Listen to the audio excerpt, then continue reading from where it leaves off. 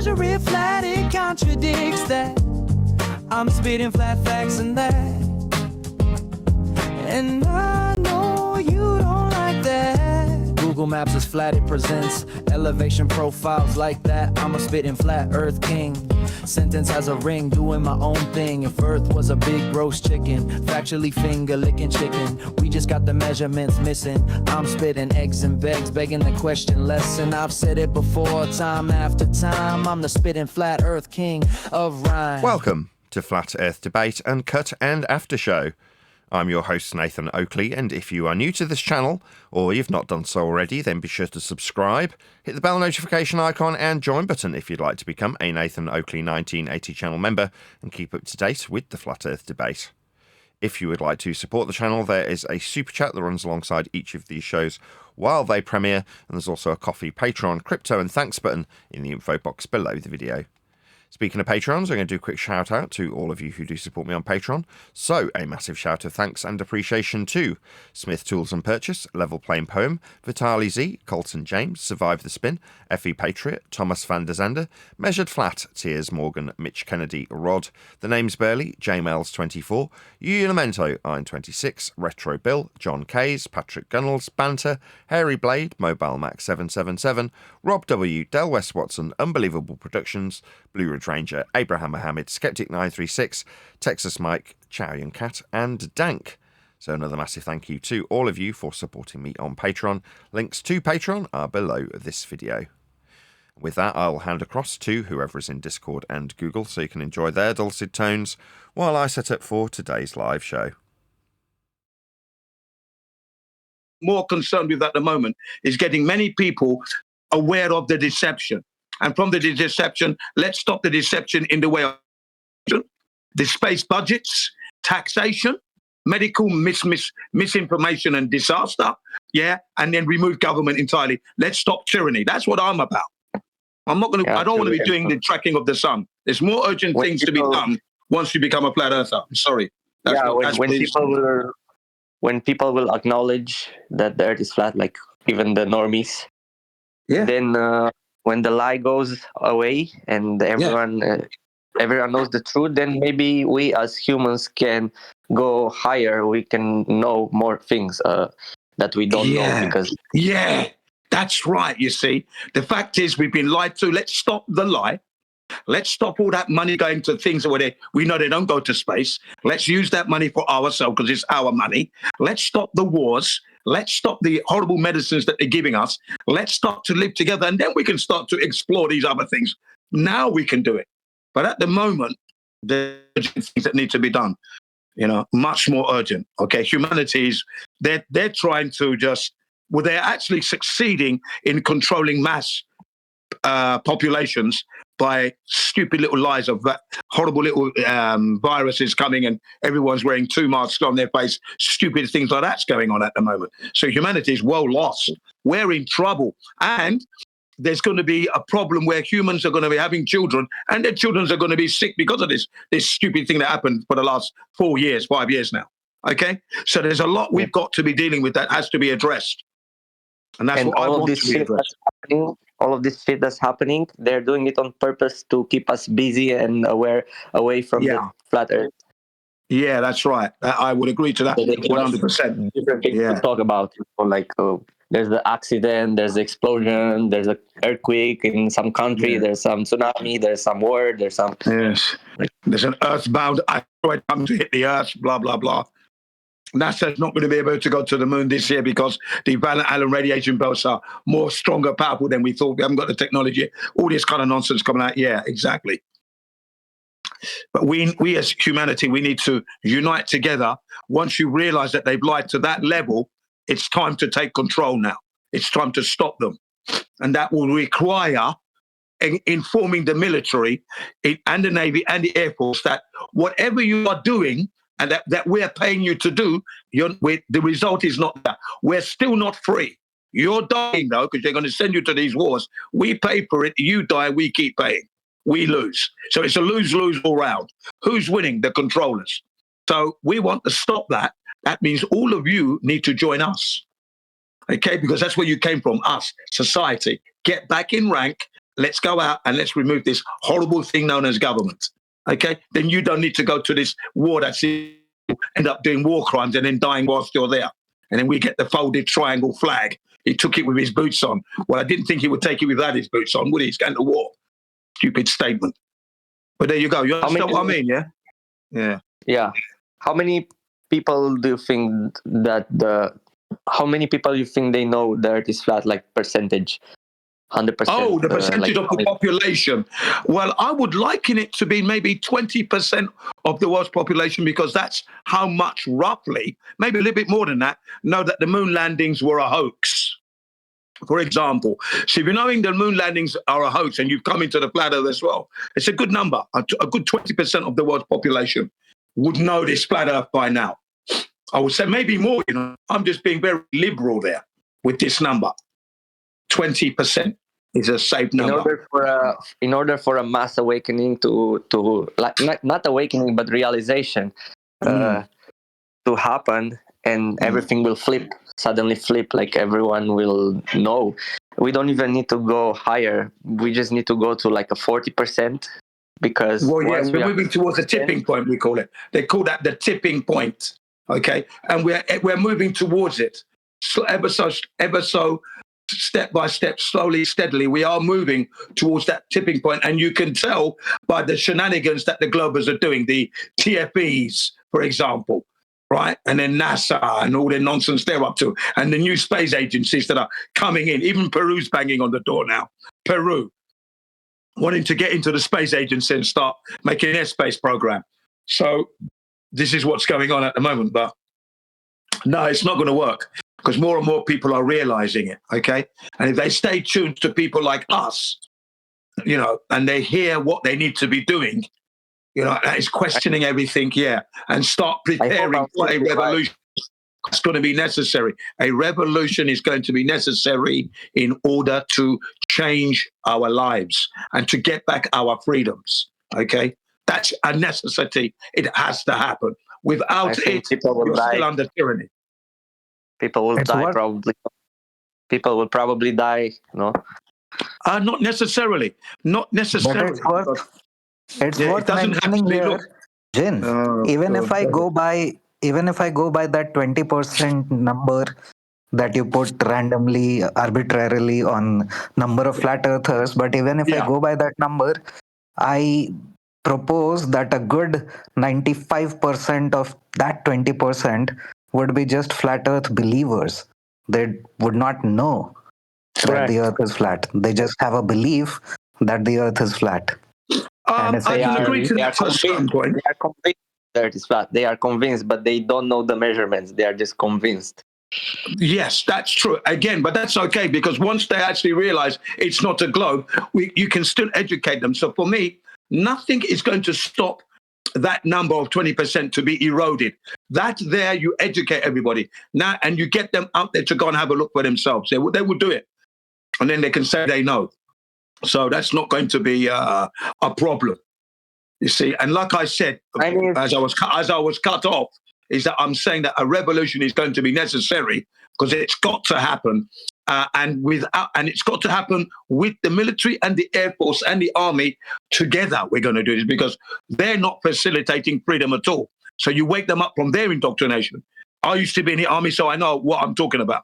So, and I'll say to them, show me the freedom. It's obviously not there. So let's now get the freedom now. So once the Army is on our side, the leaders have now got no tool to use against us. That's the end of them. That's what's got to happen. And then freedom will begin. Okay? I think that when we get to 40% of the population, or maybe close to 50, I think what will happen is a lot of debates, like live debates, like in face-to-face debates with a show audience, with stuff like that. I think it will be everywhere in every country, because 50% of the population knowing the truth is already half. So it's going to be a big fight. It's going to be interesting. Yeah, I agree. I can agree to that sentiment, that would be a situation, yeah. But the point is, there's a bigger picture that we've got to think of. Freedom, okay? No, not tyranny. Governments cannot be taken You can't, let me just explain. You can't have one country going to another country and removing the president and the wife and then start to say we're going to take the oil, and we own the Western Hemisphere. We don't even live on a sphere, but we own all of that. No way, man. That's got to stop. Yeah, because once everyone knows the Earth is flat, that doesn't mean we're just gonna go back to normal and do the same thing we're doing. Yeah, we can't. Yeah, we cannot do that. Things have to change. No taxes, no wars, no government, a lot of stuff. Yep. How can we have the same government when the government has been lying to us about this, you know? Those people have to go. Get out of the office completely and put yourself in those shoes. That's what you do, because you know what you want to happen for your country. That is your duty. It's that simple. And we're not talking about destroying life. We're talking about enhancing life now. That's what's going to happen. And everything will work, because when you have that problem of money, necessity dictates. We need this, so we've got to keep making it. So sod the money. I'm just going to keep on making it. It's not costing anything because we don't have to pay for it. We're doing it for free. It's my labor is my money, my time. And I'm doing that to exist for freedom. That's what God said. You know, he put it there that the earth is there for us to keep it in pristine condition. And that will mean if you want to plant an orange tree, you have to plant it so you can have the orange. That's your labor. He already put the tree there for you so you can extend that across the earth. So where people are saying, well, there's not enough food to go around, well, let's go and use some of the other islands that we're not living on, and let's turn that into places where we can make food. Let's go. Yeah, there is nothing and we can stop humanity. We can replace money with trading goods between. It's just, yes, exactly. Yeah, it's just trading, exactly.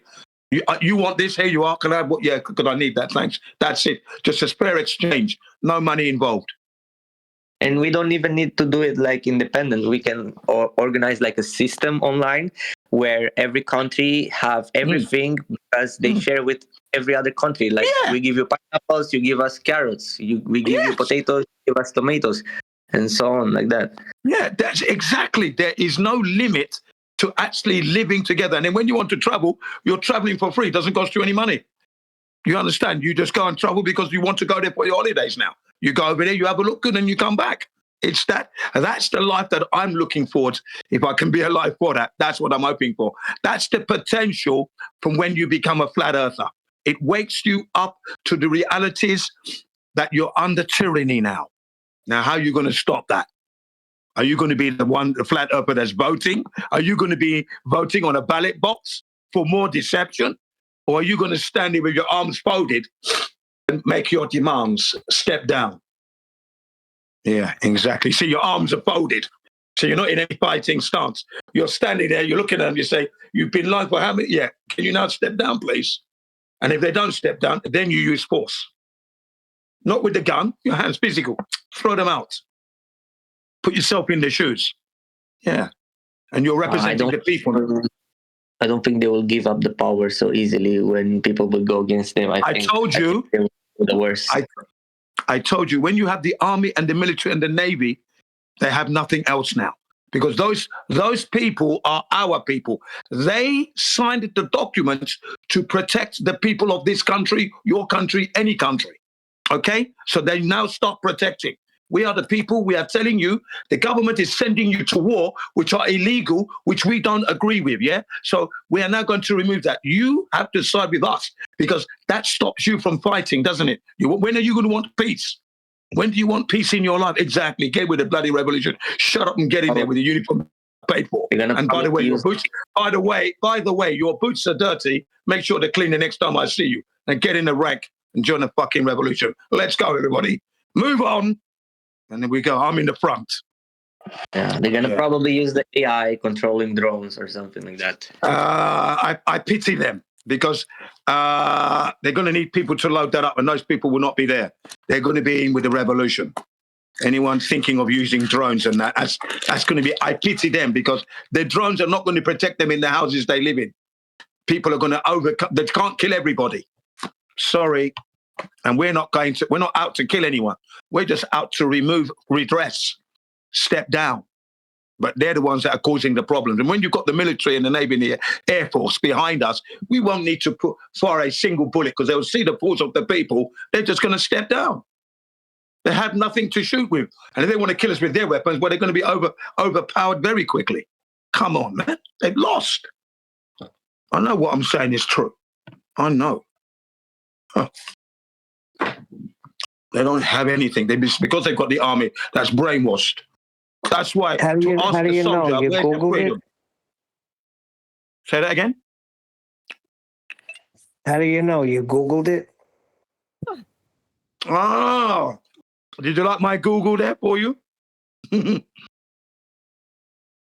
No, you know yourself. You know when right is right. That's all I'm saying. You know when right is right. That's what I mean by that. So when I say I know can't see the right is right. You just can't see the magic ball in the front, right, Neil? Yeah. Yeah. What's that, Arthur? I didn't hear you. I'm saying it's just that you can't see the magic ball in front using which all these predictions are being made. Oh, I see. The magic ball. It's human psychology, that's all. And when you've lived to at least 64, studying it, which I have been doing, you can come out with some rational understandings. You know, having been an ex-soldier myself, so I understand the psychology of becoming a soldier, wanting to protect your country, etc., etc. Unbeknown to you, though, that your leaders have got other agendas. Okay, you don't really know that. You've got to obey your orders, blah, blah, blah. That's all part of the conditioning. But we can undo all that and show them the error of their ways, that you haven't been facilitating freedom on this earth. This earth is under tyranny. Okay, and that's because you soldiers are facilitating that. You don't realize it, but that's what's going on. So now, the question is this: when do you want peace, soldier? When do you want to stop fighting? Simple as that. Who do you want to kill? Which country and why? Those are the questions you ask the soldier and the Air Forceman and the Navy man. You see what I mean? And the commando and the Marines. Can you mute, Len? Thank you. I'm sure. Backup plans too. That's my style anyway. That's the way I do it. But in this utopian world of the future, why do you even have countries in the first place? Imagine no countries. And imagine, I could hear that all playing in the background while you were talking. Imagine no. Well, I'm glad you said that. I'm glad you said that because we have Indians, we have Africans, we have Chinese. So that's what's dictating that anyway. And we can all live together, no borders. Brilliant. So, yeah, countries exist because of the system of tyranny and that's happened. But that will all be gone. People will be moving around the world and enjoying what goes down for the first time properly without the risk of a taxation bill coming in or a heating bill and stupidness like that, devaluing your very existence. All right. Enough of this, Nathan. From what I've been hearing, just to get back on just the flat earth debate from various people, is that the other day when we were in Rig Server, it might be better to allow whoever it is, not just Buck, whoever it may be, to just let them talk a little more and then attack them on their points because they would be hanging themselves anyway. But to just cut them right off with the measurements doesn't serve us well. Sorry, who said this? Got just a few people. If you look in the comments while you were on Rig Show, they were just claiming that there goes Nathan again, right to the script. So they're not comprehending, or they feel that he may have been cut off without allowing him to get his full claim out there. I couldn't give the tiniest of shits what they want. I hope that's clear. Yeah, that was a clear response. What's that? You would rather I let my opponent utilise the flat earth measurements to make his claim in full? No. Well, that's what I said, is he immediately used flat earth. So how do you expect, you got to call him on it. He's talking about a theodolite measuring curvature. He's talking about measurements immediately. So how do you not go to the measurements? Sorry, Bucksodbuster, the disingenuous lying scrote, suggested that this angle measuring tool measured curvature. That's wrong. Now I'm going to cut him off at his knees, hold him down and rape the little fucker with his own flat earth measurements while an audience watches. What's that? The audience would prefer that he didn't get raped by me. Yeah, I bet they would. Tough shit. I'm going to hold the little bastard down and shove his face right in his own flat earth measurements that he's using with his angle measuring device that's leveled to a plane of reference. I'll do that for 3 straight hours with him, squirming and writhing as I do so. What's that? The audience doesn't like the globe side opponent getting absolutely fucking ruined by me. Yeah, I bet they don't. I couldn't give the tiniest of shits. I'm sure he doesn't even believe himself what he's saying.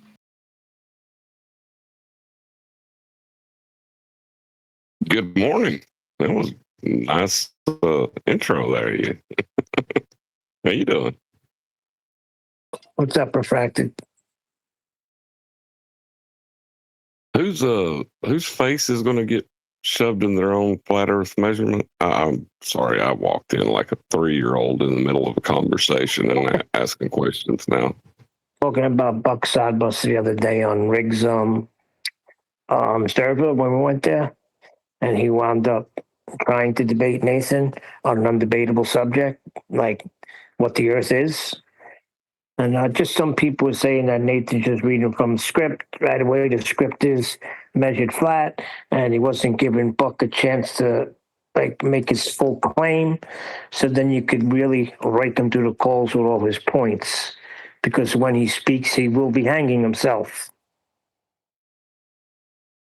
Well, Buck was allowed to make the claim that he had measured Earth curve with a theodolite. Am I imagining that? No, you got that right. That's what I said. He immediately went to measurements of curvature, but using a theodolite. That don't make sense.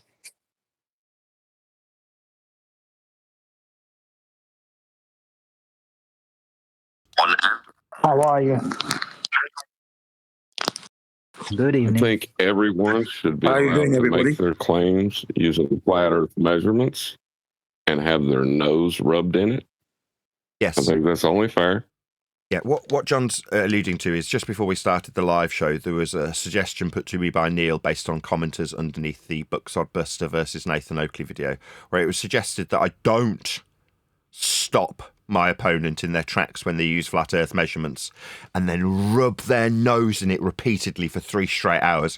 What I should be doing is allowing them to use flat earth measuring tools like theodolites that are leveled to a plane of reference to measure angles, suggest that they're measuring curve with it, and then launch into explanations about how curvy they're measuring with an angle measuring device that's leveled to a plane of reference. My answer to that is no. If you use a flat earth measuring tool like a theodolite, I will immediately rub your face in it about how flat you are utilising the surface of Earth as a plane to reference, how you are measuring angles with respect to that plane of reference that is Earth's surface if you are measuring Earth. And I will not stop. I will be absolutely relentless in rubbing your dumb, globe-believing face in the fact that you are measuring Earth flat in all instances.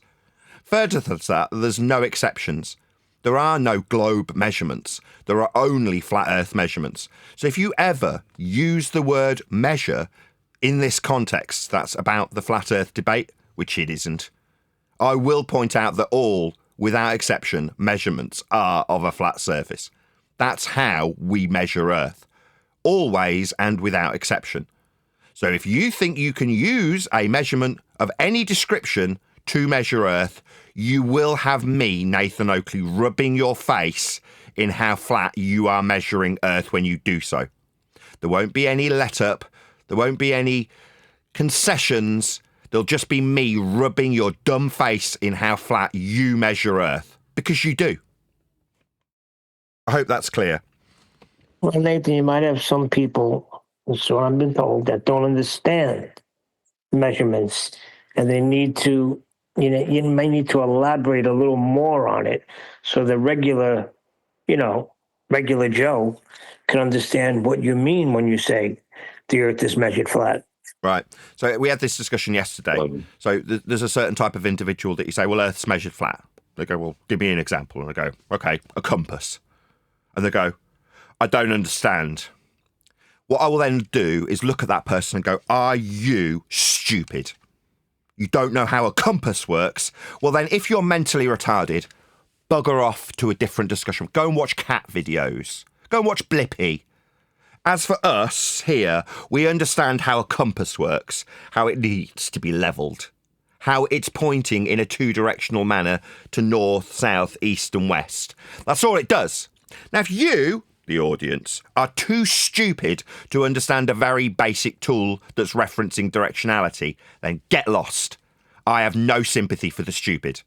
If you don't understand how flat we measure Earth, piss off. I don't care. You're an idiot. My sympathy for the stupid is very limited. I'm sorry if you find that offensive. Tough luck. Okay, if I can just respond. Nathan? Hang on a second, please. If I can just respond on behalf of all those who you are calling stupid. It's this, Nathan.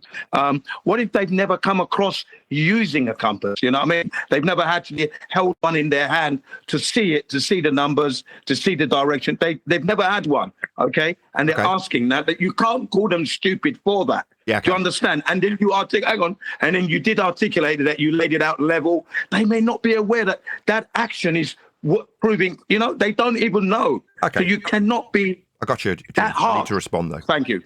Yeah, I got you. So what I do is I say to the person asking me, well, what do you mean Earth's measured flat? I say compass. And they go, compass? How does this work?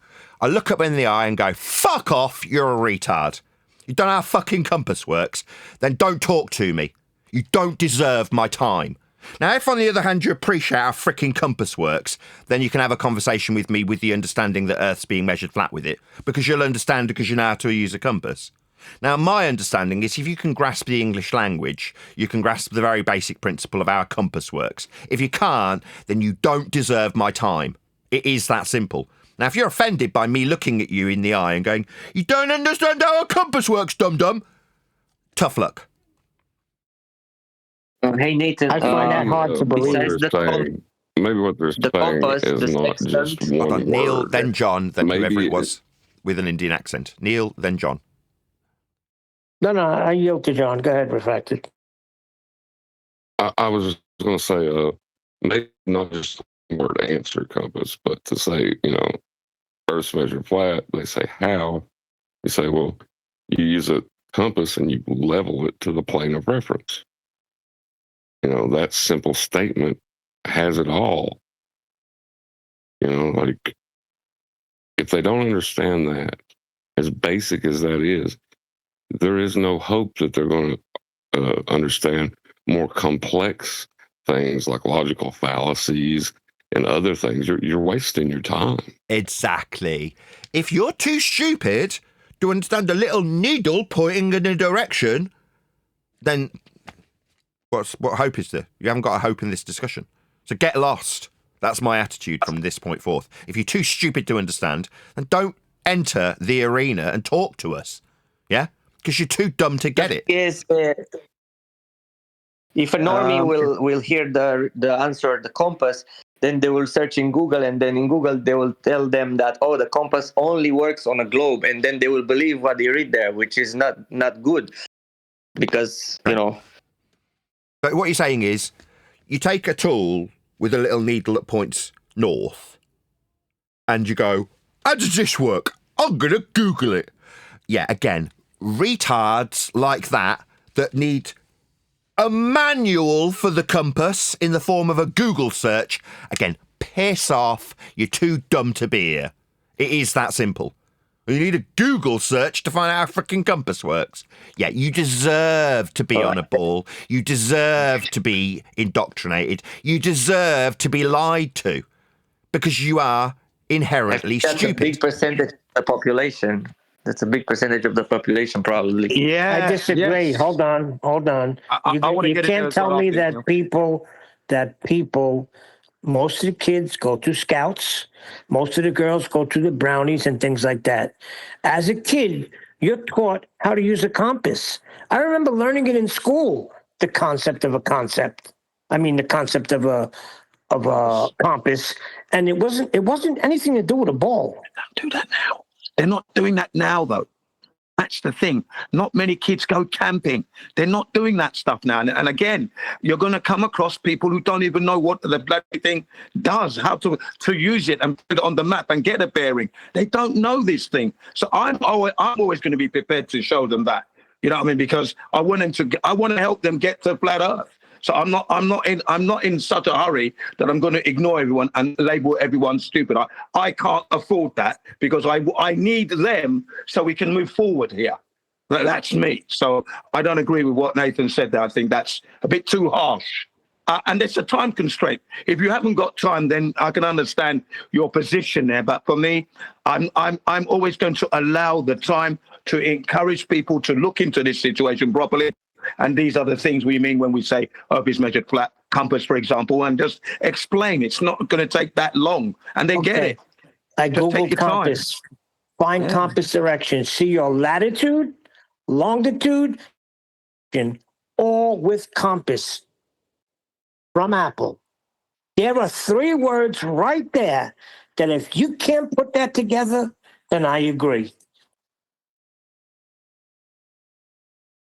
Longitude, latitude, elevation. It's okay. They will get it once you take the time to explain to them what you mean by that. They'll get it, and then once they get it, you move on. It may take up someone else a little bit longer because people's comprehension levels are different, and I'm prepared. But as a teacher, I've got ample of time. That's me. I'm not calling anybody stupid because they don't know how to use a compass. I would never do that. I am. Guys, besides the sextant and the theodolite and the compass, do you have any other examples of tools that are used that prove also about the measurements? Name any measurement of Earth. Neil just mentioned altitude. Well, all I know... Right? Height. All I know is elevation angles, longitude, latitude, altitude, sea level, surface level, and many other of these. But I just want to learn more about the tools, like the theodolite, sextant, compass. Are there any other tools, examples? An altimeter, as you didn't mention it, but so far, it sounds like you've got a fairly decent grasp on what it is to measure. And then you listed off a few different types of measurements, like altitude, angle, and elevation, as a couple. Well, what is elevation? Once you understand what height is, when you understand what elevation is, it's the vertical, perpendicular to a plane of reference if you're measuring it. What are you going to measure it from if you're describing something with respect to Earth and its surface level? Well, you'll use sea level to describe an altitude. That's the vertical with respect to the horizontal, perpendicular to it, at 90 degrees to it. They're intrinsically linked and tied directly to the surface if you're measuring for it. So if you're measuring height, you are measuring Earth flat. What tool do you want to use? Set square and a tape measure? Altimeter? I don't care what tool you use. Understanding what the measurement is means you understand how flat Earth must be to measure it with respect to Earth's surface. Altitude angle. One line along the ground, one line up towards a star. That's a very basic principle. What tool? Oh, sextant. Who gives a crap what tool? When you understand what an altitude angle is, you understand how flat Earth can only be to measure it. Same with altitude. You can only measure these things with respect to a plane of reference. That's how it's measured if you're measuring Earth with it. Now, if you're going to describe some other height that hasn't got a reference to Earth, I couldn't give a crap about it or what tool it's used. It's irrelevant. All that is relevant is what do we measure Earth with and how is Earth measured? Every single measurement of Earth, without exception, requires Earth be flat, and there are no exceptions to that fact. Name any measurement. And any tool you use, Nathan. It doesn't matter what tool you use. Hold on, Neil. That's the Cartesian system. Go ahead, 8 Queen. I cleared the airways so you could be heard. You said earlier, the other show, that the GPS using also the Cartesian system. And how about the radar? The radar also is using flat Earth measurements, right? Yeah.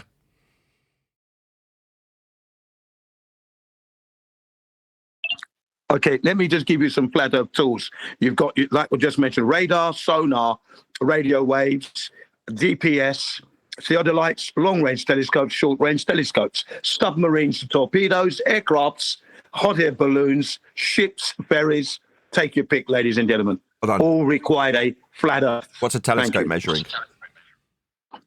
Oh, it's the distance, isn't it? I think we're talking about that. Long-range telescopes. That's a flat Earth distance linear. You're looking over the horizon horizontally. Over the horizon? Ugh. And not over the horizon. You're looking across the Earth at the horizon, and the ship is moving away from you. Obviously, depending on its speed, you can determine how much distance is being. The thing is, a telescope, they called it long range, so you're obviously looking at a greater distance there. That's the tool, isn't it, that we can use? It's not necessarily a measurement. The distance that you would infer when using said tool would be flat Earth horizontal linear distance measurement, as like down in Google Earth on the GPS, whatever it is you want to reference. But the telescope itself isn't. Same with hot air balloons. It's like, well, no, a hot air balloon's not a measuring tool or a measurement. But in order to know your altitude with respect to the surface, you might use the air pressure to gauge how far you are off the surface level in the vertical. That's a surface level measurement perpendicular to a plane of reference in the vertical, called height. Yeah, like the altimeter in a plane. What I was saying was any tool you use, you will be measuring Earth flat. End the story. You don't even need a tool. You can actually use the surface of Earth sea level. That's what is used to measure all elevation profiles across the Earth. It's not a tool. We're actually using the Earth itself because it's level and horizontal. Yes. There is no getting away from it. Also, the gyroscope, no? The gyroscope? Yeah, the gyroscope remains rigid in space. Its useful nature in that regard is utilised to give you a horizontal plane of reference when you can't see, for example, the horizon. So that aspect of that device is utilised to measure Earth flat, to acquire a plane so you can be parallel with the ground. That's its only purpose, to remain parallel with the ground if you're using it in aircraft. And a lot of these tools are utilising the Earth for the measurements, as in, I've just explained, sea level. That's not a tool that was designed by man. It's actually the levelness of the plane that we dwell atop, which is used to measure everything across Earth. Yeah, I have no choice. In the pre-show, I was essentially asked by Neil to give our opponents leniency. Fuck leniency! You scum have been using flat measurements for 10 years whilst calling us stupid. Now I'm going to rub your dumb faces in the flat measurements you've been using this entire time. Now, we've started with people like Dan out measuring elevation angles.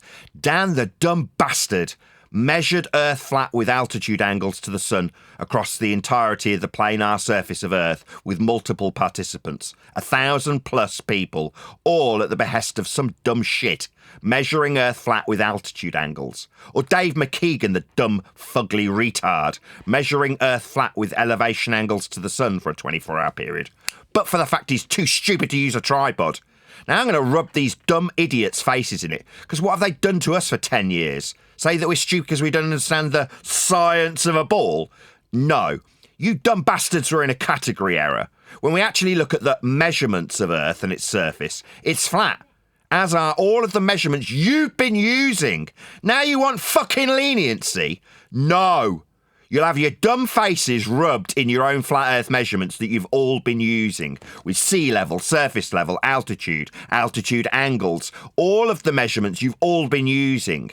The systems that are laid down in a Cartesian manner, taken from elevation angles to stars, off a flat Earth, to give you these systems so you can believe that they're ball-shaped. Well, you're all idiots, and I am going to give you all short shrift. You will all have your faces rubbed in how stupid you are when you all used flat Earth measurements to believe you were on a ball. I won't be giving any leniency. Hold on, I got to correct you. Neil was not. Yeah. Hold on, wait a second. Wait 1 second. Neil was not asking for leniency. Neil was reiterating what was heard through the circuit. I said, what do you want Nathan to do? They immediately brought in measurements. So you have to attack where they started. He brought in a freaking theodolite for a measurement of curvature. Yeah. If you don't he didn't, because a theodolite doesn't measure curvature. If you don't want me rubbing your face in the flat Earth measurements you're using, don't use flat Earth measurements. What's that? You haven't got any measurements then? Now, that's correct. That's where the discussion ends, though, doesn't it? But you, the ones asking for leniency, don't want the discussion to end. You want to keep your faith alive. Through me? No, I've been told to jump off buildings, to drink bleach, that I shouldn't have children, that I'll be sterilised, or better off sterilised, that I should have my children taken away from me. People have reported me to have my children taken against my will away from me. That is what you have done. Why? Because you've been measuring Earth flat for 10 years. Now you want fucking leniency? Absolutely not.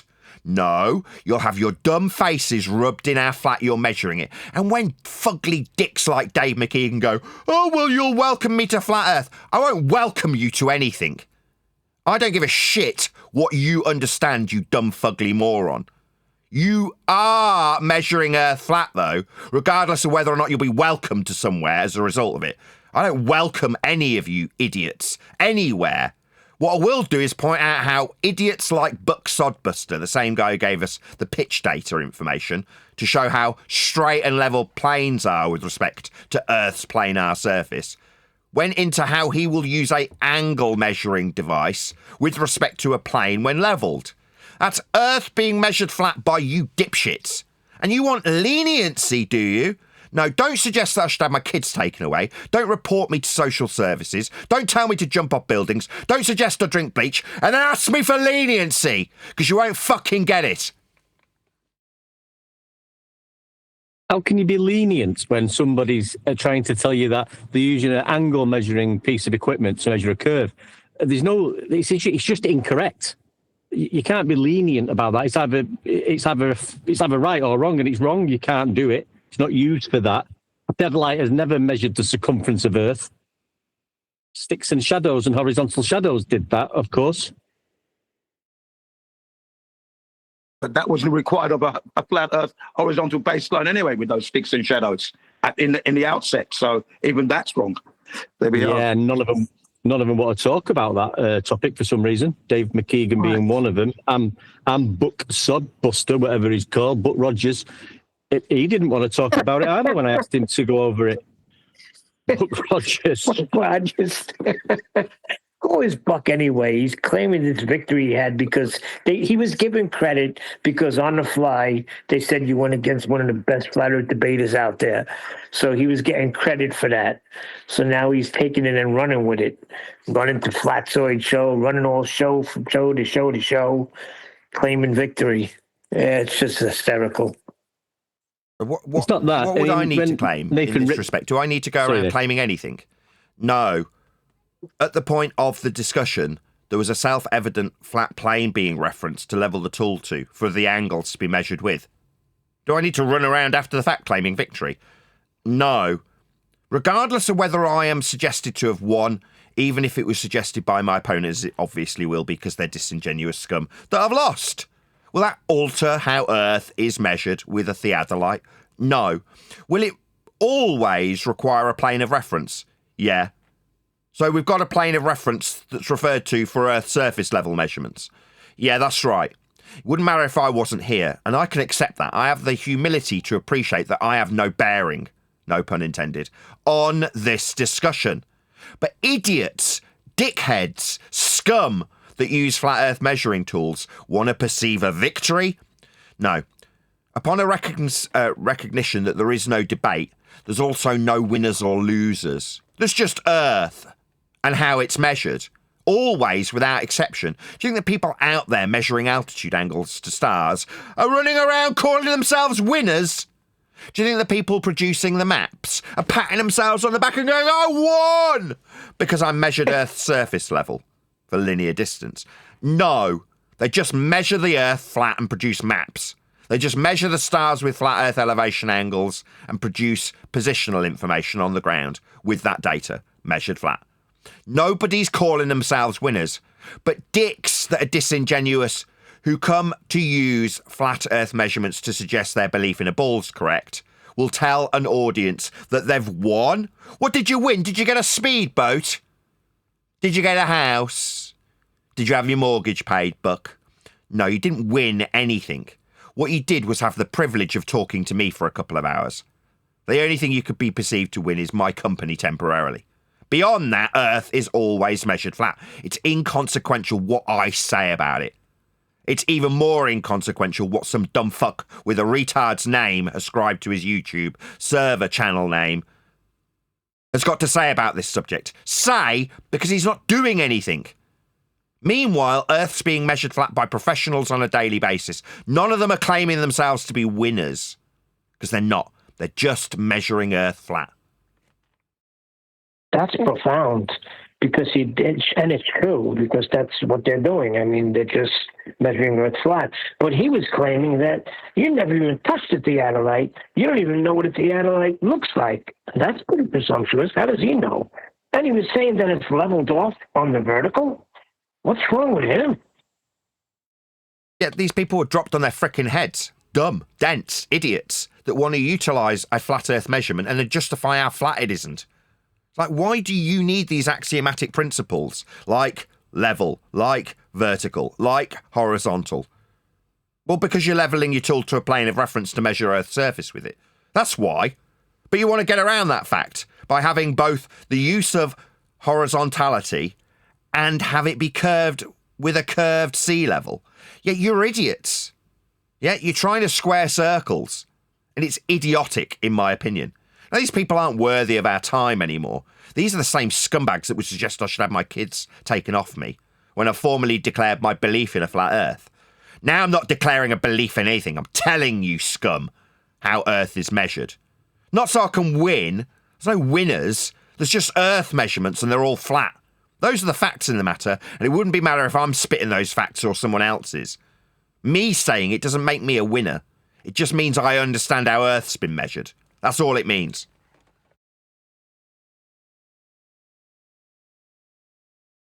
Yeah, totally, Nathan. Totally. And he was asked for proof of Earth curve, and he didn't provide that. He went on to just hounding you about, have you not read the peer-reviewed surveys? The spherical geometry surveys. Have you not read them, Nathan? No, we're asking you for proof of the circumference of Earth. Yeah. And then when he was asked for the tool that was used by John, he said a theodolite, which he shouldn't even be allowed to use this word. It's an angle measuring tool, which we've just been over. It's got nothing to do with measuring a curvature of Earth, which there is none. Yeah.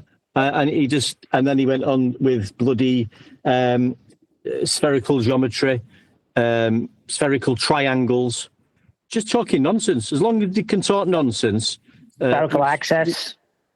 Yeah, that's it. But you will find these things on AI. AI will give you all this nonsense. But like Nathan said, it's going against axiomatic principles, all this nonsense. But that's what they'll stick with, just to confuse, babble on, get nowhere with what they was asked for in the first instance, just talk a load of crap, basically. And they added the word, like, why do you use this equipotential spherical trigonometry? Why they bring this up, the spherical trigonometry? That's a contradiction. They're two people. Exactly. And why they keep on bringing that up?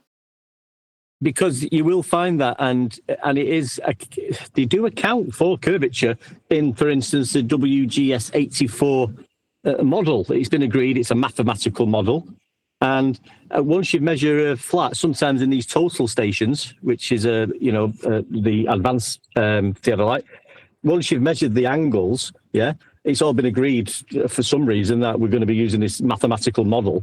So using a Haversine, they change them horizontal linear distances and angle measurements and put them into a mathematical program, which will say, well, if he was on a spheroid, this would how it would look like. But in the first instance, they're just measuring angles and horizontal linear distances. After that, it's a mathematical concept, basically. Conversion. Yes. Again, about 5 years ago, Refracted Curvature was talking to Ruhif about this very specifically. And his question to him was quite simple. If it's curving, why do we have to convert? It's just that simple. If it was already curving, there'd be no conversion to curving. But there is. But who gives a shit about how it's converted? It's measured flat in the first instance. What's that? We convert to Haversine to produce this spherical model? Oh, really? So what do we convert from? The flat Earth measurements? Yeah, that's absolutely correct. Step 1, measure Earth flat. Step 2, convert to your bullshit belief in sphericity with Haversine. Now, I don't give a crap about the latter step. Haversine, I couldn't give a shit. We measured Earth flat to begin with. But again, it's another way of taking the fact that we measure Earth flat and there's a conversion via Haversine to sphericity, so we can argue about that. Yeah, they've already got it covered, haven't they? When we start highlighting how flat we measure it. Oh, but we can convert it. And we measured it flat already. That's the end of the discussion. What you do with that flat Earth measurement is entirely up to you. I couldn't give a crap. I know how Earth's measured. For you to convert it to a sphere? Yeah, we know. You've converted the outside edge of a protractor based on a radial value derived from flat Earth angle measurements to Polaris. That's where you get your radial value for a sphere Earth. Well, do you think I give a crap that you've converted it to sphericity? No. You had to measure an angle to Polaris off a flat Earth to begin with. So what do we have? A flat Earth measurement. For me, that's the end of the discussion. There's no further need to discuss anything. How you convert it? You think I care? Exactly. And Nathan, when you found out, when you realized that the Earth is measured flat, for sure you're already digging into flat Earth also, but you didn't at the start know about the measurements. How did you feel when you have that realization that it's so simple, like it's measured flat? But how did you feel? It wasn't an immediate thing. When we discussed yesterday your instinctual understanding based on logic that Earth was flat, that for me was instantaneous. When Math Powerland said the words flat Earth, what flashed before my eyes was all the journeys across the surface in an aeroplane. Did I know that we were measuring perpendicular to a plane of reference for the altitude? No.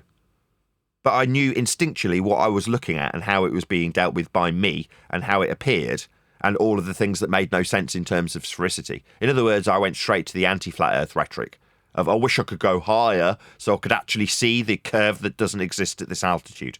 Well, when you appreciate that the curve doesn't exist at this altitude, you appreciate that the curve doesn't exist.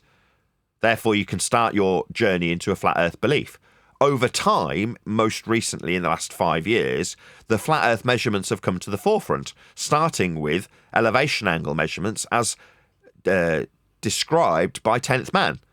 Now, that took a while to sink in how we're actually functionally operating when making those measurements, so that you can understand how that you can build a ball with those measurements. But that was a long and drawn out learning curve. It wasn't a sudden realization that, oh my God, Earth's measured flat. I didn't get that. I had to slowly appreciate how we functionally use what is on screen now. So based on that, I can't give you an answer or a time or how I felt when it comes to how did I feel when Earth was suddenly recognised to be measured flat. It wasn't a sudden and easy recognition. Shout out to Super Moshady. Says step 1, assume Earth is a globe. Step 2, measure Earth as flat. Yeah, absolutely. Now, in 2026, I'm going to take every ounce of rage and fury that I've got mustered up and spit it straight back in the face of every dumb fuck globe-believing arsehole who suggested I should have my kids taken off me and rub their faces in the flat Earth that they have been measuring. because we all measure Earth flat, and there are simplistic examples. But we used to use surface level, sea level, perpendicular, when arguing about whether or not Earth was a ball. We were too dumb to recognise that we were using flat Earth prerequisites as flat earthers to suggest whether or not Earth was ball-shaped. That ends now. Now we just look at what we measure. Flatness, in all respects, with every single example of Earth measurement ever. And that is where I will end this discussion. If anybody comes and hears me talking about flat Earth from this point forth, then in me telling them in absolutely no uncertain terms, Earth's just measured flat. It is that simple. What's that you don't understand? Give me any Earth measurement at all, and you'll understand immediately how flat it is. Now, if you don't, because you've got a predetermined belief in a ball, that's your problem.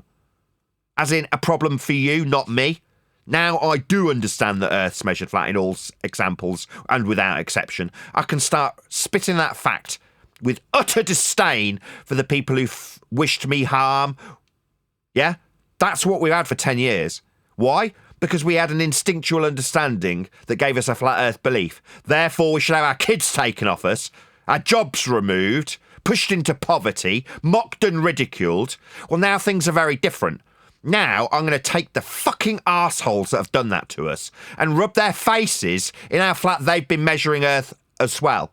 Because they didn't realise also that they were taking flat Earth measurements and prerequisites and creating a ball with them to argue with us about whether or not the surface was curving. Now those days are over. Yeah? Appealing to me for mercy when some dumb shit with a fake name comes along after giving us the pitch data and says, I want to use this flat Earth measuring tool to suggest we're calculating sphericity. Fuck you. I'll rub your nose in how flat you've measured Earth this entire time. And what's that, you feel that I should give you some leniency? Give you a courtesy? Why? What have you given me? Now, fuck that. If you want anything from me, you, the scum that we deal with, give me money. Then I might consider your requests. Consider doesn't mean give. I might consider it. Yeah? As a penance for the shit that I've had to deal with for 10 years. Now I'm absolutely furious about it, because we were right the whole time. We didn't know why we were right, but now we do. We're right because Earth's measured flat. So the disgusting behaviour that has aimed towards us for 10 straight years should stop. It should not be tolerated by a reasonable public. If the public feel it's reasonable to persecute me and suggest I should jump off buildings, drink bleach and have my kids taken off me, then you need to start persecuting the map makers.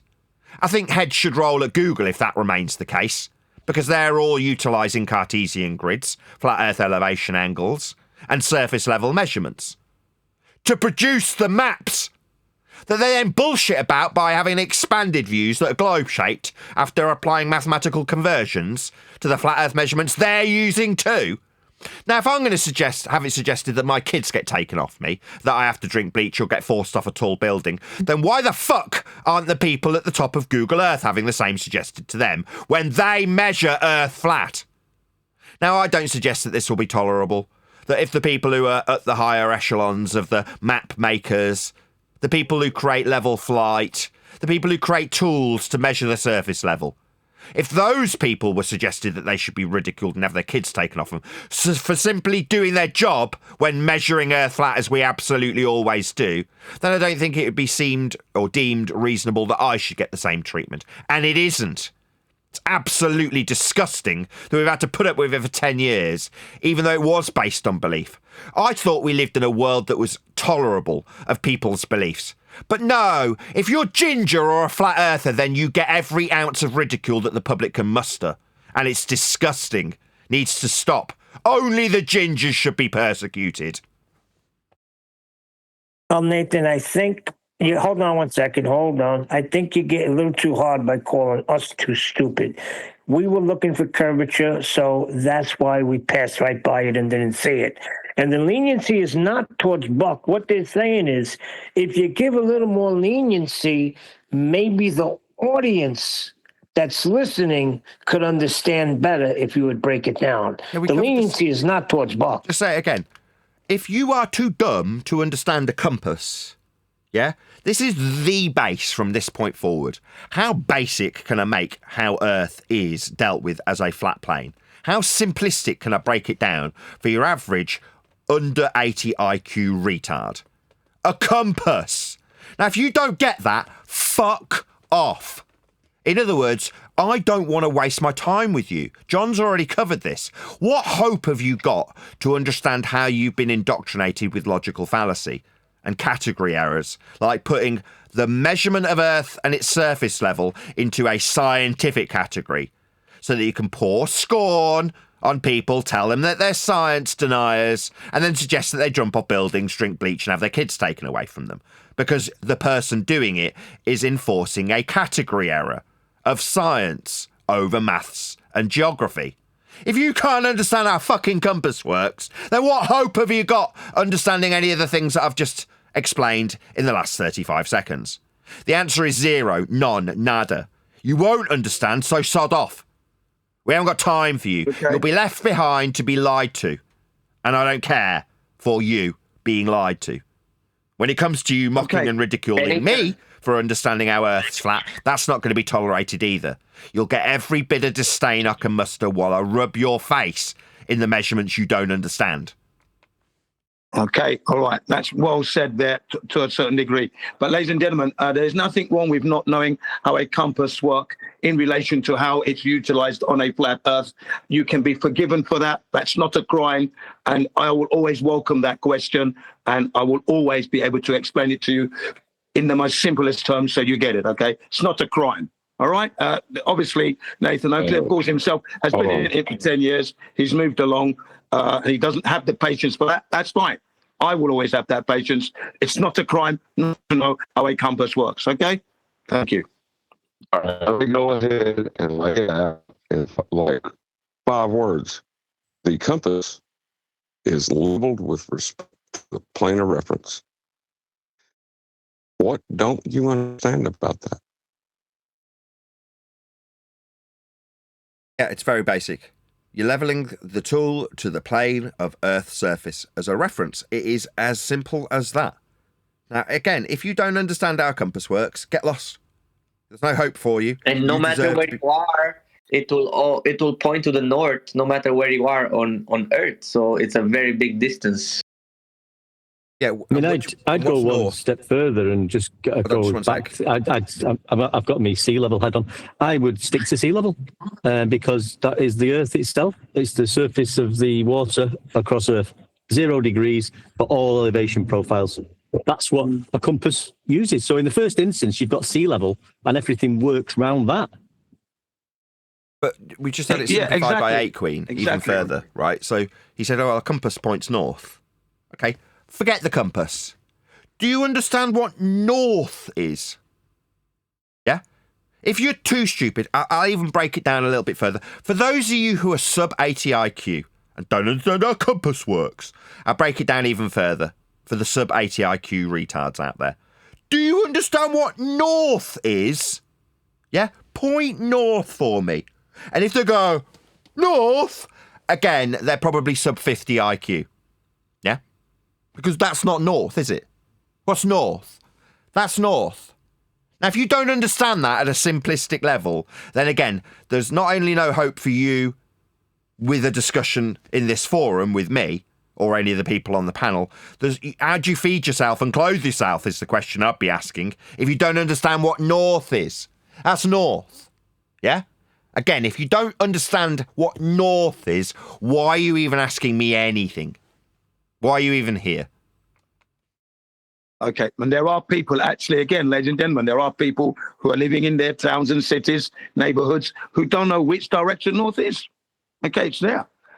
Again, it's not a crime. When you don't know, you don't know. You're not committing a crime. So I only need someone to point you in the right direction. That's north, is it? Okay, thank you very much. And then you get on your merry way. So again, you know, I'm the one on the panel that will always, I'm still talking, I will always have time for you.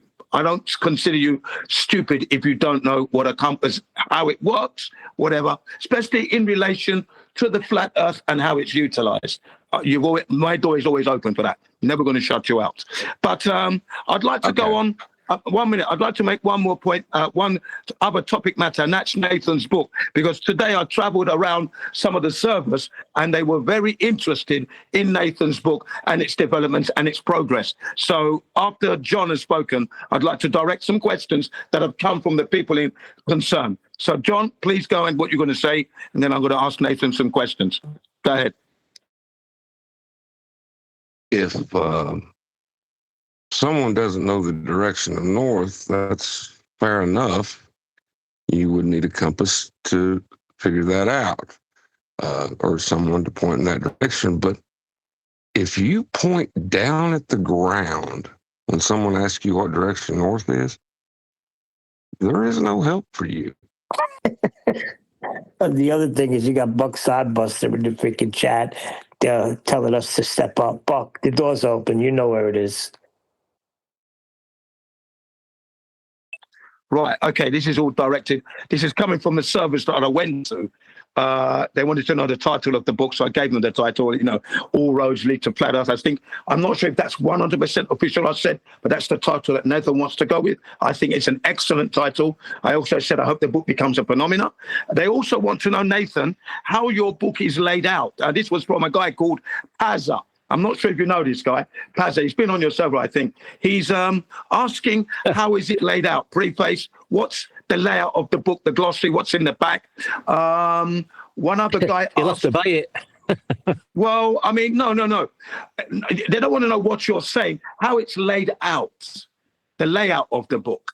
Preface, to buy it. Well, okay. I mean, do they want to know what font he's going to use as well? Sorry?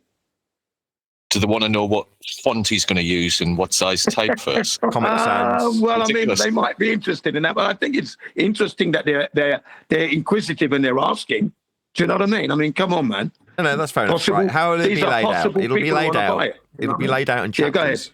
So it's got a front cover with a introduction, and then it's got a little, I don't know, preamble about what the book's about in general, and then it'll have chapters, just like any other book.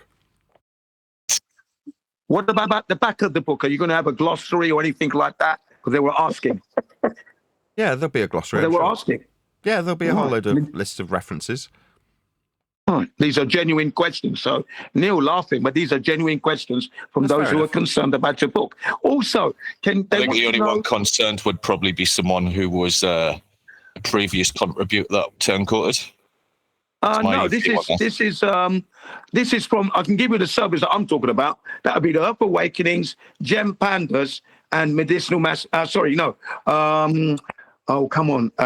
Worldwide Debates. Those three. Those were the ones that were the people that I was talking to. They were asking me questions about your book. Okay, so that's where these questions are coming from. The other question was, Nathan, is that. Oh, you made me forget what I was going to ask you. There was one. Are you going to be putting a link to your server on that book in any way, shape, or form? That was a good question that was asked. When they say my server, I don't have a server. Okay. A link to where they can reach you then. A link to where they can reach me? Yeah, they can have these debates, where they can have these debates and discussion. Or there is no debate. It's a book. It's a book. It's a book. Are you not going to link them? I'm trying to answer the question was, are you not going to link them to you where they can have a discussion? Yeah. Okay. Yeah, it's a book. So it's got pages. You read it, right? What I have, for those people that are asking, is the book a means to reaching me? No, it's a book. Yet this is how you reach me, right? I say it thousands of times. Yeah? If you want to talk to me, there's a link below. I point to it daily. There's a link below this video to join. What's that? You want to talk to me? Yeah, I've got a publicly accessible show. I go to great extents to make sure there's a public gateway so that you, the guy who's asking that question, can come now and talk to me if you want to. What you don't want to, why are you asking this? Why are you asking if a book is a means of talking to me? No, a book's not a means of talking to me. Well, you want to debate what's in the book? You can do that if you're a retard. You can hold the book and shout at it. You can go, don't say that we measure Earth flat, book. You can do that. Yeah? You have my permission, you dumb bunch of twats. Okay, listen to this one. A man's gone into the shop, sees the book. All roads leads to a flat Earth. He picks it up. He's not about flat Earth. Hasn't looked into it. Picks it up. Thinks, looks at it. Reads the book. Slightly. Okay, I'm going to buy this book. He buys it now. Takes it on. Now he may not know of you having this server. This debate thing. He may not know that. Is that going? The question was, are you going to put that on the book so they can reach you and get onto the show? Would that be there on the book? Let me just put it into a hypothetical example. Have you ever read a Stephen King novel? A which novel? Any Stephen King novel. Only The Shining, and I didn't read it all to the end anyway. Yeah. And did The Shining give you the means of contacting Stephen King? No, not really. No. But no. So this kind of seems like the question given to you by a fuckwit. Does a book give you the means of accessing the? No, it doesn't. It's a book. Well, I mean, the question was asked, and I thought it was asked in all genuinity. It wasn't asked as a sarcastic. It seems facetious. You're asking a guy who runs a public show, and the book is based on my running a public show. Now you're saying when the book comes out that's going to be discussing the public show that you've run about the discussion, not debate, of how flat Earth gets measured, is there a means via the book to contact you? No. Yeah. No. Okay, well, that's the answer then. That's it. That's the answer. The thing is, I think it would be a good idea to put that link to your debates there. It's there. You can do it. I don't see that as a devaluation of your book. It's just another access so they can get straight to it. That's all. I think it was a good question. I mean, I mentioned in the book. I don't need an air bending over it, but there you go. I mentioned in the book at various different stages that I run a public debate show that has access to me via the public gateway, Discord. Anybody who's speaking to me, without exception, as far as I'm aware, there might be a couple of stragglers from the old school version where I didn't have Discord, it was only G+, or Google Hangouts on Air as it was then known. Right, but without naming a couple of exceptions, basically everybody has access to me and is accessing me currently, has done so via that public gateway. Now, in the book, I do mention quite frequently the fact I run a public show, but the book itself isn't a public gateway to me. It's just a book. Yeah, I'm glad you said that because that was the answer I was looking for. And the thing is, the guy that asked the question was, is that link going to be put on the book? And I thought, that'd be a good idea, I thought. That's all. No. Genuine question. It came. Now, the other question is this. They were asking, when is the book going to be released? And what's happening to your book? What's the progress? They want a progress result answer to your book, okay? They are interested, you understand? Interested party from the service that I mentioned. Go ahead. Should be ready by Easter. Yeah, I did say that. I also mentioned the fact that your wife was helping you to get this book together. Can you elaborate a little bit more what she's been doing? And because I did say it, but I wanted it to come out of your mouth. Thanks. Typing onto a computer.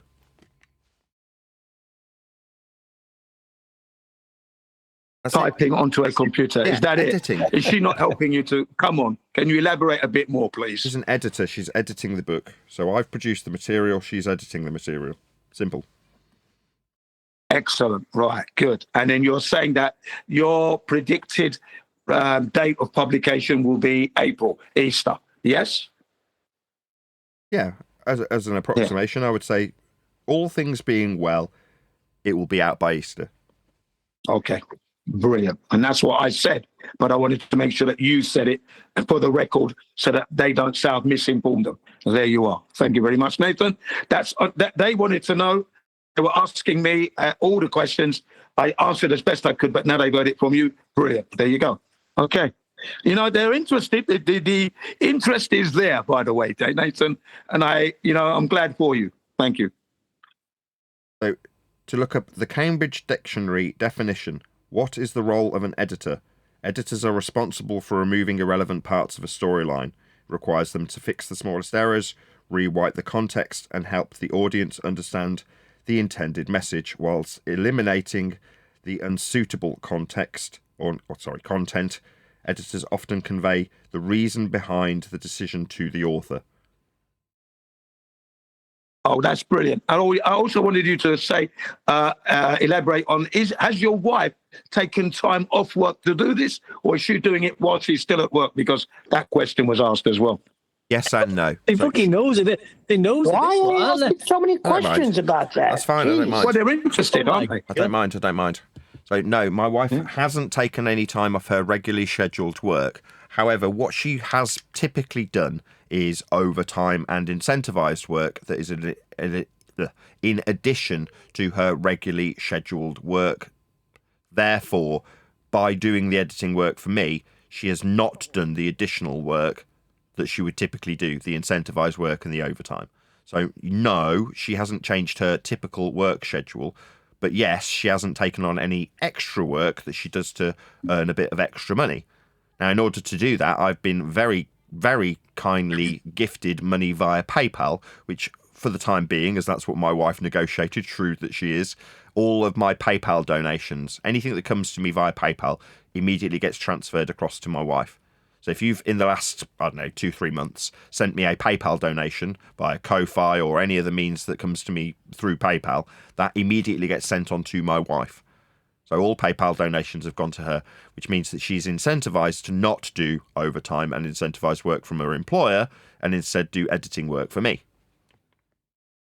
Okay, good, Nathan. And I did say that to them, actually. And they all of them said, it's good that you're giving your wife all that money.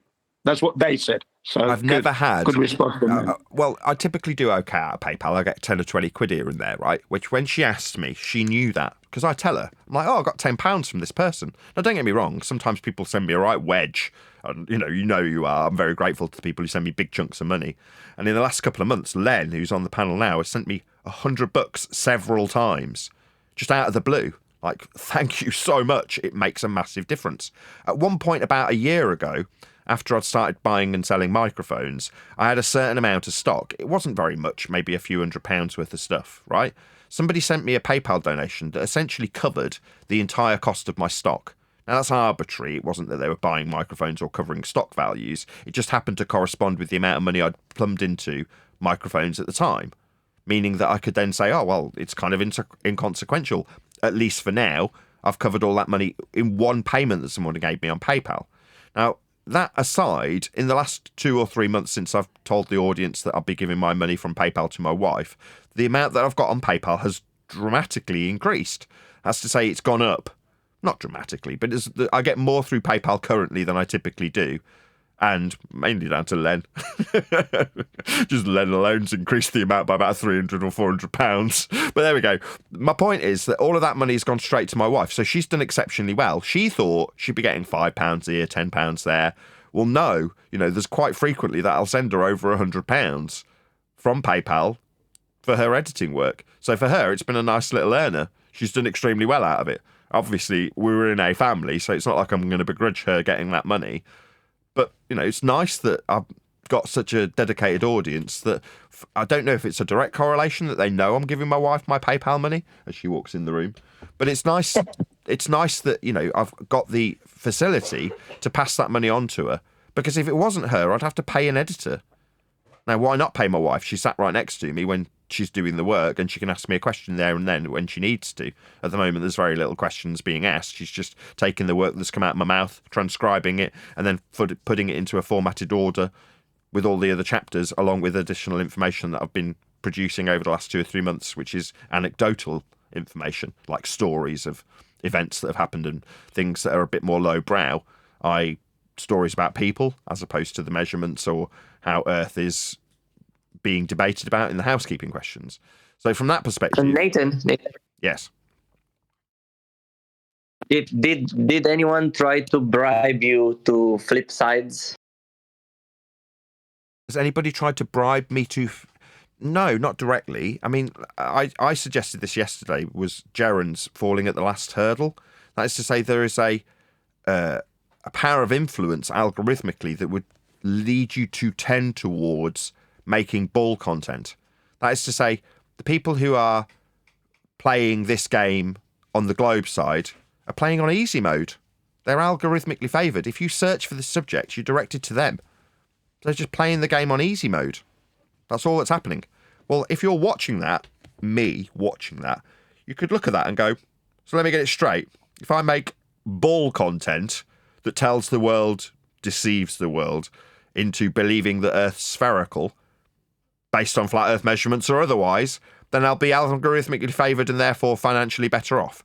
And the answer to that is yes. It's egregious. It's very obvious. You've only got to look at it. You've only got to type in my name into a search engine and see what comes up. It ain't me. It's everybody who's living on easy mode.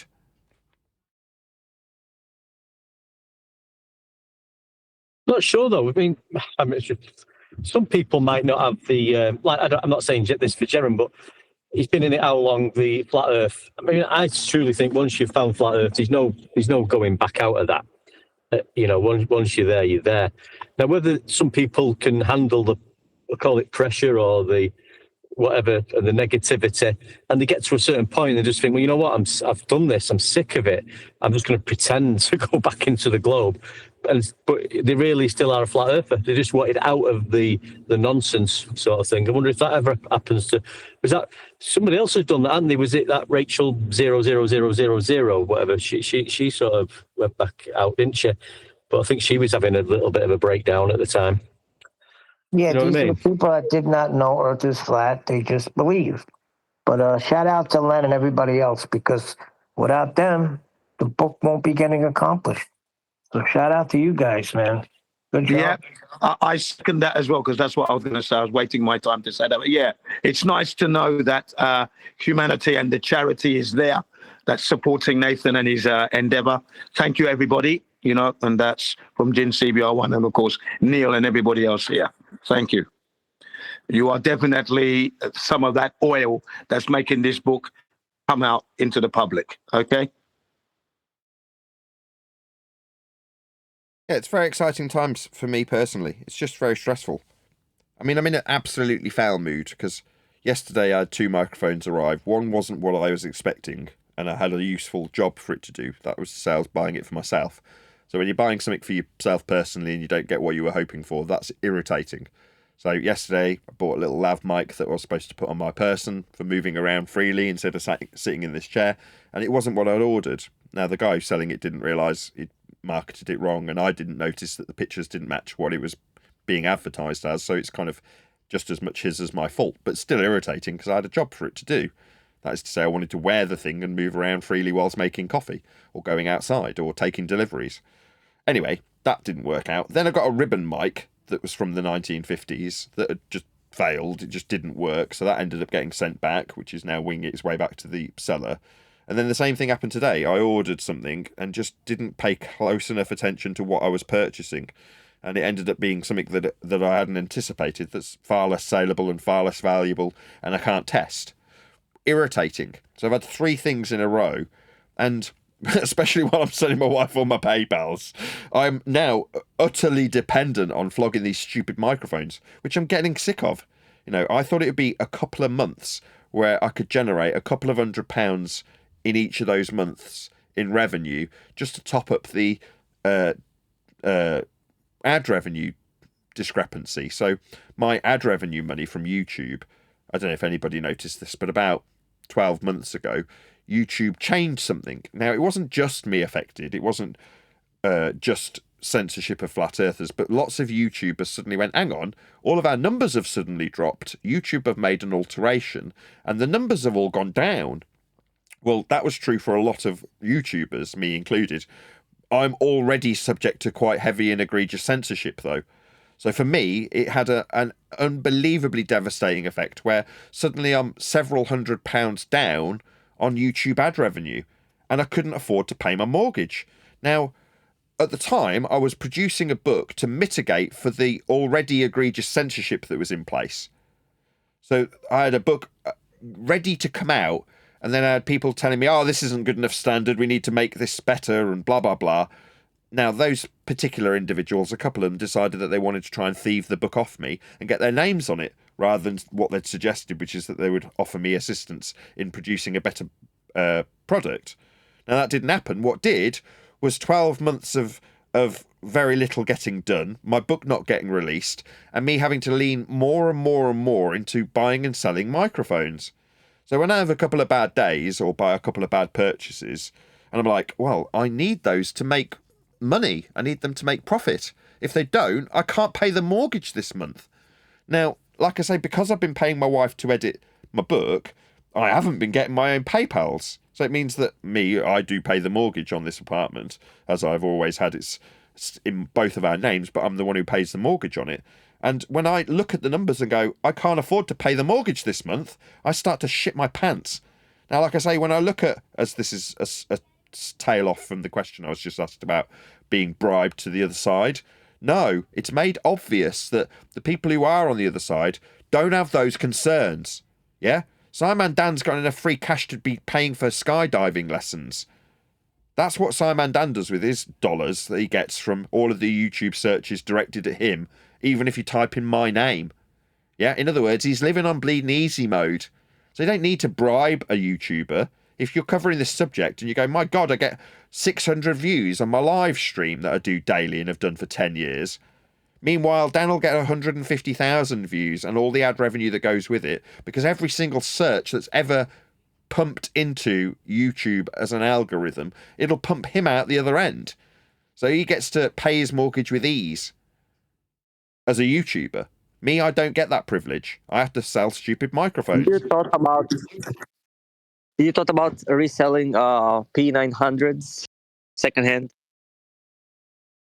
No. Why would I want to do that? I think that would be cool, because I'm looking to buy one, and I think a lot of flat earthers want to own one, for their own, photograph. You can bring the boat back, mate. You can bring the boat back, can't you, with them? I mean, I used to sell cameras. One of the first jobs I had in retail was a shop. The stars in the moon. That's all. One of the first jobs I had was a retail outlet called Dixon's, and what Dixon sold was electronics, including cameras. So one of the sections of the store was dedicated to cameras. So I'm reasonably familiar with cameras, having had to be trained in what they do and how they operate, so I could sell them effectively in my first retail job at Dixon's, which is now defunct and doesn't exist anymore. But yes, I'm very familiar with cameras. Could I sell cameras if I wanted to? Yes. 10 years ago, would it have seemed like a reasonable prospect as a flat earther to flog P900s? Yeah, because they seem like they're a really useful tool for just suggesting that there wasn't any earth curve. Now I spit on the notion of using P900s. Why would I want to do that? I can look at things in the distance. Yeah, it's a function of perspective. How do we measure perspective? Well, when we're describing things in our field of view with respect to Earth's surface, perspective's utilising angles with respect to a plane. So the description mathematically of bringing the boat back is intrinsically and directly connected to measuring Earth flat with perspective. So again, you take a step back from it and go, I don't need the camera. I just need to understand how perspective works. And when you measure Earth to describe perspective, you're measuring it flat. Like always, all measurements of Earth are flat for perspective or anything else. Oh, that's cool. Like, I get it. Like, I understand how measurement works now. Like, I'm very happy. What I mean is, right now, I'm actually interested to take photos of the moon just for myself, not to prove anything to anyone. Just I'm curious about how the moon works, not related to the flat Earth. Just really curious about the moon, and just like that. And saying about the P900s just to make some extra money, like you do with microphones, like just an idea. I want to be selling my book, right? That's what I want to be doing. So that's why I wasn't objecting to Jin and calmed down a little bit when he's asking me questions about how the production process is moving along. Well, it was very slow. Now it's very swift. But that's what I want to be selling, not microphones. Like I say, I only started to sell them because the book was delayed. And that happened coincidentally at a time when YouTube had an algorithmic change that meant everybody, not just me, had a drop in their viewing figures. Now, to me, I then had a necessity, an absolute necessity, to make at least a couple of $100 a month out of microphones. Now, even after a year, I still haven't managed to achieve that. I haven't made £200 a month from microphones in profit. I've made profit, but just not that much. Well, that means that, like always, and as has been the case for the last 10 straight years as a YouTuber, I'm perpetually and continually on a freaking knife edge, just scraping by or just crapping my pants that I can't pay the mortgages this month. And that's how it's been for 10 years.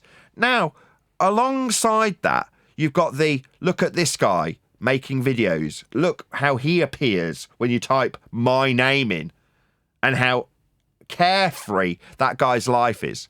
We're talking about the Dans and the Craigs and the Daves. All of these people are living on easy mode because all of the YouTube algorithmic love that YouTube has to offer for Flat Earth is directed to them, and they get the financial benefit from it. Now, alongside the financial detriment, there's the ridicule and the suggestions that we should drink bleach and jump off buildings and have our kids taken off us. In some instances, literally, people report me to social services regularly.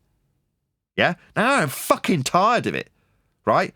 So when today I get asked, why aren't you offering your opponent mercy and the ability to piss down my back whilst telling me it's raining?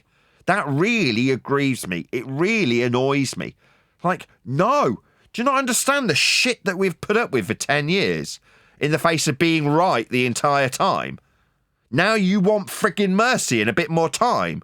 These arseholes that spend their entire debate with the believers of Flat Earth, telling them they should jump off buildings, telling them to drink bleach, telling them they should be sterilised, and that their kids should be very literally taken away from them. Those are the same people that are saying, oh my God, I'm getting muted. Yeah? Now these people are utter cowards. Yeah? The only reason they've got the gall to behave the way they have is because they've got the consensus behind them. They're lifted up on millions of people's shoulders when they ridicule us. Us in a tiny minority have got to be absolutely battle-hardened to survive the length of time that I've survived here. But they want mercy. It's like, are you having a laugh? You don't realise what you're asking for and what a joke it is to be even asking it. Clearly not. But the first person to feel like they're wronged is the biggest bully out there. Yeah, the bully will beat you severely, mock you and ridicule you. The minute he gets a thumb in his eye, he's out calling the police.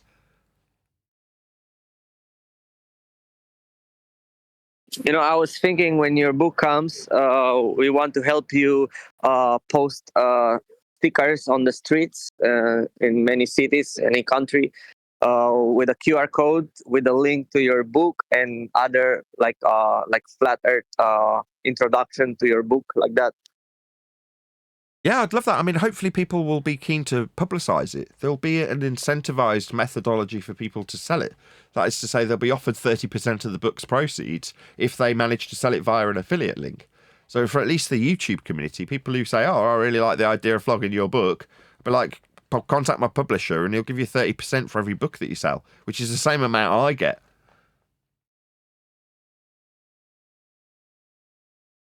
What's the best way to get it into bookstores? Does it automatically go into bookstores like Waterstones and stuff like that, or is that cool. Do you have to go through a process for that? I don't know. I'll have to ask my publisher. I haven't spoken to him for literally a year because of the delays.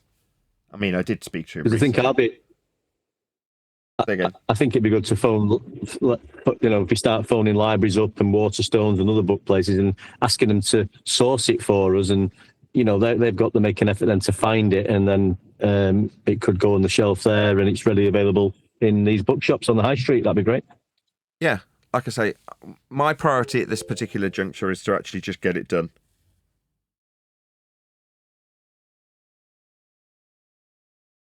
I think the affiliate system's a lot better than sticking it in the likes of Waterstones. For all, it would be nice just for strangers to stumble across it. But if everyone in the community can get a little slice from helping Nathan out and promoting the book that way, I think that's for the better. It's Foyle's bookstore that I think is Charing Cross Road, I think. Is that still there? Foyle's bookstore? Oh, my God. Next door to the Astoria Theatre in the West End. Foyle's. Very famous bookstore, that one. I'm sure it'll go into bookstores eventually. Like I say, there'll be a progression. Initially, you'll just be presumably able to get it as an ebook. That'll probably be the only available method of getting hold of it. And I'm sure with time there'll be hardbacks and paperbacks and whatever else that is book-like available. But, initially I just need to get the thing written. That said, it is already written. It's just formatting it, adding bits, taking bits away, picking some of the citations that we want, getting rid of the ones we don't. Things like that. Editing, basically. So it's going to be an ebook first. How long before it becomes actually a paperback that I can actually buy at a store? It might be immediate. I don't know. I'd have to ask my publisher. Okay, good. Because I wasn't thinking ebook. I was thinking something I'm actually going to go to the shop and pick up. I'm thinking it should be a book that you can go to the shop and pick up. What do you mean? I'm thinking it should be 40 quid for a hardback, 30 quid for a paperback, and then like 20 quid for an e-copy. That would be my pricing desire at this stage. So $39.59 for the full-on hardback, $29.99 for a paperback, and $19.99 for an e-copy. One of the globes, Nathan. I think you should definitely get it out as a book before it's an e-book, because as soon as it's an e-book, it's going to get shared about online and plagiarized. Correct. Yeah. One of the Globers from one of the servers I visited today, they were saying this, is the book going to be having this like leather sheath wrapped around it and that? Gold leaf writing. You understand, a little bit of sarcasm there, but there you go. Yes. Well, it won't be the Flat Earth Bible, that's for sure. Yeah. But it's a physical book, right? A physical book. I mean physical, as in paper and bind. Paper and ink. Yes. Yeah. Yeah, like a book. Yeah, like a physical book, not online book, like just a physical that I can hold it in my hands. Yeah, I would imagine there'll also be an ebook version.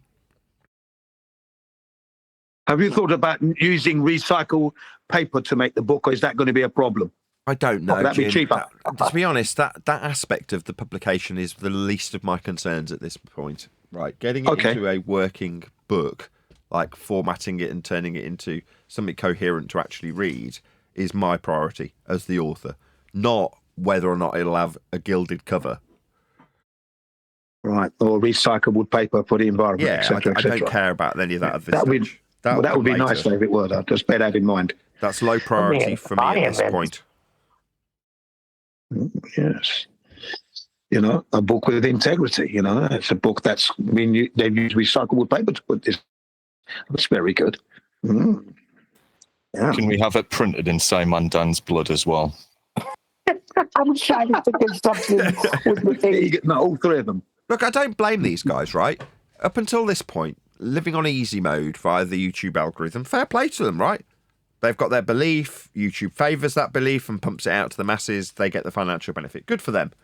However, the consequence now is that you've got me spitting feathers at you, calling you a retard, and pointing out that you've measured fat the entire time. So living on algorithmic easy street doesn't change the fact that you've used flat earth measurements.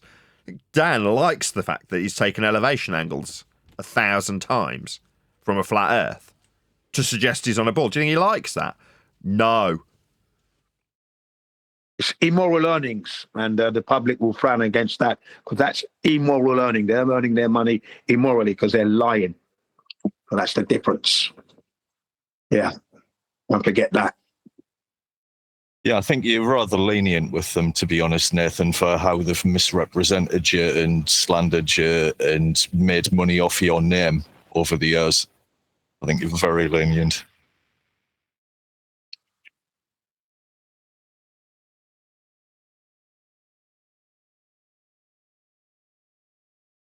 Any more questions?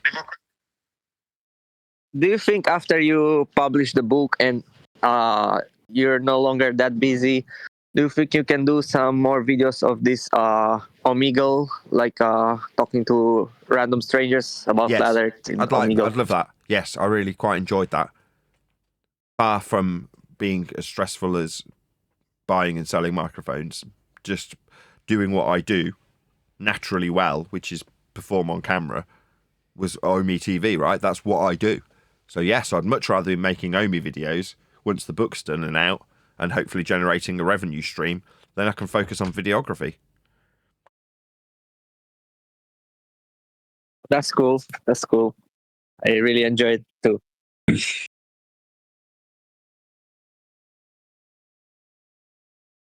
Can't make up my mind whether or not to accept this offer. I've got a broken microphone that Craig's got, and he hasn't had a chance to look at it yet. Now, if he fixes it, it's worth 80 quid. As it stands, it's worth 25, which is what the offer I've got for is. Do I just take the offer and then just take it back off Craig and just send it out as is? Or do I risk that he might be able to fix it? I think a bird in the hand is the order of the day. Shall I just accept this offer? Will your book have any like an introduction to flat Earth, or it just goes straight to the measurements? It doesn't go straight to the management, so I can't remember what was written 2 years ago now. It's such a long way off, and I'll be going through it shortly when my wife's finished formatting it all.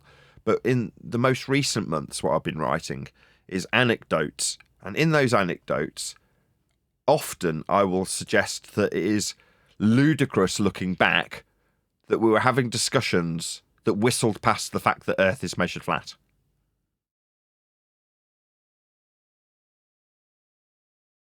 So you get the general impression from reading my anecdotes about, I don't know, tracking the sun on a flat Earth live. When we're talking about measuring at solar zenith, what is that? Well, it's perpendicular to a flat plane of reference in terms of the measurement of the sun. Did anybody measure point out that the measurements in that process were flat? Nobody mentioned it. Nobody. So when I look back on those things, I go, God, how stupid were I? Didn't even notice that we were measuring flat for the whole process. Instead, we're looking at whether or not the sun matches to an azimuthal equidistant North Pole centric projection of a globe that's also produced with flat Earth measurements, without a hint of irony. Yeah, but that's how they designed it. So I don't think you're stupid.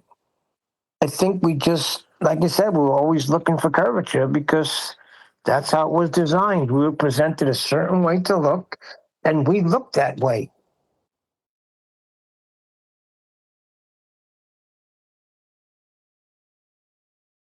So what? A few times people said sea level, and everybody just stood in silence.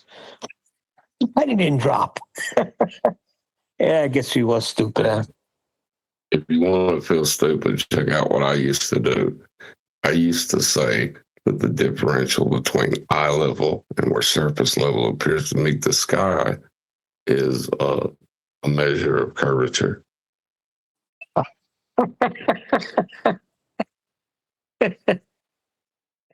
Oh boy. I guess we were stupid. I don't know. I just think we were trained a certain way when we entered this arena. And it took some time. But now that we know, we could look back and laugh and say, yeah, we whistled right past them. You know, like it wasn't clicking. And for the few that were saying, wait a second, that's sea level. And like Nathan says, there's a silence, and then we just move past it because we're looking for the curvature. That's what people were looking for, measured curvature. Deedy weedy. With that, though, I'm going to say if you're watching this on either Nathan Oakley 1980 or Nathan Oakley Primary Streams, then stay tuned as there will be an after show to follow. Well, how to use a compass.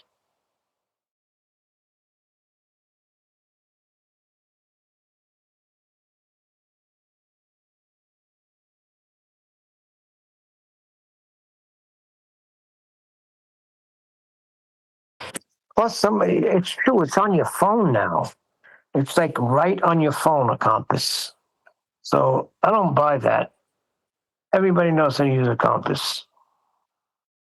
Yeah, the thing is they may not understand that they're using it in harmony with the flat earth, unison, horizontally. They don't connect that. You may have to just put that in and then it drops. Some people are like that. I've spoken to them. So I'm sorry. I've actually spoken to people who are that unaware. They don't know how to, they just don't know. And then they argue and argue and argue to defend the globe that they know nothing of the model. They know not one single aspect, but yet they're correct. And this is what I'd say to them. You're correct, and you know nothing about your globe that you're trying to defend. Not one single thing. I know it eats it inside out, and I'm incorrect. Does that make any logical sense? Now, that's the level of people that I've been talking to. That's why. Yeah. Why? Is because you're constantly talking to them about the ball. Just give them the measurements and that's it. If they can't comprehend flat, level, horizontal, then you're falling right into well, I mean, that's your position. That's never my position. The only people I do that to are the Globers on the circuit that we do on the Discord. Those people, I don't waste my time with them, really. But newcomers, I'm going to spend the time with them. That's always going to be my position.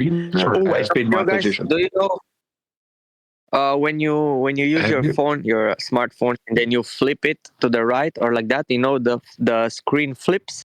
What type of technology they use for that flipping of the phone when you flip the phone to flip the screen too? I've forgotten what that's called now, yeah. Not gyro something, I'm not sure. Hold on one second before we go to that. I've never spoken to anyone and asked them what direction their house was, and they pointed at the ground. Have you? Nope. I've never met anybody who points to the ground as to where north is. Never met anyone do that, ever. They may not know where north is, but they don't point to. They point in the wrong direction, yeah, but not the ground. Never met anyone do that. Never. Looks like even your smartphone knows which way is up and down, because when you flip it, it flips the screen. Is that like a gyroscope, like a digital gyroscope? I read, but like that. Well, there's proof right there. There is no up and down in a globe. No, there isn't. But like I said, you may need to elaborate to those newbies that are coming in still, and they're going to be coming in and still coming in as the years go on. Those of you who are still in it, like me, who will be in it, I plan to be in it. I'm prepared for that eventuality where I'm going to be explaining to them how to use a compass if that's the case. So I'm not deterred by that. I'm not worried about that. That's okay. It's part and parcel. They're going to be bringing all their beliefs and I'm going to relieve them of their beliefs as they realize that that's junk, and now pick up the truth and now move on. That's fine. It's okay. That's the human decent thing to do. It's easy. It's not difficult. And I don't get these trolls who comment on Nathan's video like, where are the measurements? We're waiting for the measurements. Where are they? Like, they like, this is all they got? Like, we give them the measurements and all they can say is deny or pretend that we didn't say anything. That's all they got. It's pretty funny. You know what I say to them? I just say, go and look at the horizontal constant. That's all I'm going to ram down their throats. That's where your measurements are, mate. Go to the horizontal constant and get your measure out. Okay? That's where you're going to find it. You're sitting here when it's waiting for you outdoors. Yeah. If they watch the video on YouTube, what is the horizontal constant? You can see the measurements. You don't even know what that is. Okay. Yeah, go ahead, Hold on John. a second. John was talking. Yeah, go on, John. I was just saying, if they watch the video on YouTube, as the video plays, like right now, it's got that image of eye level and surface level parallel to each other. Like, these are the measurements. Right here is Eratosthenes in his measurement to the sun, right? Like, this is the elevation angle. Like, correct.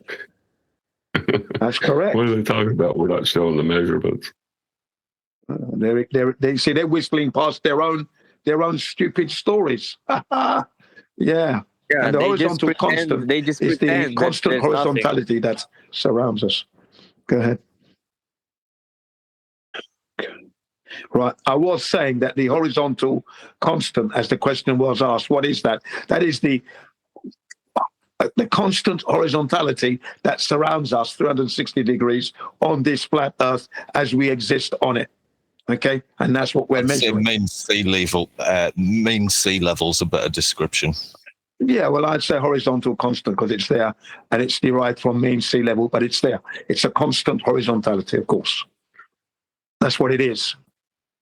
Oh, I get it. I just didn't understand the words.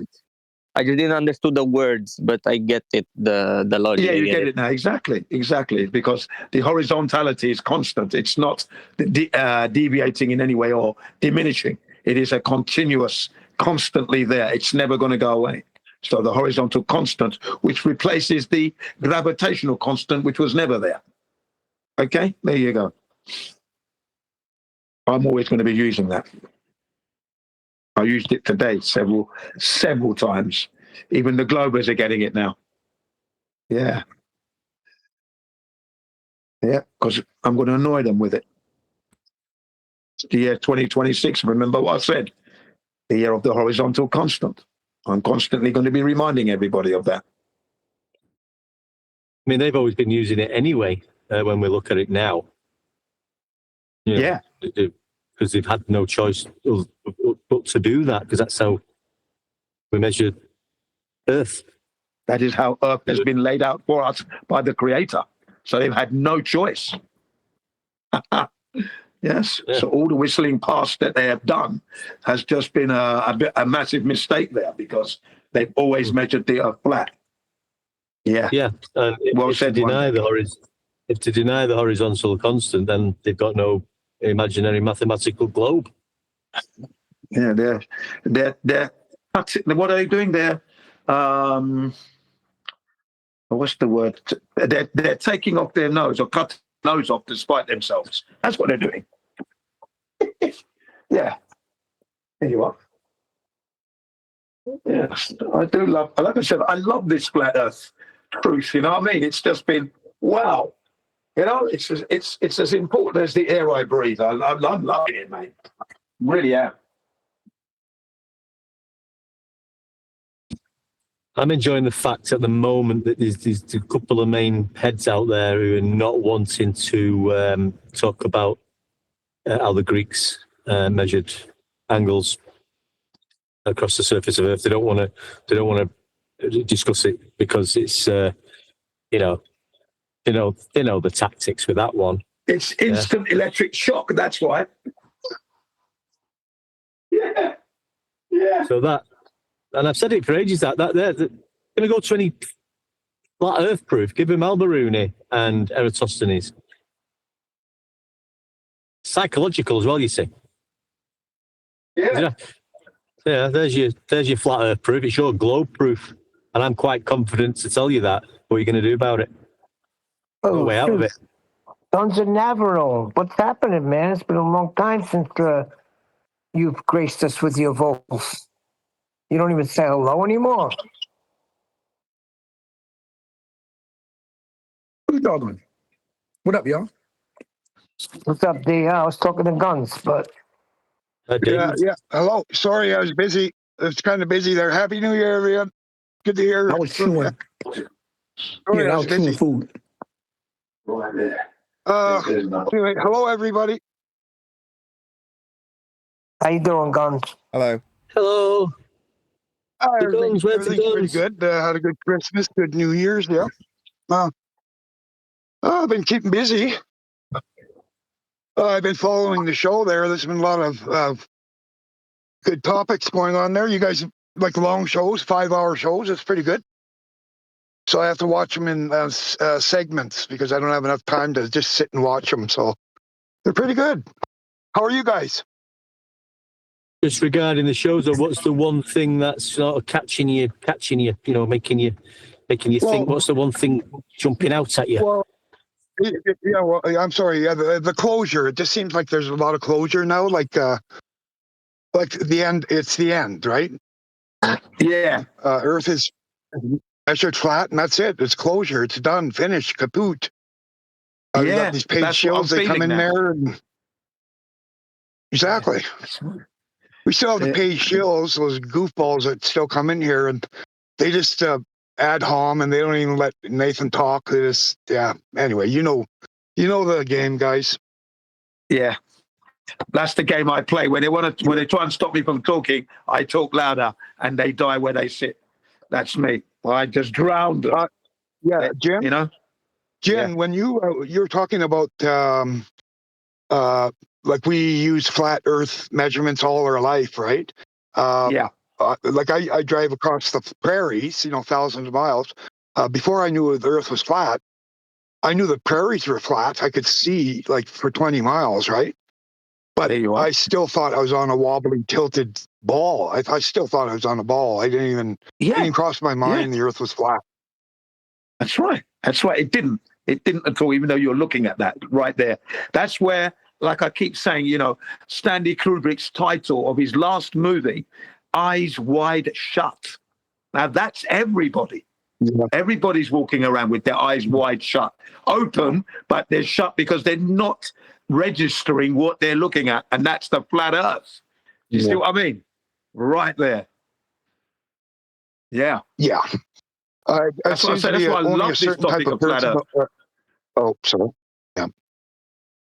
I was going to say, it seems like only certain people wake up. It's just the law of average, like maybe like 3% of the population actually can see through the shroud of veil of deception. But the other ones, they refuse to, I guess research or let them put their hands down, or they just refuse to investigate. Yeah, that's right. Know the truth. Investigate the truth. They're just busy with their life, like hooking up with girls or with boys. They're going to the clubs. They're doing TikTok. They're making money from work or other stuff. If they ever look into some conspiracy, it will be like a 9/11 stuff or other stuff like that. Yeah, which is a true event, by the way. That was a true event. Yeah, the 9/11s, as you put it. Yeah, that did happen, and it was a conspiracy. Yeah, but do you guys ever just like wonder why only a certain amount of people just can see the truth? And then the rest, it's like you might as well talk to a cement wall. You know what I mean? Like it's weird how that works. Understand it. It's the level of indoctrination that they've received themselves, and then their self-worth has been diminished. Do you understand? Their self-worth, because any human being, if they're awake, are carrying their self-worth, and they're not going to be devalued by a system. You understand that you're a fighter. Mm-hmm. You are fighting for your right to exist on the earth that the Creator has put down for you, and no man is going to stop you. That's that frame of mind. Those people have been beaten down. They haven't even got that fight in them. So the fight's been kicked out of them, for example, through the indoctrination and devaluation. Yeah. You know what I'm looking at? I was at work. Sorry? I was at work and just talking to one of my colleagues. Just talking to one of my colleagues at work, and then you guys are banging heads.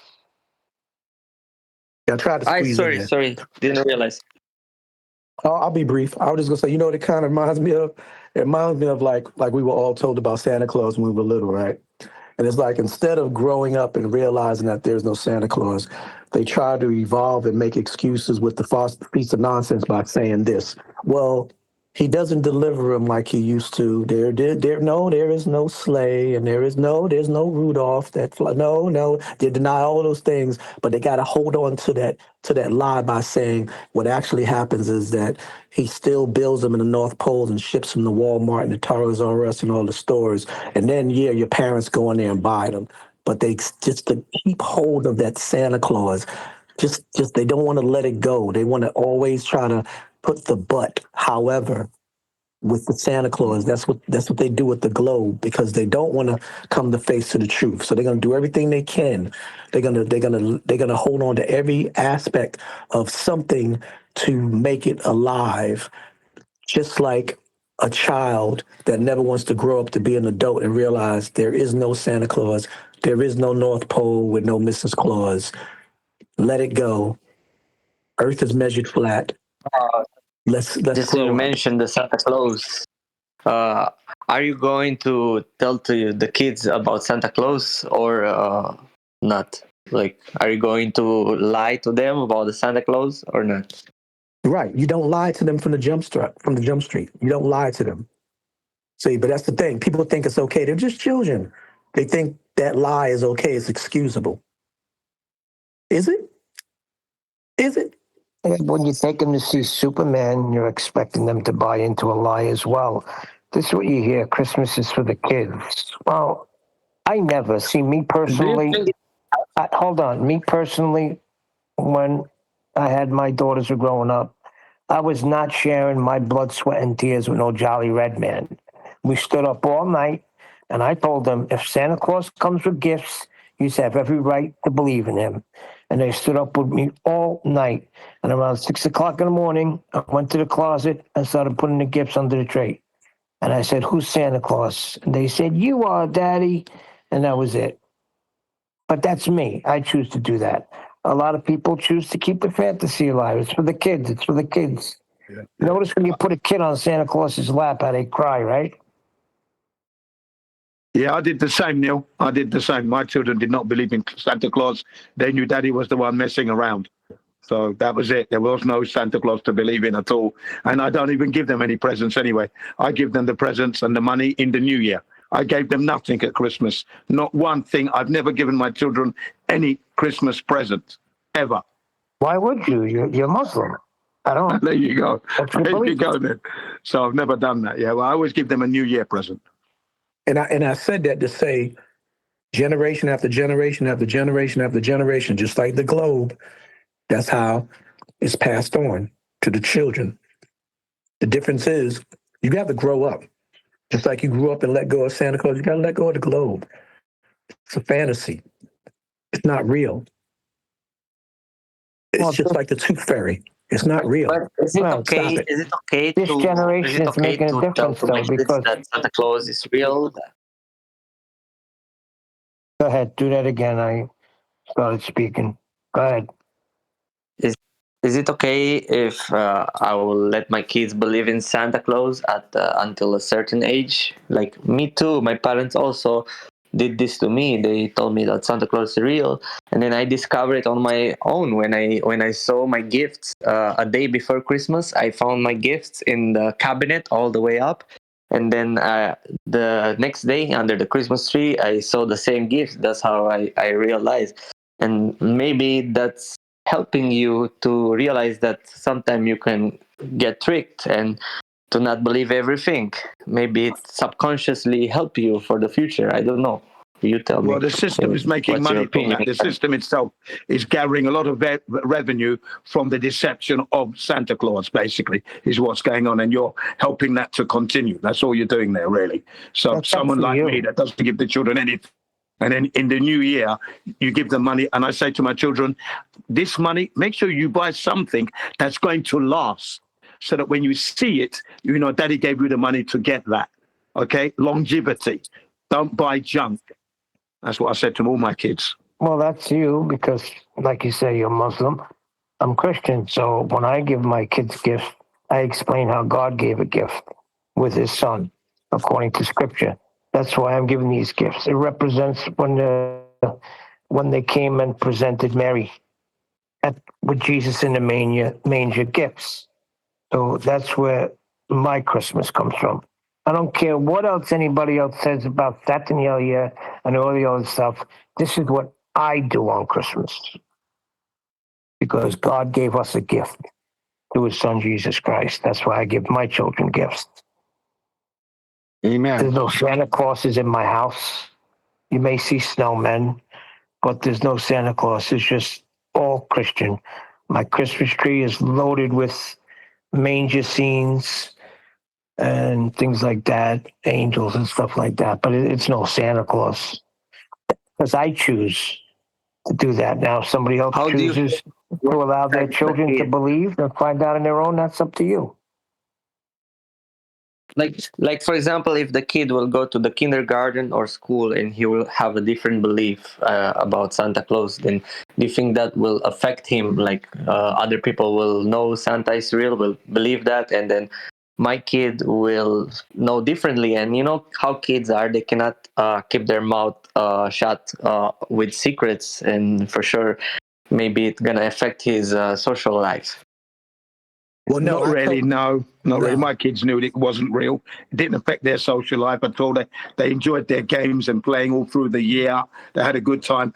Psychologically, it didn't affect them at all because we didn't make that the be all, the end all of their lives. So, nah, man, you know, if you just keep it real, they live real. Simple as that. I think more the question was by them being told that it's not. Like my children know, I tell them don't burst nobody else's bubble, don't kill nobody else's joy. You know what the deal is. You're not deprived. Let them have their fun. They'll find out. Just that their parents decide, chooses to tell them something make believe. So it doesn't mess with their social life. They don't go around saying, your daddy bought that. They don't do that. They don't kill nobody's joy. They don't, pop nobody's bubble. They just basically have their fun and do their own thing. But what I refuse to believe is that you have to lie to a child for a child to have fun and enjoy his childhood. That seems weird. To me, that's kind of psychotic. That's kind of psychotic. Well, hold on, because you would think that my daughters praised me for that. They did not. They resented me for that. And every one of their houses, they teach their children that Santa Claus is real and Santa Claus brings the gifts. So I don't know how effective I was. So I think you just got to let people make their own decision on what they're going to do. That's a good point, because that's what I did. I didn't tell my children anything about that. I didn't have to say to them, don't go and burst out the kids' bubble, because that's on their mind. They're not thinking to do that. They just lived their life. Their friends came around. They had fun all throughout the years. And, there was never any psychological problem with that event. It just came and it went. It was nothing. There was nothing to worry about. It just came and went. Now, I recently watched a movie last. Is not real. Repeat that. Go ahead. I'll talk after. No, I was just saying. I recently last year that movie Red 1 came out. I loved it. So I don't know if I'm softening in my old age, but that was a great movie with The Rock. I thought it was pretty cool. Fantasy, absolutely, but it kind of answers a lot of questions for those people that doubt that Santa Claus can deliver gifts to every single kid throughout the universe. It was a good flick. That's all I got to say. A movie? I didn't see that movie. Well, watch that movie with your kids. You'll enjoy it. My take on the whole Santa I don't Claus have kids yet, but maybe soon. My take on the whole Santa Claus thing is to teach them that it is a belief. That they should embrace and enjoy believing in Santa Claus. That they're acutely aware that it's not real, but that it's fun to believe in. The example I use is the chimney that we don't have. So I'll say, well, Santa will come down the chimney. And they're like, what chimney? I go, we haven't got a chimney. Just pretend that we've got a chimney for Santa to come down. In other words, you give them every bit of fun that they can have and extract from believing in Santa without explicitly lying to him about him existing when he doesn't. Oh, that's so good idea. That's really sounds very good.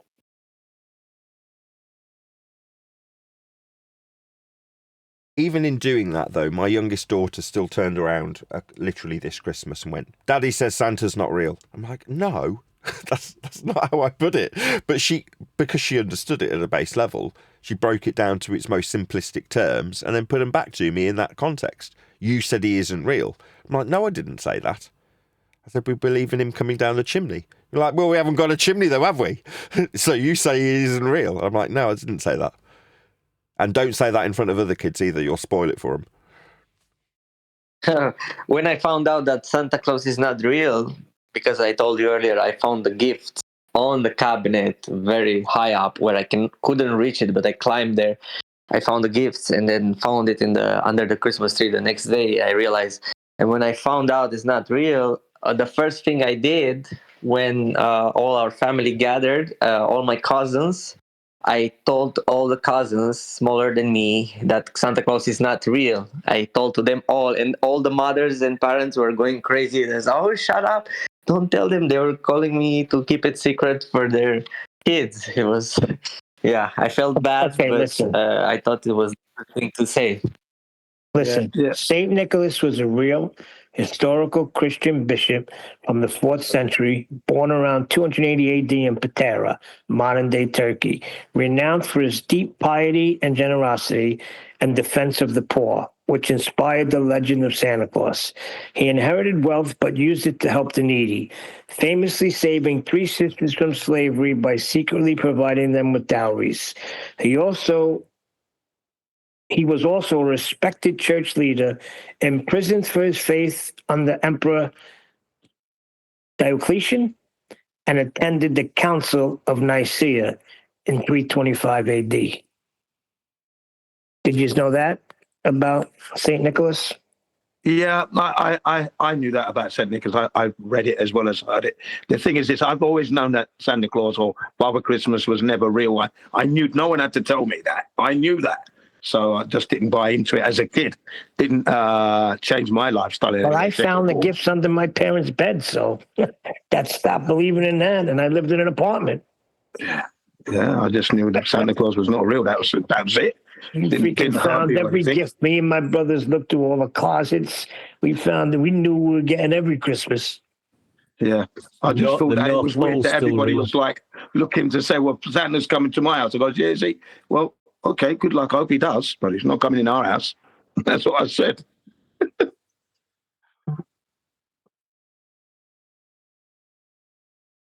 He doesn't debunk the North Pole, though.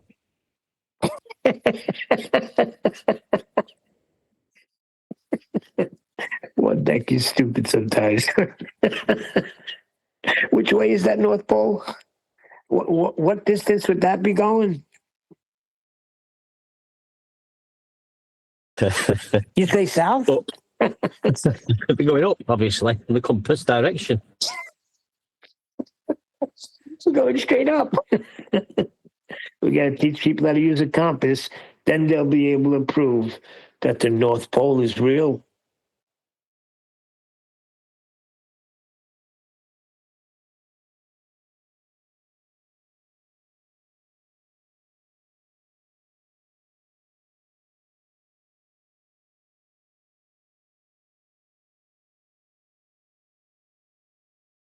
All right, now that that's done, let's deal with the Easter Bunny.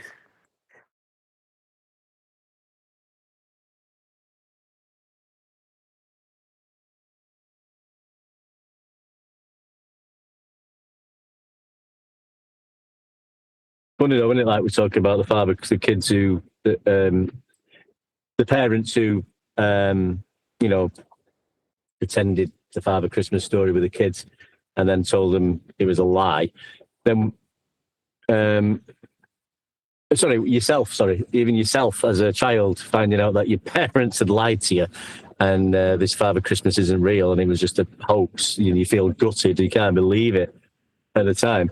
Then when you get older and have children yourself, you actually enjoy kidding your children yourself and putting them through it, what you went through. The parents get excited about it, or the belief. Father Christmas is coming, have you been good? They actually get excited as well as the children now. Yeah, now they got that elf on a shelf. I never had that nonsense when I was a kid. Elf on a shelf. You would have gotten knocked off with a ball or something. Elf on a shelf. When did that come into play? I don't know, mate. I don't know.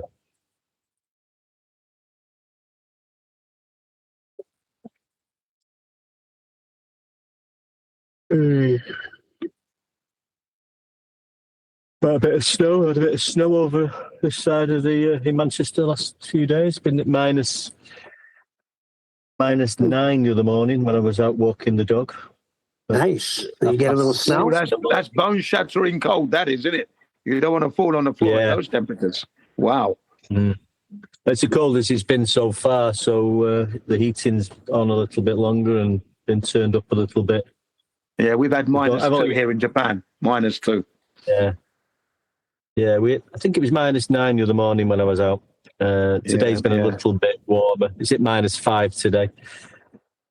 But do you think the Great Flood is real? The Great Flood. What you mean, the Noah's Ark Great Flood? Are you talking about that? Yeah. Yeah. Oh, well, I mean, I don't know. I mean, I can't say yea or nay. Can't validate it, so I don't think about it. Well, I hold scripture as Do we truth, have so some it says it in clues? scripture. Do we have some clues? Because I have clues that is real, like not proofs, but clues. Like what? Like I have some clues that it was real. Like for example, they found seashells in the mountains. That's one. Yeah, I've heard that. See, people And then need to the validate second, that, but go ahead.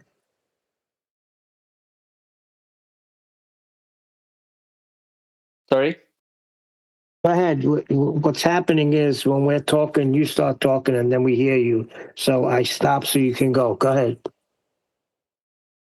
Yeah, so the first one was as a lot of people found seashells in the mountain.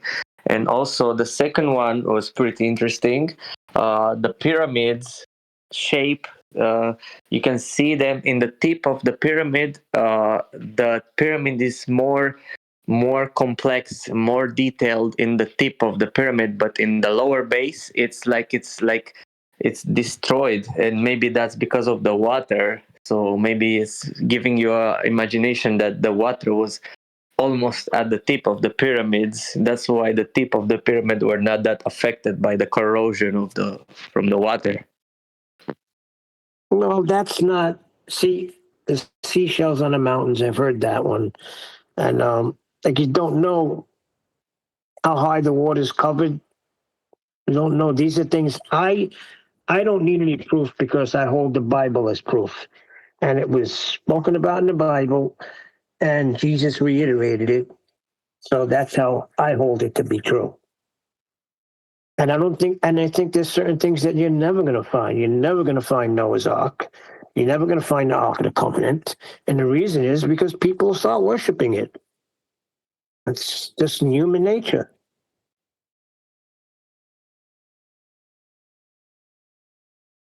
Yeah, and it's also interesting because if I also believe that the Great Flood happened. I have some clues. I believe I cannot prove it that it happened, but I'm convinced that it happened. And also, if it really happened, like it did, it couldn't never be possible on a globe, because the water never disappears. The water has a cycle. Like the water evaporates and then rains back down. So it's the same water.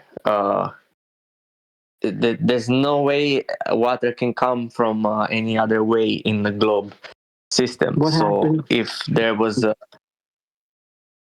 What happened in the Great Flood? The water reached a certain level, right? And covered the whole earth. So look at the words being used there. It reached a certain height, and then everything was covered and everything was drowned. They speak about a worldwide flood in almost every what's the word I'm looking for? Every generation talks about like culture. Is it culture usually? Yeah, every culture. That's something like that. They speak. There's a talk about a worldwide flood that happened. But if you're talking about what was accomplished, sea level rose, did it not, one deck? If that's what happened, sea level rose. Yep. Mean sea level, do you mean? I mean sea level went high, and people died.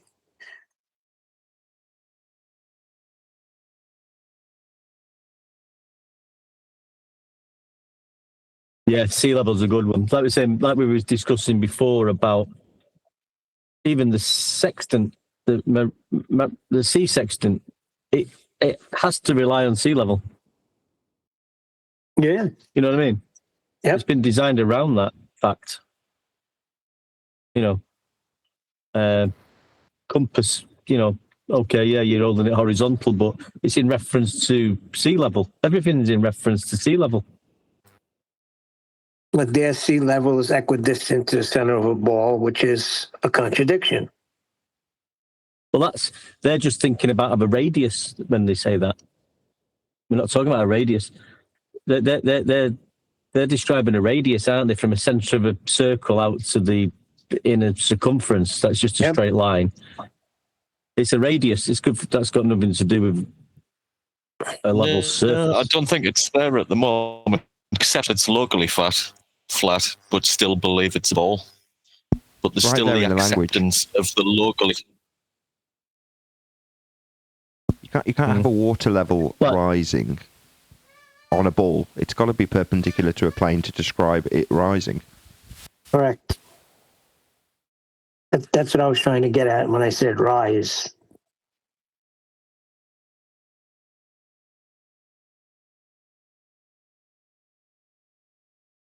Yeah, good old sea level.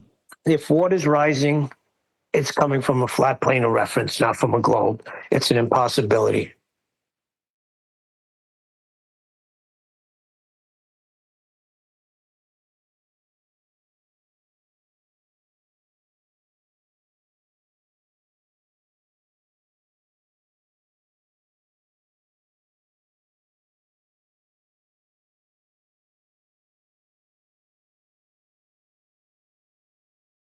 Yeah. Sea level.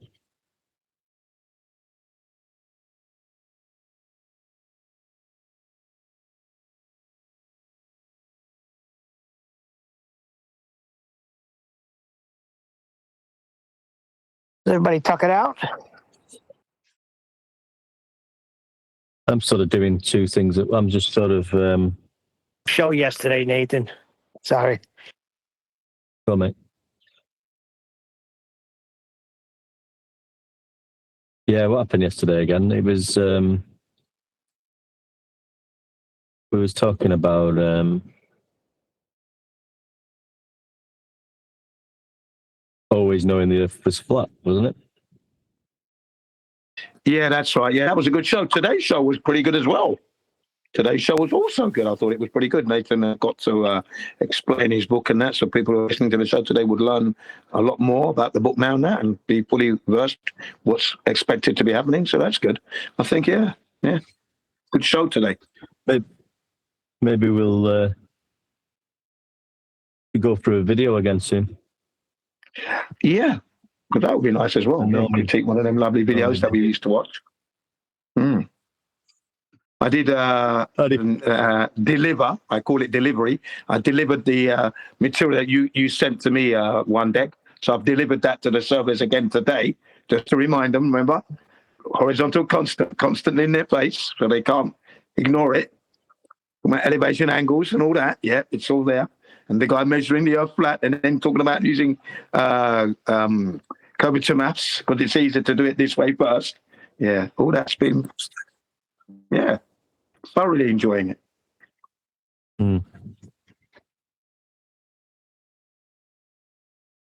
Triangulation and triangulation as well. That was a good one. Yeah, I'll send that to him. Yeah, that was good. That anything they talk about in sphericity and globe, it's all a calculation after the matter of fact Earth's been measured flat, as Nathan pointed out before. That's what I pointed out to them today. Yeah. In the very first instance, you'll be measuring level, horizontal, elevation angle from sea level. That's it. That's all there is to it. Yeah.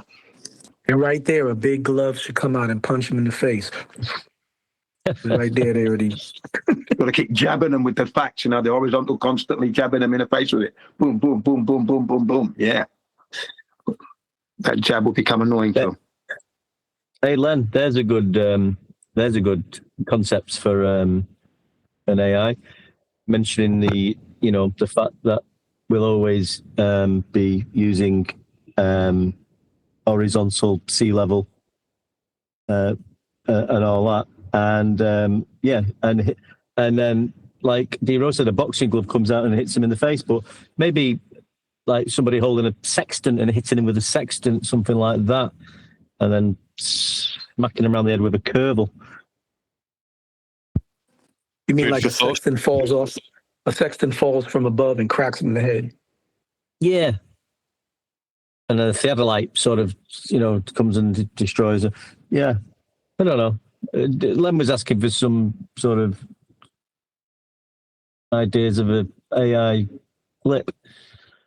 I was like, the kind of idea of flat smacking, but them literally getting smacked with a bloody sextant or something. Yeah. Yeah. Well, it's raining flat earth tools, basically. Raining flat earth tools. That's the image I've got in my head. Yeah. That's food for thought.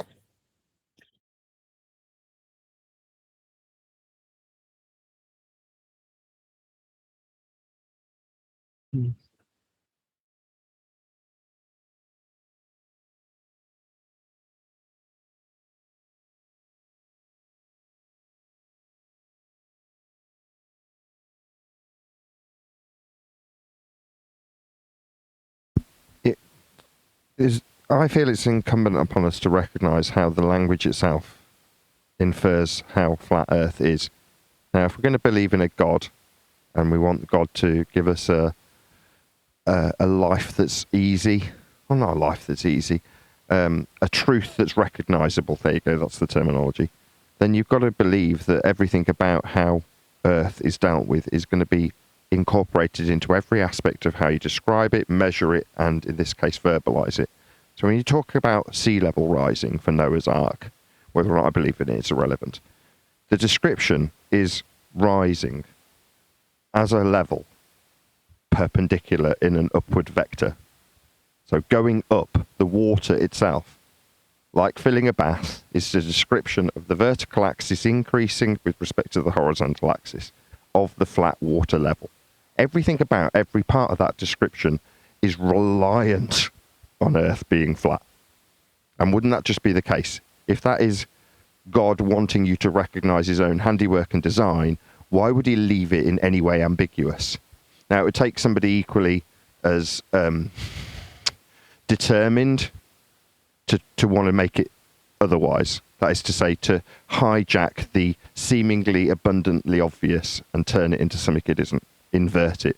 To me, the whole heliocentric paradigm is highly satanic in terms of not because I even believe in Satan, it's not, again, relevant to how I'm phrasing this.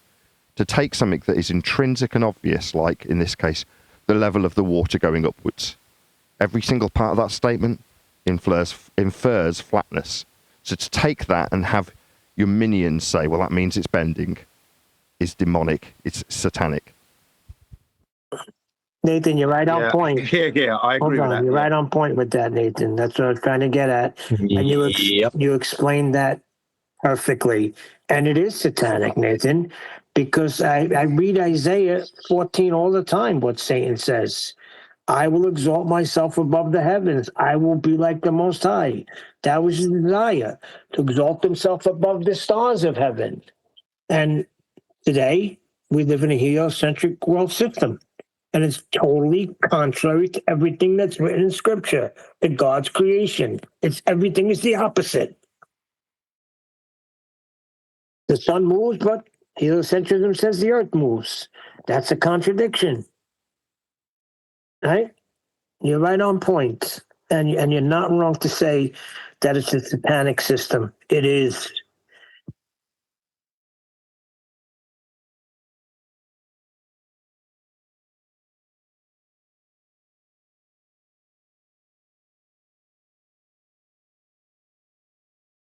Anybody who gives a crap, I posted a deck I built back in 2019. It's the final deck called the Detweiler deck. What'd you call it? Wait a second. Repeat that. You say one deck? Built it. No. In the chat there, the text, I posted the last deck I ever built, 2019. Me and the owner's son, he did all the heavy lifting. I couldn't.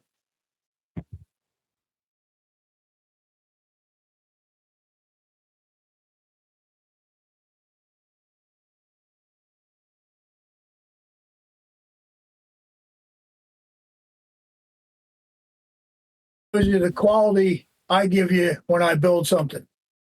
You see The final nothing deck but you called it? perfection. You can't slide a pube in between any of those joints when I get done.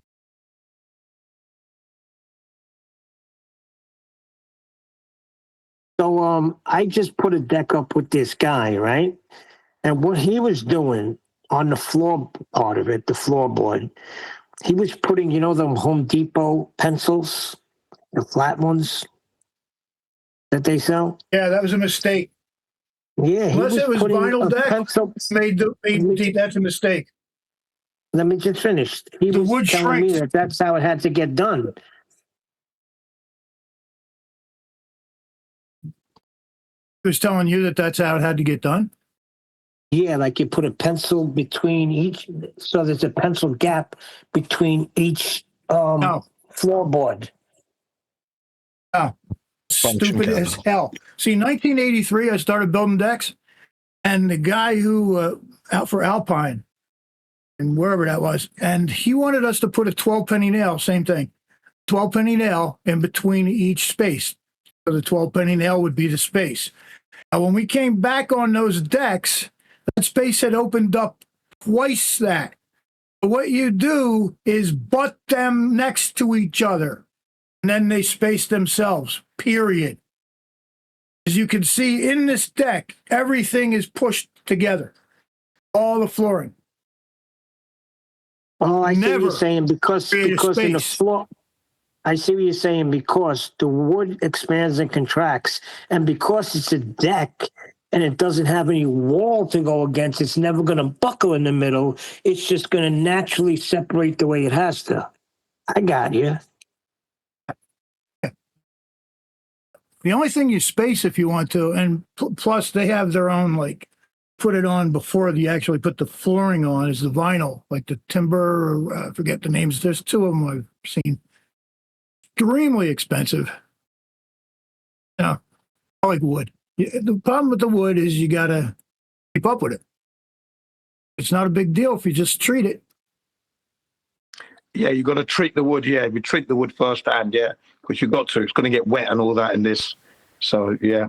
Well, what this guy said, the reason why he was putting a pencil gap on it is because it was an elevated deck. And he says when they clean it, when they spray it down, they want the water to drain right through underneath to the floor, underneath the deck. Yeah. That's why he had a gap, because he had a gap. Listen to the way the guy put this railing up. He followed the other one that was up. So we took out and put in. And he left the same height around the, what do you call it? Around the rails, the whole fenced in area. He kept the height above it so they could blow the leaves off. So he had an answer for all of these things. Because I was like, why are we not building it right to the floor? You know? Yeah, he was taking into consideration the maintenance after it's been completely finished. You've got to maintain that over the years, and you want to be easy of use, of course. Clearly, common sense. If he was discontinuing those rails, what the hell are they called now again?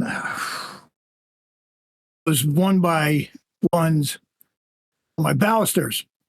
So if he's just cutting those balusters and putting the 2x4 across the bottom and not continuing the baluster down and screwing it to the deck, not only is it weak, but it's stupid, because all you got to do is do what I did and you can maintain it very easily. Plus, it is so strong, it does not move.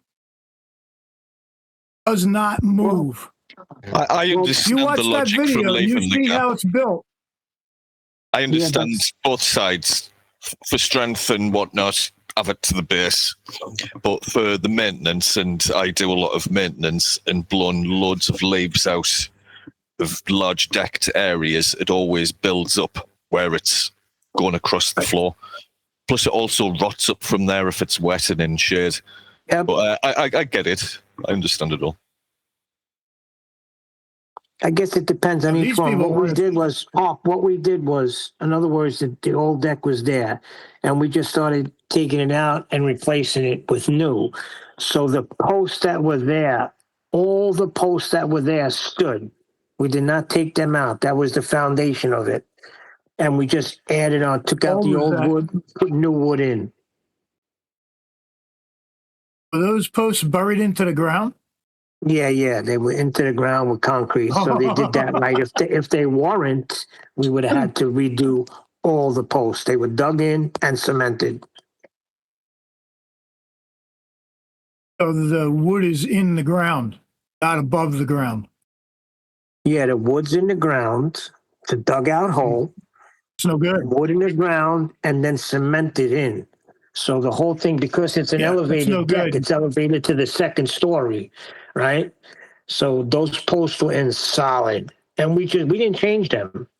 We just built everything around those posts, and I think he even put a couple of new ones in and fastened them to the old one. Yeah, that would be a good thing to do. Yeah. Right against it, yeah. So it looks good. Let me tell you something. I never did a deck. I did it when I was did a deck with my father when I was a kid. Other than that, I did flooring my whole life. But I enjoyed doing that deck with this guy. I knew what to do before he told me. Good, yeah. And all reinforcing. You were reinforcing those posts with new material, which is good. Yeah, it's called sistering. Let's see if I can dig out a few pictures. I think I did take a couple of pictures. It's an entire video that you can watch. It starts from the beginning. The only thing I don't show is in the footings with a bobcat. I left all that out.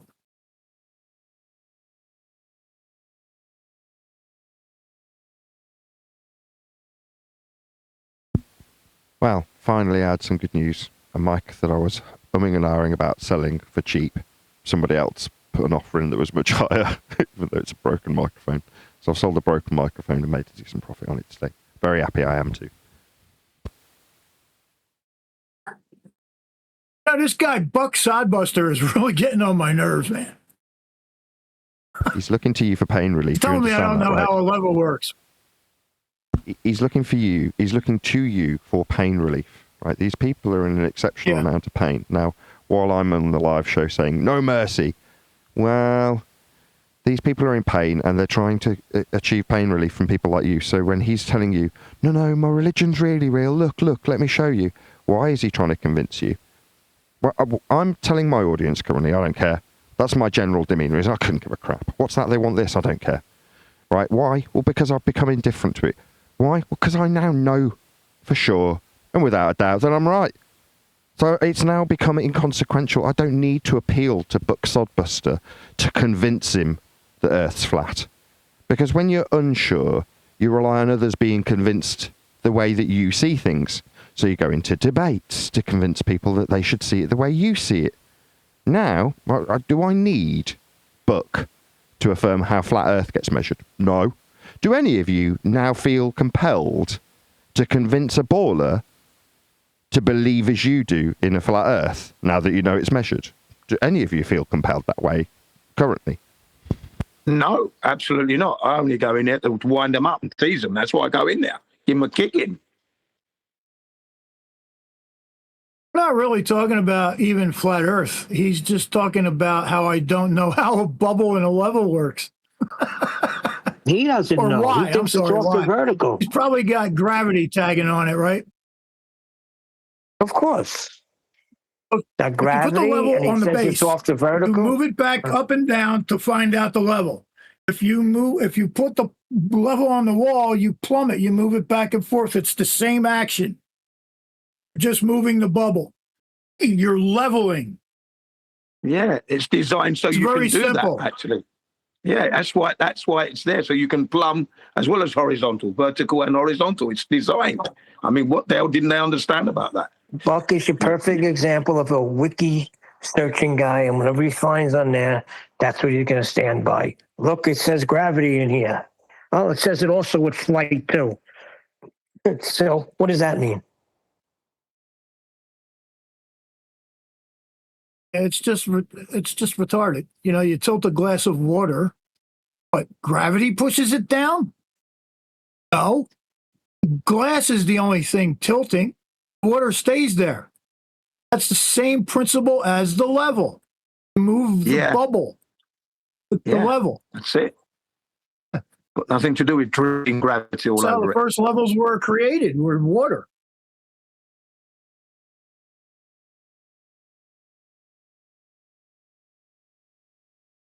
Gravity was not even in effect in the 1400s. Still isn't. I know, but you know what I'm saying? They were building, Yeah, they were mapping, they were leveling, okay? Yeah, we've got that gravy known as gravity. That's right. Yeah. Lots of gravy all over it. You know? There were bridges being built. Actually, it was all in the weight. It was all in the weight because that's what gravity comes from. Gravitas. The definition? Weight. You also seem to be falling victim to this hijacking of the categories. When you describe gravity not being an effect or a force, then you're taking what is in essence a flat earth measurement of perpendicularity, plane horizontal, with vertical describing that vector for the downward towards the horizontal, right? It's axiomatically perpendicular that you're describing a mathematical measurement when you describe 111-year out-of-date gravity, which is what you're all talking about.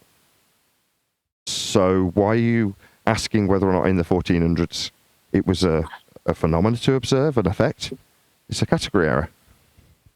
No, I understand that. I'm just saying these things were being done way before that even entered the conversation. Are you using a different mic, Nathan?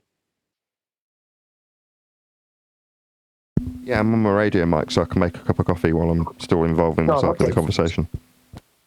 It's not that much different, but you can tell. Do you think the Romans took curvature into consideration when they were building roads? That's my point. Yes, but they would have had to, in the same way we do, they'd have had to have surveyed the topographical changes with respect to horizontal. So if the Romans took curvature into account, it would be the curvature of the land deviating from the horizontal in a vertical fashion, right? How much it rises or falls with respect to horizontal. So again, all Roman roads and the manufacture thereof lead to a flat earth perpendicular horizontal that you're describing the deviation for the curve to be measured with respect to. Well, I kind of dug at that because I'm sure I've seen some videos of where people have been talking about mega projects and building big bridges and they took the curvature of Earth into consideration. No, you didn't. You just used fucking sea level. Well, now what they're saying now is that all these devices have it built in. Like they allow for curvature. It's built in the device. I think OneDeck posted something the other day about the theodolite. Most claims of curvature in this case, the surveyors take curvature into account, falls into a specific type of fallacy called the Ipsy-Dixit fallacy, or because I say so. Well, surveyors, of course, included Earth curve in their measurements. Okay, well, that's just a baseless assertion, isn't it? Where? Well, they take this theodolite, level it to a plane of reference. Can I just stop you there? Well, hold on, give me mercy. I'm about to beg the question of how ball-shaped we're not measuring it, so I can calculate it in after we've measured it flat. Is that okay by you? Can you give me a few minutes to do that? Exactly, Nathan. It's a baseless assertion. And they might also try to flip the burden on you. Yeah, that's when I blow my whistle and say foul. Foul. Objection, Your Honor. Objection.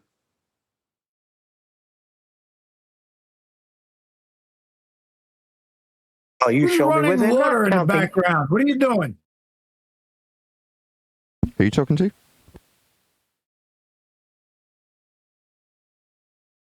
Is that? Wait a minute. Is that coming out of here? I think you're having a stroke. Nurse. Sorry, nurse. no, that's coming from somewhere else. Sorry. Nurse, he's at it again. No, you show me where they don't account for curvature, flat earther. Well, again, proving non-existence, another different fallacy. Burden of proof reversal fallacy, which is the one you said it was. Moreover, it's proving non-existence. Prove where we don't have spin. Prove where we don't have curve. Cram it up your ass. That's my attitude now. I don't need to. What I'm actually feeling isn't the necessity to correct you in terms of your dumbass assertion. It's why am I having this conversation? I have no desire to convert people to my belief in flat Earth anymore. For quite a number of years, what's the word? Not inferiority, not cowardice. There's a word I'm looking for. Might be fear. My fear of being wrong about flat Earth led me to argue the toss all day long, because like they currently do, and we can easily recognise, I felt that if I compel someone else to believe as I believe, it makes it more real. Well, you still don't believe me, so what, the standard that I've accepted in terms of how flat Earth isn't good enough for you? Well, then I need to convince you that that's the case. Because if you aren't convinced, that leaves an element of doubt in my mind about my flat Earth belief. Today, why am I having this conversation with you? You're a wanker. You want to take my kids away and have me drink bleach. Why would I want to talk to you? Frankly, I want to flush your head down the bog, not discuss how flat Earth is. I know it's flat. I don't need you to be convinced. I couldn't give a shit if you're not. What, you want to believe you're on a ball? Okay. That won't change how flat Earth is. Nathan, what's happening is that they're trying to get themselves to believe by constantly coming here and trying to make us believe that Earth is a globe. So It's actually working in reverse. Exactly. That's what we used to do. What you're doing. We used to be compelled to tell others how flat Earth is because the standard that we had accepted still seemed unacceptable to the general public. So, we've got to convince them then. This time next year, everyone will appreciate as we appreciate. That's Dave Weiss rhetoric that he used to parrot quite frequently. This time next year, there'll be tens of thousands of flat earthers. I don't give a crap how many people know now. I literally couldn't care less. It's inconsequential to me. I've become apathetic. I used that word the other day, and it's so pertinent. I'm indifferent. I don't care if you're convinced. It's not about being convinced. When you go and measure Earth, it'll be flat. You're building something, it's going to be flat. If you're navigating, it's going to be flat. If we're flying, it's going to be flat. So does it matter that you think differently? Not anymore. It seemed important because it was positioned that way to make it important so that we argued. Because if there's an argument, there's an element of doubt on both sides. Divide and rule, right? As long as we're arguing about it, no one's looking the other way. No one's looking at anything else. Now, the worst thing has happened. Second interruption. We've become apathetic to the subject. Third interruption, fourth interruption. Ask you a question, Still and that talking. was... Sorry. But you're pushing out a book, so it seems like you don't care, but you're pushing out a book, Nathan, so you do care a little bit, surely. Come on, man. No, there's a general attitude to the confident. Yeah? There's a certain demeanour that the guy who's out at the bar, who doesn't need a woman, suddenly is covered in them. Why? Because he oozes that self-confidence.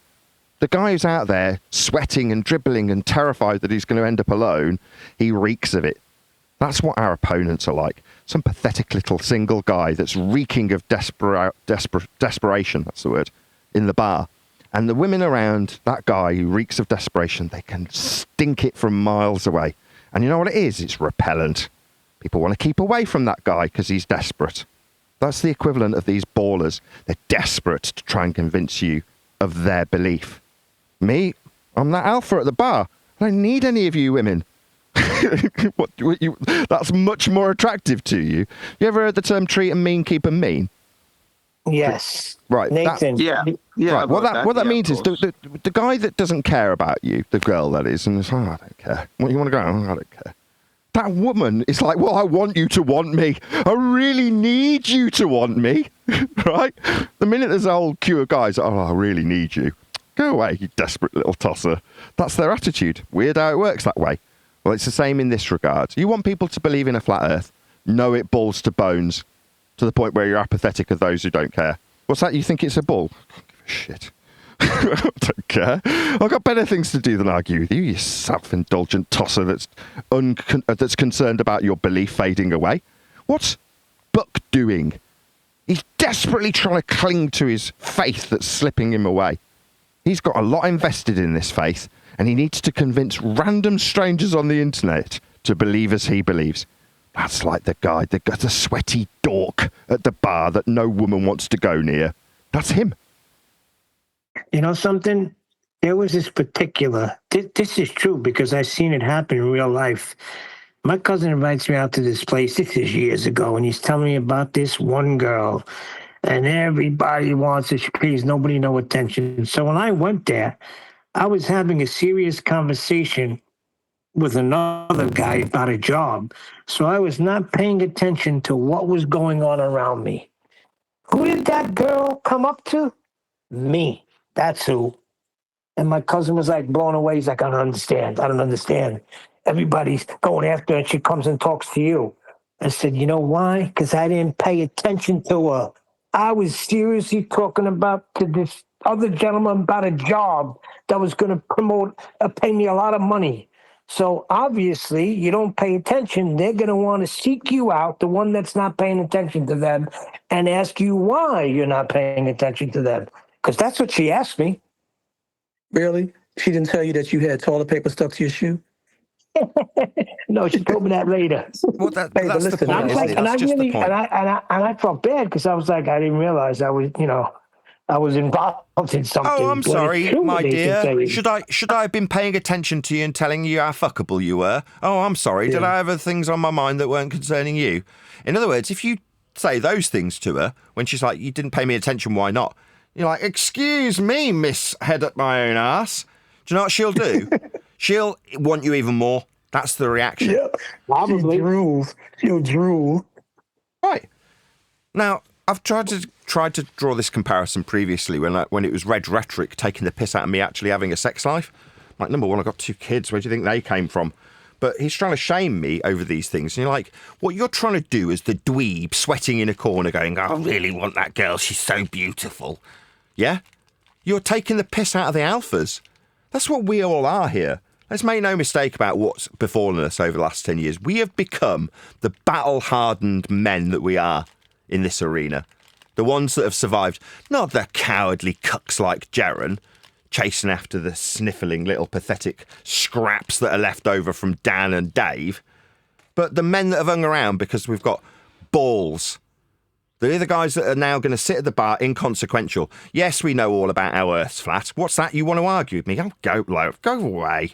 I don't care whether or not you get convinced, you pathetic little twat. Go away and believe it's a fucking ball, you sod. I don't give a shit. What's that you want to argue with me about it? Well, I don't want to argue about you because I don't care. And in displaying that self-confidence, it's a declaration of how inconsequential it becomes when you outright know something. It's like travelling in a car and then you pull up next to somebody on a motorbike and they start telling you cars don't exist. And they really want to argue with you. And you're like, what the hell are you babbling about? You crazy idiot. I don't have time for you anymore. I know I'm sat in a car. I don't need to argue that point with you so you feel better about your motorbike. That's not what we're going to do. Why have you got a motorbike anyway? So you can feel like you've got a bigger penis than you really have. That's what we're really talking about here. Little dick men that feel sad about how indoctrinated they are and how pathetic they'll feel when they have to face up to how wrong they've been. Right? That's a lack of humility. Right? Humiliating that it is to accept that you've been wrong.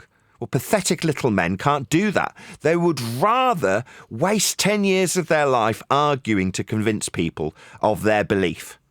Now, having the humility to say, yeah, I was that pathetic twat, wasn't I?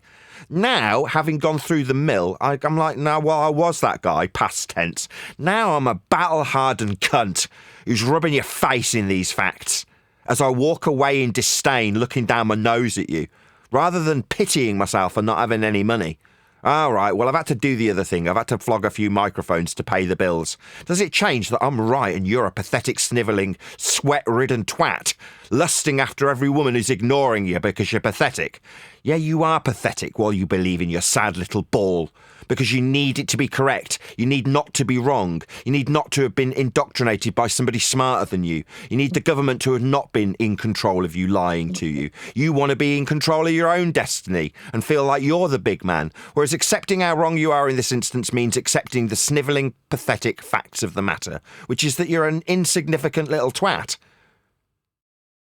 Well, the illustration you use about the motorbike and the car, I like that, because they'll turn around and say, well, cars are bad for the environment. Because I once asked them, why do you care? You believe in your ball, have fun, go over to Gem Pandas and spend your time there. Why are you constantly coming into flat earth debate, leaving your little messages, challenging people to a debate when we're telling you it's undebatable, it never was a debate?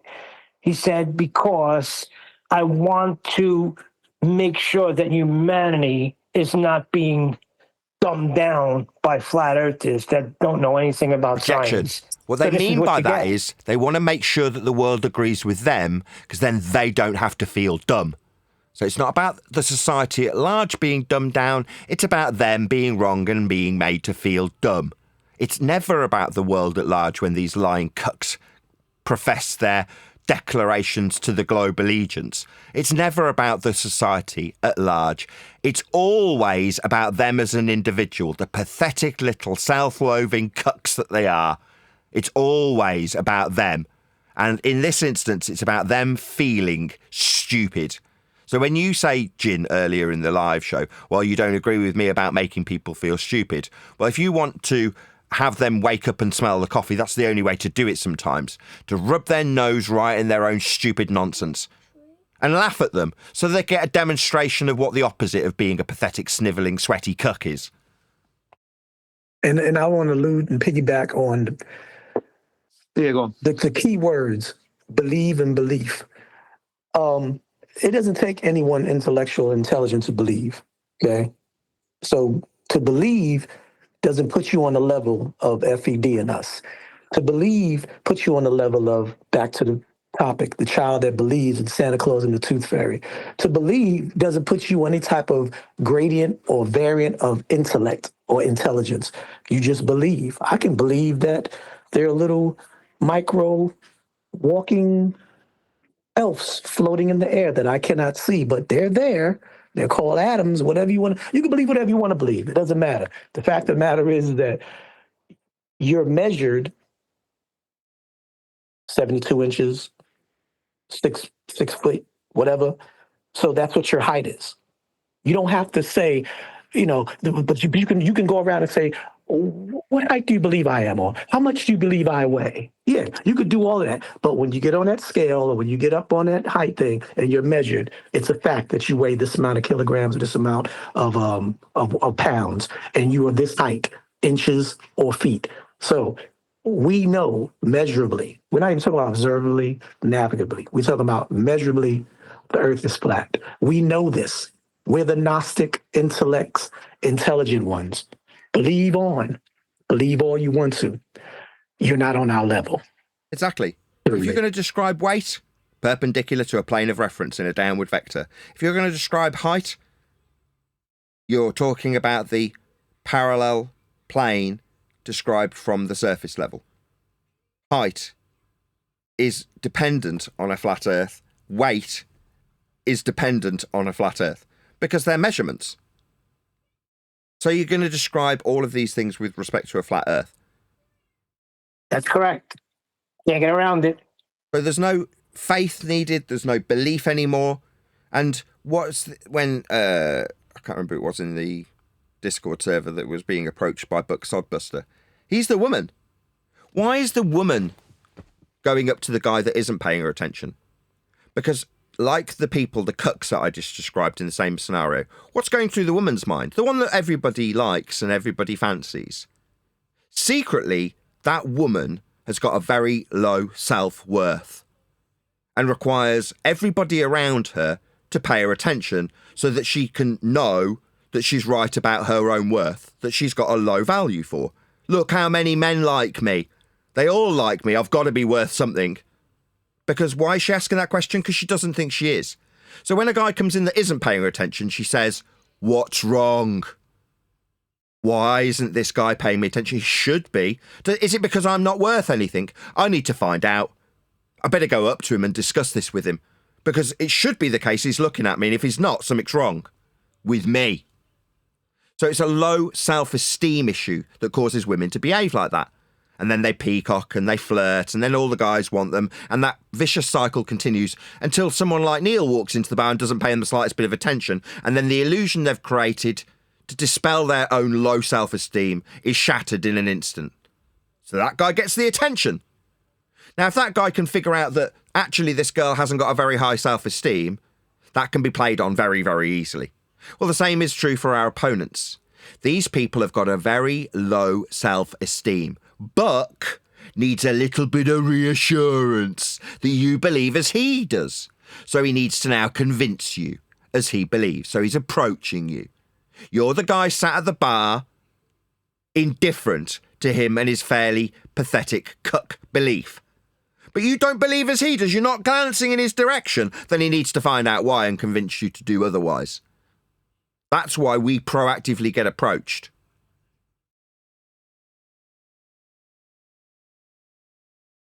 Well said, Nathan. Hit it right in the head. Perfect. Yeah, that happened to me today, Jem Panda called me yesterday. I was too busy, so I said, okay, I'll be there tomorrow. Don't worry. So they're calling me, and I'm just going to give them a beating. I'm not going to not give them a beating. You want a beating? I'll give you a beating tomorrow. Not now. I don't think you do, Jen. If you did, they wouldn't want to talk to you anymore. If you didn't make them feel better, they wouldn't want you around. But you obviously do make them feel better. Yeah, this is an awful absolutely truth. Do not. I absolutely do not. I guarantee you that I do not make them feel good about their position. Right? You hear them. If you could be there, you would hear them screaming at the top of their head. Right, like how much of a moron I am to be holding the position that I'm holding, and it's a position of truth. So they're the ones that become livid and unhinged, not me. So no, I don't make them feel good about themselves at all. I actually make them feel horrible about themselves, which is why I'm surprised they call me in. Yeah, but that's what Nathan's saying. By them calling you in and you adhering to it, kind of makes it that way.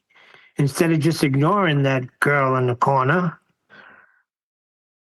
Well, no, I haven't been there as often as I used to be. So that's why they're calling me. Jim, you haven't been in for a while.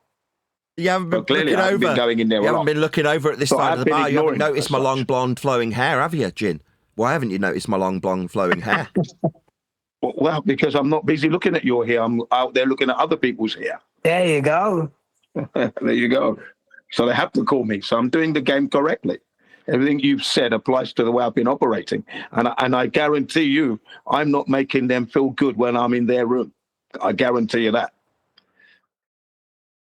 Yeah, that you're enabling the discussion to take place, and regardless of whether or not it's liked by you, just the fact that the debate exists makes them feel better, because there's still a shred of hope that their faith is true if it's being debated about at all. Oh yeah, well, I mean, there is no hope there for them because they get destroyed when I go in. So you want your punishment, you'll get it. Simple as that. And if it's a live stream, I feel sorry for you. So no, I don't make them feel good at all. Just the fact that they think there's still a debate, and there are people that are willing to go have a debate, meet me in this certain server where there's going to be proper moderation so we can debate the undebatable. That's all they want. And whoever does take that challenge, to me, you are enabling the debate to continue. When the debate has been over, once we acknowledge the fact that Earth is measured flat by everyone, every time, everywhere, throughout time.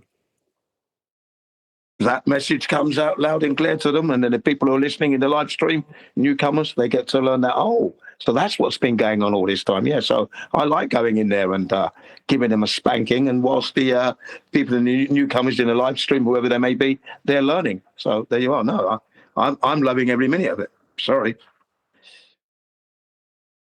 I find, not you, Jen, I find this, that people that want to debate, and they debate all these topics like gravity and curvature and all of this other nonsense, I think they really have a desire to be the smart guy, the one that knows all of this and can debate with you and go toe-to-toe with you on these things.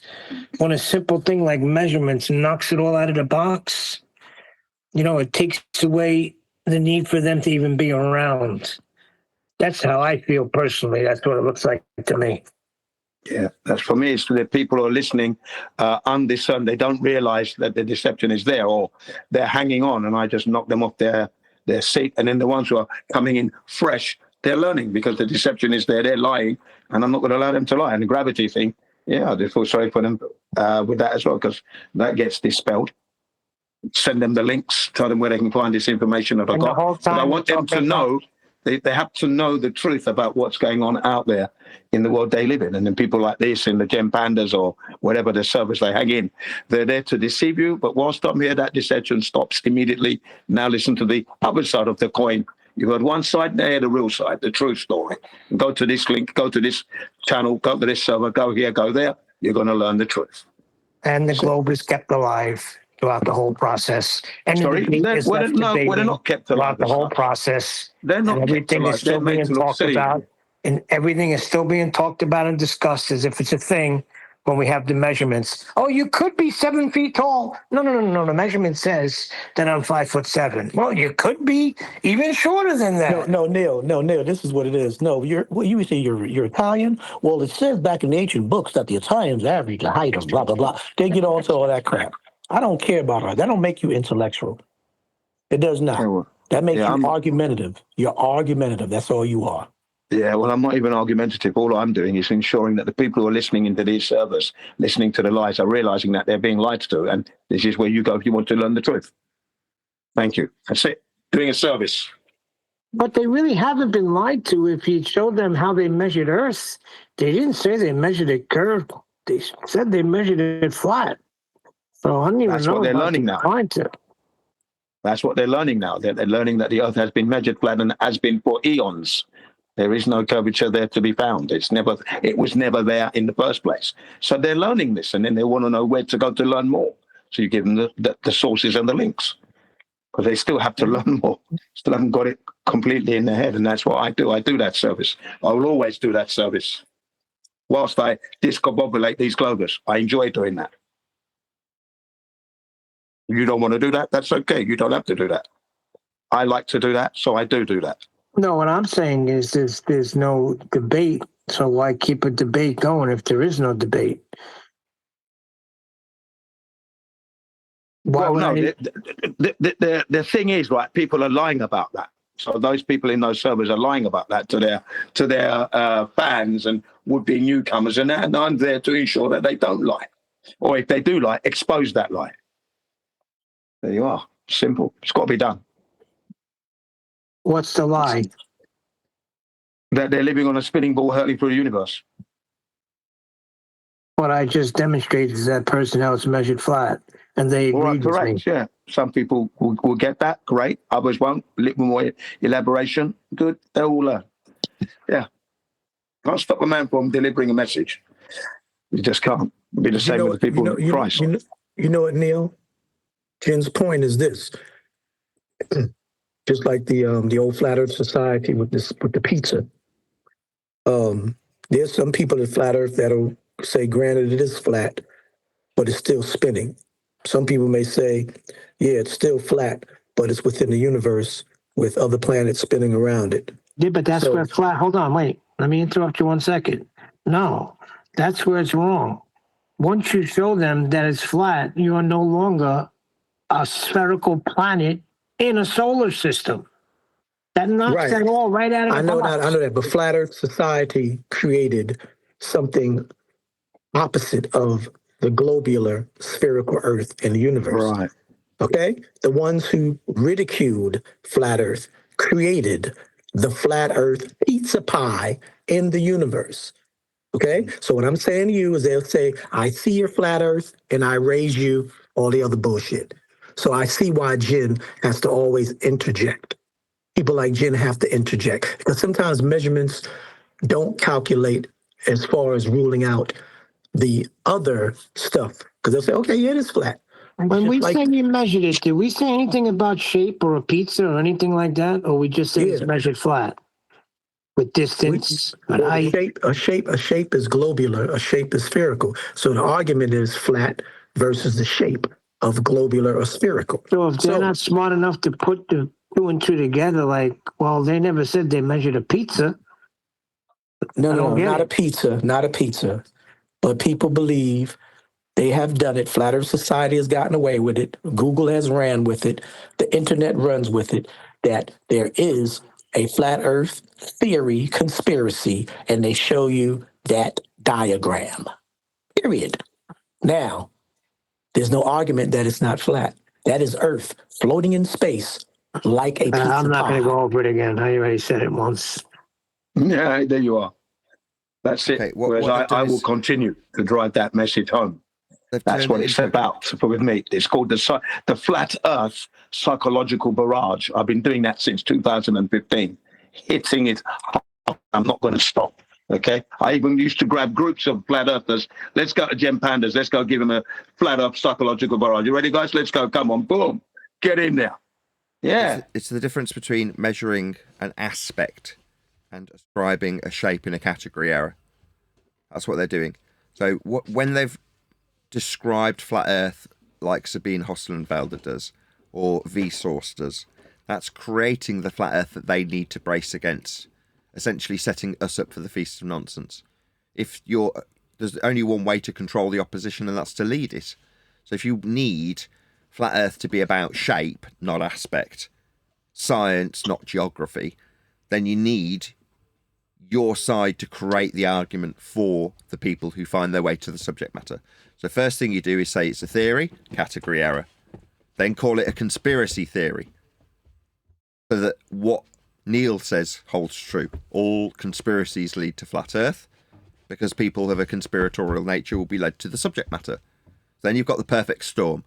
You've got a group of conspiratorial-minded flat earthers in a category error about science when it's not.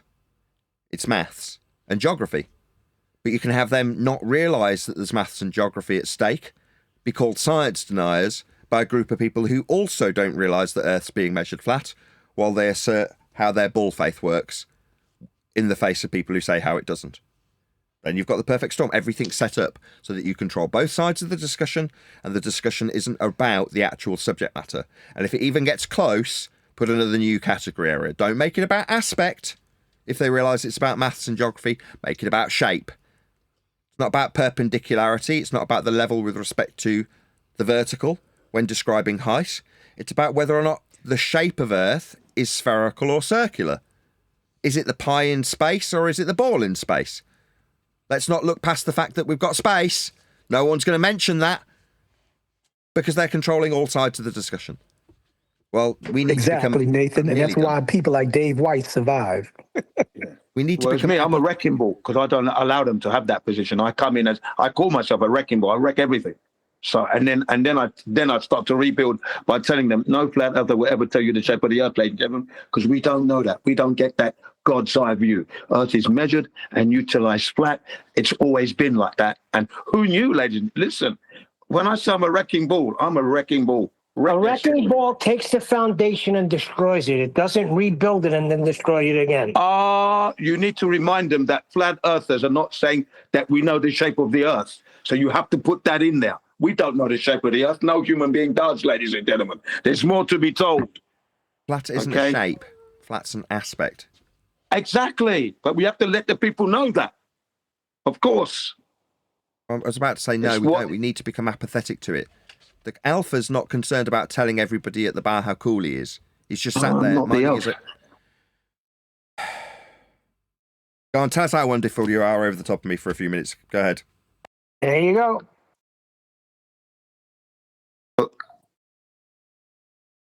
No, you carry on. I'll continue afterwards.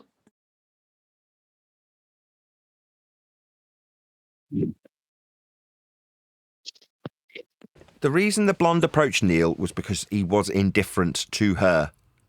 So if you want people to come to you, if I want people to read my book, I need to become that apathetic guy at the bar who doesn't care about whether or not he's got the blonde's attention. Believe me, she'll be giving it to him soon enough. And he knows that. So he's utterly unconcerned about getting her attention. Has she noticed that I'm not noticing her? That's not the attitude. Right? Complete apathy. I couldn't give a crap about him anymore.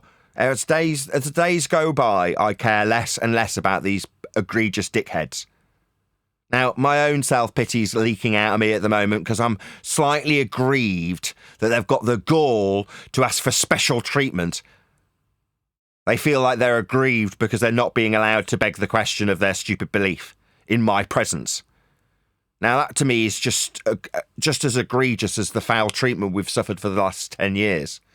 But this is self-loathing, this is self-pitying, and it's not being that guy I'm trying to describe. I'm sure I'll shake it off eventually. My point is that the apathy is the stage that we need to, where we do not care if they understand this or not. Because if we know balls to bones that it's just measured flat regardless, suddenly your influence on it is less. That is to say, whether or not you're telling next man it's a ball or telling next man it's flat is inconsequential to what you, the individual, know in this moment. You know it's flat. So then grow some self-confidence and go, therefore, I don't need to convince next man of it if I damn well know it. My lack of confidence in these facts led me to want to convince others. That's the problem.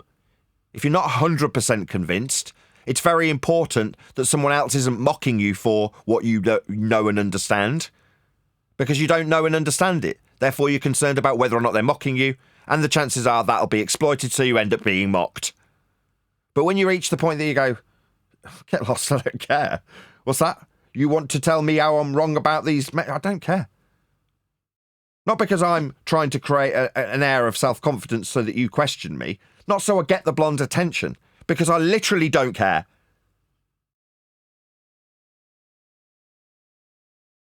It has to be like inherent, innate. You have to. It's almost like that's a great description where you do, Nathan. It's almost like if you don't care that she's looking, but you want to make sure that she knows that you don't care that you're looking, you've opened up a window for her to sniff out your insecurity. Exactly. You're giving her the side eye to see if she's noticed that you're not noticing. It's all very sad. It's all very pathetic. Meanwhile, legitimately, when Neil's just working with another guy to work on a quote, his focus is on a quote that he's doing, a deal that he's going to be doing.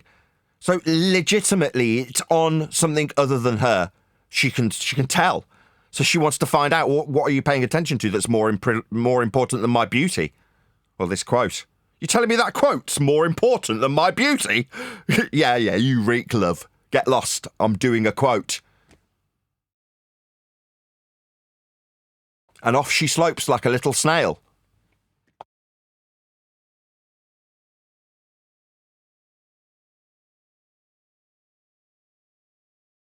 Anyway, our indifference to the subject initially will make you like fodder. So maybe it is because you know damn well for sure and without a doubt it's flat. Suddenly they do want your attention even more, Jin. So it's not necessarily that you're enabling them. It's just that you reek of that confidence. And therefore you're the guy at the bar that they want to approach to find out why you're not discussing the debatable subject. Because it definitely is debatable, Jin. I'm going to convince you. Yeah, you're just the handsome guy at the bar that they want to convince now. Yeah, I laugh at that because that's true what you're saying there. And it just gives me an opportunity to destroy them even more. And if it's a live stream and new people are coming in, they're going to learn very quickly. Because you're a player. I've loved this 10 years of the flat earth psychological barrage and all the insults they've given us. I've returned it to them with tsunamis. So I've enjoyed it. And I'm going to continue to do that. In the hypothetical example, you're giving these guys a sympathy fuck. I don't like the terminology at all. I'm not doing that. And, I'm just destroying them. Let's keep it cleaner now. I'm not into this sympathy fucking. I'm not doing that stuff. No. I'm just totally discombobulating their lie and their story. The metaphor. You liked it when you were the hunk at the bar getting the blonde's attention. To say I'm leveling them out with the flat earth truth. It's just an analogy, a hypothetical analogy. Where you're... I would put it better than that. Oh, my God. That's what I'm saying. Thank you. Put it better than that. Thank you. Well, you're the hunk at the bar getting the attention, and when you get it, you're like, yeah, I'll take it. It's not a crime. I am a free man after all. I do as I please. Thank you. No one controls me. I get it. Not even you, Nathan. Sorry. That makes Thank you. I gotcha. But that makes you a player. You like the game. I want to be a player. Thanks. It's not a crime. Stop that. I will always be a player. My decision, my way, my dice, I'm rolling them. I got that. Right. You don't appreciate how much I love you for what you are, Jin, right? You are very different to me. Right? I'm not that guy. Now, we butt heads interesting that Buster specifically, as we've talked about him in these analogies, was in the comments suggesting how quickly you and I will fall out. Well, quickly, we already have. You know what I mean? I've told you shut up and get out. Yeah, but I'd still buy you a pint in the bar, and I'd still promote you as a very learned man. Come and listen to this man and listen to how he's going to tell you about the flat earth truth. So it's not going to result in hatred. We can't agree on everything, and that's how it is. Quite the contrary. I will put you on my shoulders and carry you down the town. You know what I mean? Yes. Nathan? That's what. Indeed you do. Right, but my point is that in this regard, we have very different opinions about these things, right? You want the fight, right? You're a soldier, right? I'm not. Right. I'm not a soldier, right? Definitely not. I'm a lover, right? But that's because we're very different, right? We're going to have different attitudes. I'm a lover as well, Nathan. I'm not saying you're not. I'm just trying to make an example, Jin. Please, chill. My point is that you see these things differently. You want to convert the world. I heard you in the pre-show. I was listening with great intent, right? It's very aspirational, right? You've got extremely, I don't want to say, what's the word? Noble intent. Now, I admire that, right? That's something to be admired. I mean, I'm not going to even knock it and condemn it as unrealistic, because without people like you, nothing would happen, right? So I get it. It's just my attitude in this regard is very different, right? I'm describing my apathy. That's also internal. You're very much wanting to give back to the world. You want to help next man. You want to give him a hand up. You just described having me on your shoulders. Right? That's your attitude. Me, fuck them all, burn the lot of them, the bunch of cunts. Right? I'm just very different in this regard, right? Because those people who have persecuted me, that's why they can all burn. That's my attitude. Now, you could say, well, that's bitter. When people accuse me of that in the comments, I agree. Yeah, it is, isn't it? Yes. Bitterness is what I have towards these bastards. That doesn't mean I'm generally like that. I'm not. But in this specific example, I do feel quite a heavy degree of bitterness towards these people. You will always want to, help them out, pull them out the trench, shake their hands, draw the truce, and then move on with life, hopefully. Right? No, Nathan, you've got me wrong there. You know the people you've just described, the ones that you said let them burn, I'm going to be with them, let them burn, because the ones that are saying we shouldn't procreate, we shouldn't have our children with us, your child abuse. Those people, I will never lift a finger to help at all. No, leave them there. I'm going to walk on. That's my attitude as well. That's always been my attitude. Okay, Nathan, don't get me wrong there. Please don't get me wrong there. I don't want to help anyone that has called me a this and this and that and this, right? And stated what you've stated, because I've had it as well. I don't want to help them. Never going to help them. Don't give a fuck about them. But, the people who are genuinely out there now wanting to learn, I cannot call them, they don't even know how to use the compass. I can't call them stupid. That's bad of me. That would be very, very bad of me. Can't do that to people. I respect that. Absolutely, same here. That's why, it's good having you on the show. I'm sure when you're not around, maybe people don't tell you how important I stress your presence is at the moment, because you're representative of a good chunk of people in the arena. But when we discuss these things in these terms, I automatically know that the person you're talking about is somebody that's approaching you or I in the example with disdain. If they're asking about how a compass works, flurf, that's how it's being phrased to you in that moment, and you know it. We're not talking about man on the street, because at the bus stop, no one's asking how a compass works. Exactly. That's a fact. That would depend where you go, Nathan, because I have had people on other servers, who are coming into live streams here, and they're asking these kind of questions. I always say to them, no matter how odd the question is, everybody's going to learn from your question. So please don't hesitate to ask. And that's in the 24/7 in particular, okay? Because that's where the public are coming in, and they're coming in from around the world, Nathan. Okay. Right. So I cannot be calling them stupid unless they've come in stupid themselves and start insulting. Oh, they get the full frontal, bang, bang, bang, bang, shut up and sit down. You know what I mean? But yeah, right. And that's how I deal with them. Jen, we just want to explain to you, with regard to the compass, anybody that knows how to turn on a computer, sign on to a server, and do all of those elements, which requires some type of common sense, know how to use a compass. Okay, I'm just reassuring you this. So you're not. These are not people who are 3 years old getting on the servers. These are not 6-year-olds who even still know how to use compasses. These are disingenuous people who, like many, have come on this server as these neutral. What are you not, and why the moderator has to screen them before they get on, who have this pretentious, inquisitive, I'm just here to learn. Yeah, but they turn around and all of a sudden they're getting cussed out by Nathan because Nathan sniffed them out. This is the fact of what we're telling you. So while you're so you do what you do, and what Nathan and others saying is that you want to be a player, but I don't want to be a player no more.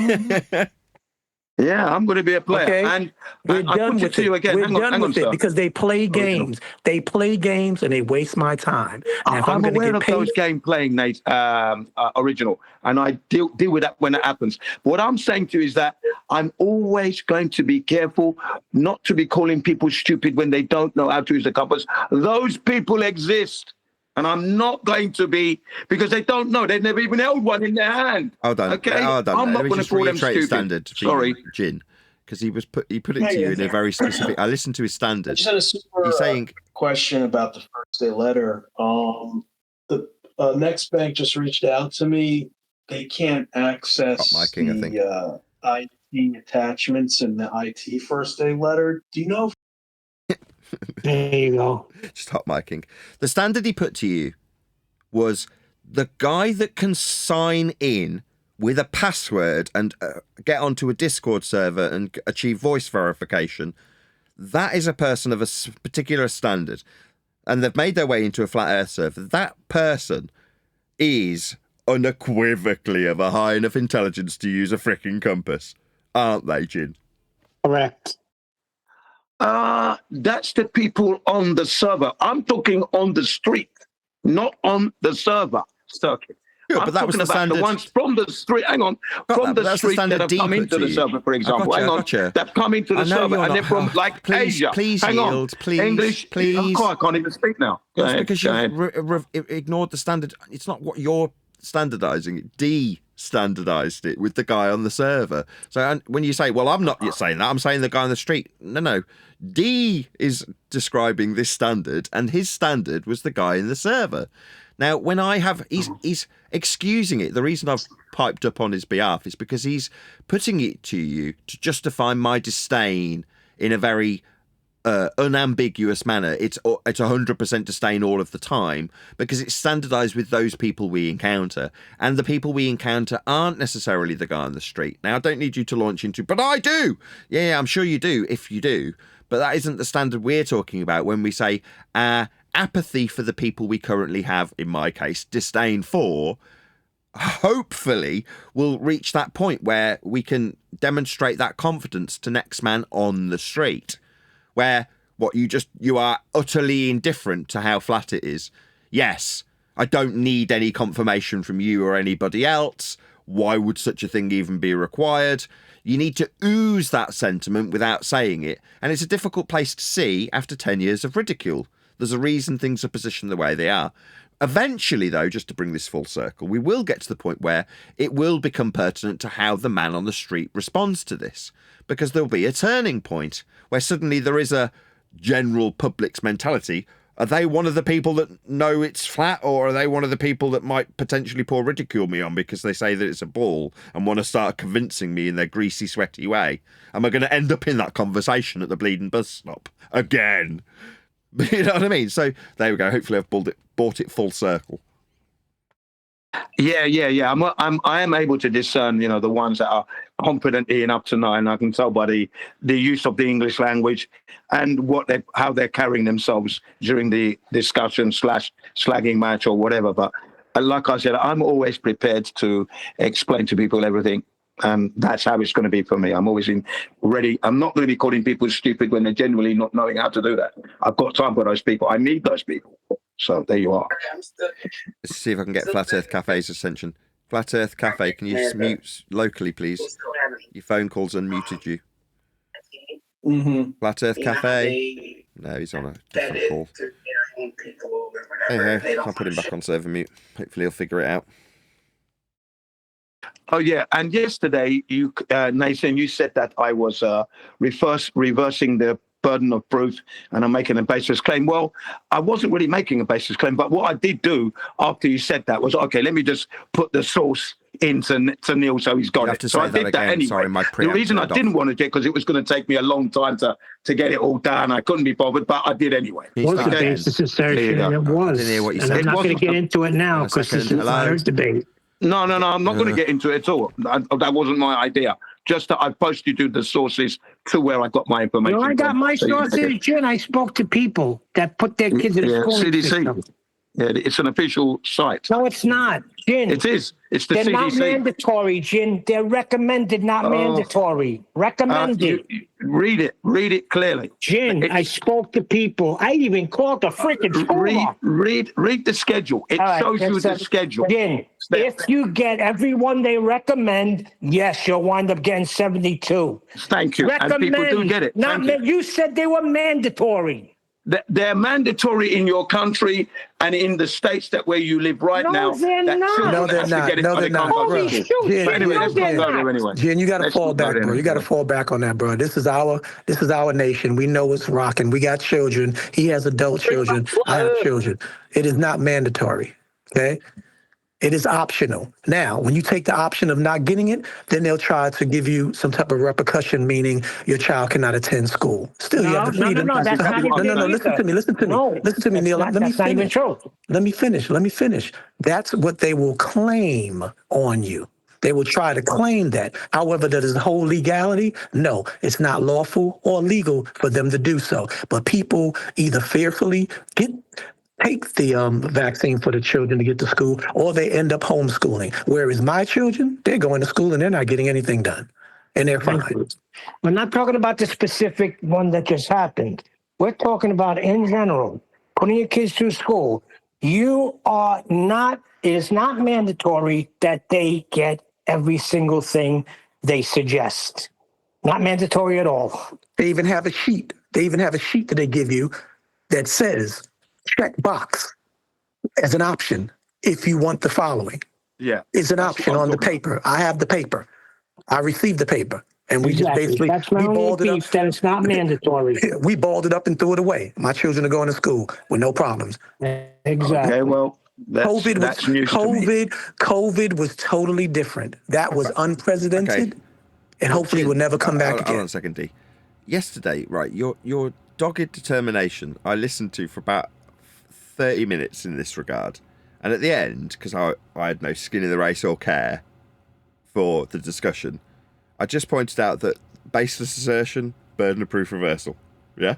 So you made a baseless assertion. When it was challenged, you told your opponent to go and look it up. Now, the problem with a fallacy in this regard is if you do that, maybe they will, but then you get proven wrong. So this has now damaged your credibility. You know that, right? Actually, no, but it hasn't, because I have given my sources, and I posted from the CDC. I gave them it's one of 5 sources that I have, and it states categorically that a baby born from 0, that's from born to 18, they will get either 70 to 75. And I just told you that's not true. It's true. No, it's not. It's written in black and white for you from the CDC. I've had 3 in my life. 3. And I went all the way through high school. Hey, Jen. CDC. Jen, yeah, go ahead. Jen, the problem is we're telling you, but you remind me of the same people who I say will never humbly say, okay, I'm wrong. And I'm telling you right now, there are people who still use midwives here in the United States. There are people who don't sign birth certificates here in the United States, and there are no legal repercussions. Don't tell me and Neil how our nation is run when it comes to parental guidance and things, just because you read something on the CDC. The CDC and the FDA also said that smoking was okay for pregnant women back in the 60s, and Lucky Strikes was the best cigarettes. That doesn't mean that it's a mandate. It's just their way of trying to pimp. It's selling a product. They're deceiving the foolish who acquiesce and are trapped in their foolishness.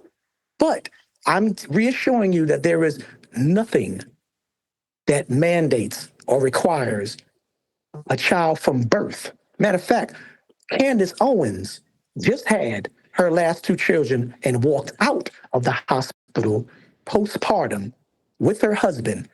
And they threatened, we're going to call the CPA, Child Protection. It was all bluff. Okay?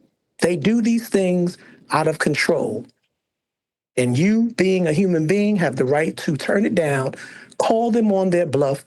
And if as long as your shit is clean, you ain't got no drugs in your house, or if you got dirt on you, yeah, they're going to flip it on you. But nobody can make you do anything. That's what we had to do. They wouldn't allow my wife to leave. So she gave birth to our firstborn, and we didn't want to have her vaccinated. It was just that simple. After about the 12th doctor or nurse or whatever representative had harangued us to get her vaccinated, I'm like, well, let's just go. And they're like, you can't. What are you talking about? We can't just go. Yes, we can. We'll just get up, stand up and leave. And they're like, no, we haven't discharged you. So? Right, well, you'll have to sign a release. Okay, fine. We'll wait for the release then. So then we waited, I don't know, 20 minutes. No release turned up. So again, we just picked up all our stuff and started leaving. And again, they tried to tell us that we couldn't leave the hospital. We're like, yeah, we will. And eventually we did. We just went, well, we're leaving. Well, we need this specialist to come and talk to you. It's like, why? So you can try and convince us again for the 13th time to vaccinate our little baby that we've just had? No.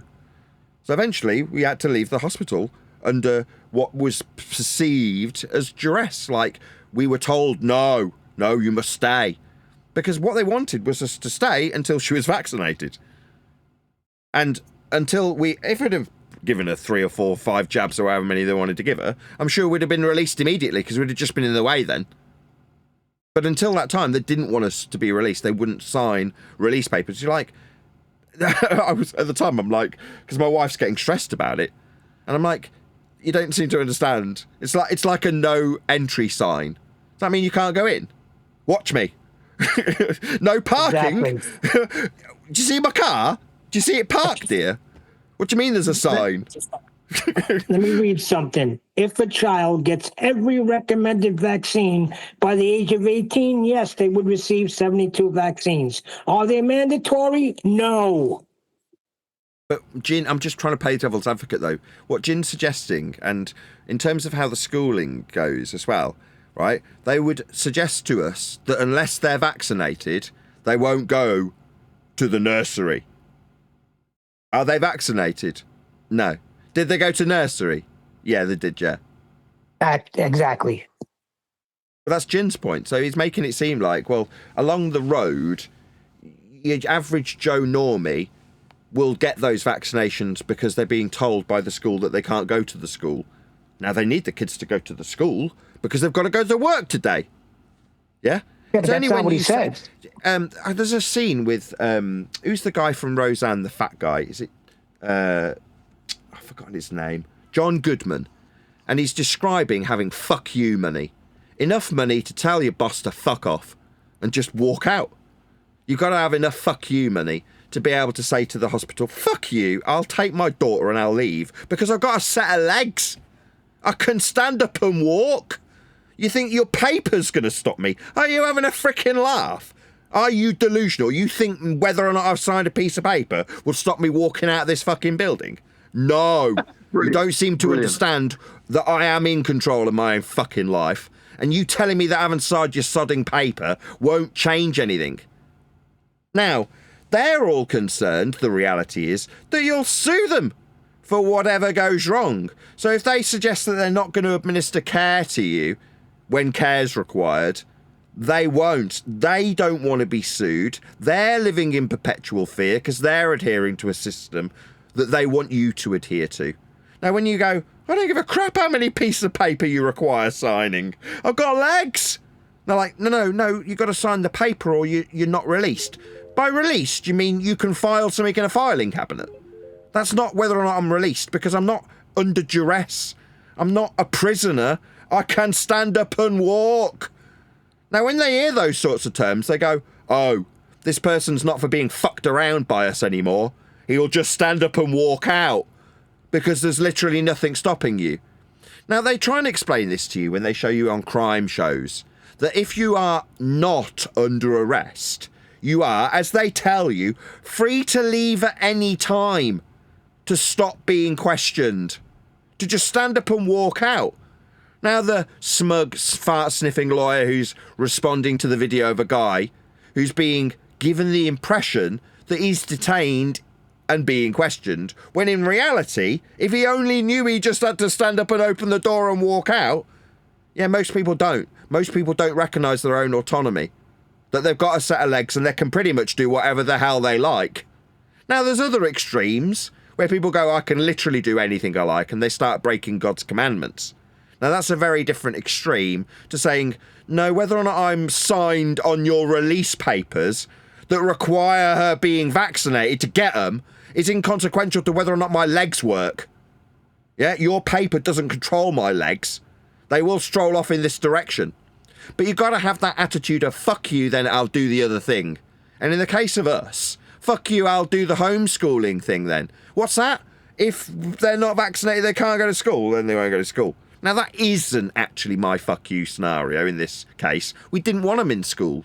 But if you were of that ilk that, like, no, I've got to go to work tomorrow, they've got to be in school, and they turn around and say, well, they've got to be vaccinated, you've got to be able to put it on the line and go, nah, fuck you then. They won't be coming. Because you can pretty much assure yourself that they want them there to indoctrinate them. So they're not anticipating you saying no. They want to give you the illusion that you have to say yes. But when you recognise that, well, I don't have to say yes. Oh, well, then they won't be coming to school. Oh, well, fuck you. They won't then. But you've got to be able to say that and mean it. Not say it and give the side eye to, have they recognised that I'm saying no when I really mean yes? You've got to say no and mean no. And in the case of us being indifferent to our opponents on the globe side, we've got to say it and mean it. And say it where we don't even have to say it. Like, I genuinely, unconditionally do not care whether or not you're converted to a fact. I don't need to convert you to this fact. You need to convert me to your belief to make yourself feel better for today. That's what you need, you pathetic, sad little twat. But in order to have that attitude, you've got to know it balls to bones, to the point where you become utterly indifferent to the discussion and debate. Well, regarding the Globers, you can tell when you've got them because they go around saying, you flat earthers think you've got this special knowledge that nobody else knows. That's Tim Panda, but he's really upset, you know what I mean? Because he's not convincing me of anything, you know what I mean? And anyone listening knows that. So they start to attack you in that form. I just laugh at them. Well, that's projection. As I said, that's called projection. Yeah. They want to have a special knowledge that is above and beyond the common man. Because they've invested heavily in heliocentric understanding, they want to have special knowledge. So when they say, you think you've got a special knowledge, what they really mean is, you're taking away my special knowledge from me. It's always projection. Exactly. Yeah. And you know what I say to them? Yes, I am special. And I do have that special knowledge that you don't, that you're trying to not tell the world because you're trying to hide it, and then everybody's going to learn it. So yes, I have that right. Thank you very much. You lean into it. Actually, I do have a special knowledge. Hammering them to death, mate. I'll tell you. Hemorrhaging everywhere they are. I believe you me, they are definitely having a good time when I'm in there. They're not. But it's not a special knowledge. Everyone knows. They think it is, but it's not. Yeah, I wind them up. I told you I'm an antagonistic bastard when I go in there sometimes, and I'm ready to give it to them. No, not you, Jin. Psychologically hit them. Like I said, it's a flat earth psychological barrage. I've been doing it straight for 10 years, solidly. I'm the man they want to knock down, and I don't get knocked down. Whilst I'm knocking them down, I'm going in there like Rambo, literally. Brrr, brrr, flat up, you mugs. Brrr. Boom, boom, boom, boom, boom. The Dark Destroyer, the Black Bomber, the loudest flat earth you'll ever meet. Yeah. What have you got? You got Nish. Okay, ladies and gentlemen, listen to how they won't teach you about your globe.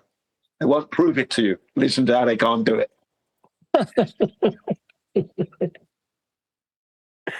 Oh, boy. Yeah, it's all about the show and that anyway. And, and at the same time, we're delivering the flat Earth truth. There are many roads to getting the people to learn, and I explore every single road. Hence, I love the title of your book, All Roads Lead to Flat Earth. Thank you. It's what I've been saying for 10 years. Definitely supporting that title. It's the title to have, and it will intrigue people. Definitely. All roads lead to Flat Earth. How dare? What do you mean? Let me have a look at that book. Come here.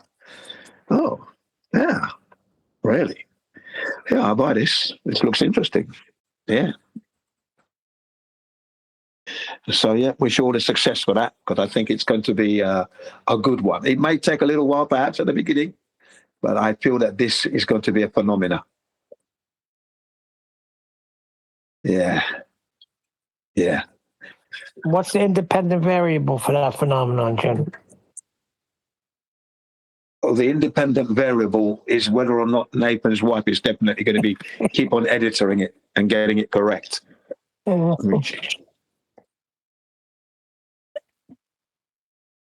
So hopefully, yeah, and then if that's all doing well, then it's going to rise. Yeah. Sales lead the shops like hot cakes out of the cake shop.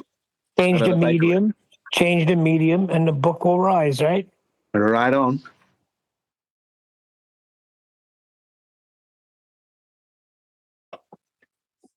So yeah, no, where Nathan's got the disdain against those people who are telling him, not to have children, because I've had that said to me and leveled at me as well. Oh yeah, I wouldn't give them if they were getting, I said, if you're getting mugged, I'd probably assist the muggers.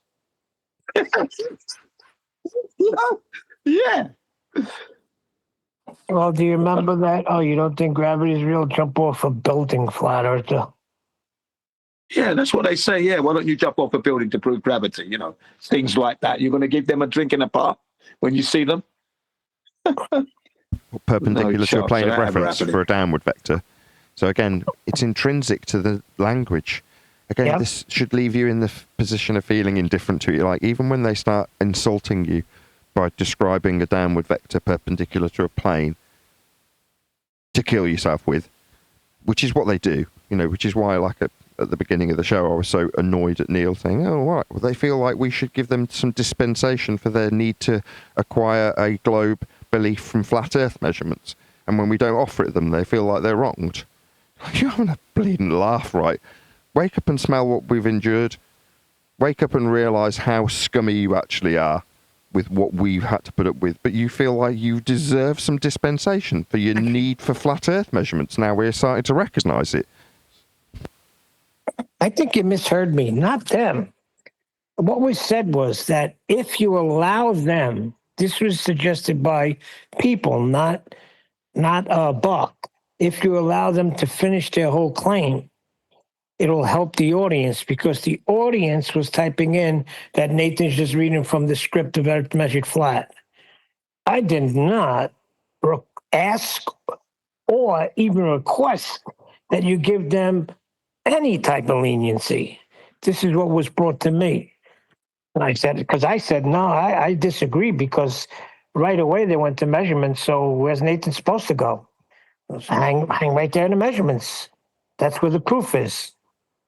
But what they were saying was for the people that are maybe listening to the debate or on Rig's freaking Discord server in the chat, for their benefit, they felt if you would have let him continue on first, then go on, you would have, it would have been more beneficial to the audience. And perhaps they would not have been typing in things like Nathan's reading from a script. That's the way I had it put to me.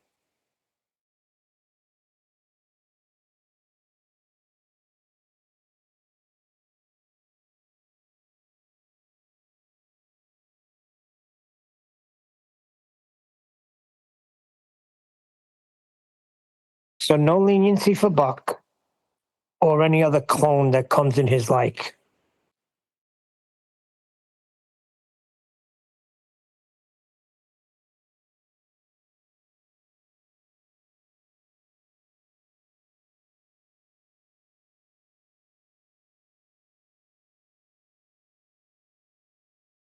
Hello, guys. I have a question. If ever I was about to discuss with my coworkers at work about the flat Earth, how should I do it in a way that I would not be ridiculed or affected? Be prepared for the ridicule, because you will be ridiculed. Why would you want to do it is my question. Yeah, but you will be ridiculed, so be prepared for the ridiculing, unfortunately. And then it's down to you how you handle that and how you navigate that to deliver your flat earth truth try. And my question is, what would make you want to tell the people that you work with that Earth is flat?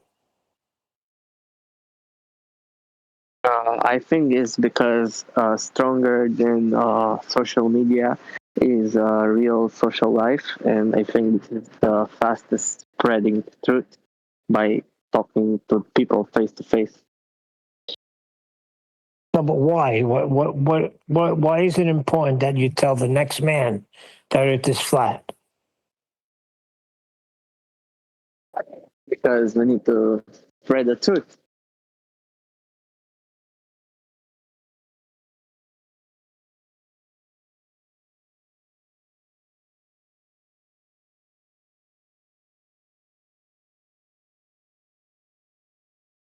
You said to spread the truth? Like, to spread the truth, yeah, to spread the truth.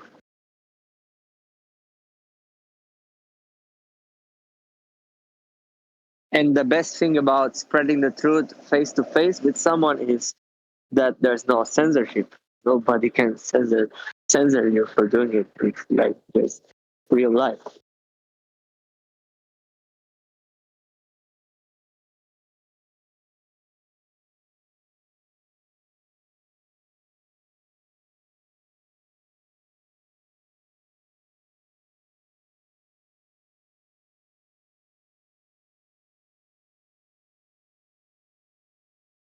Yeah, I don't feel compelled now.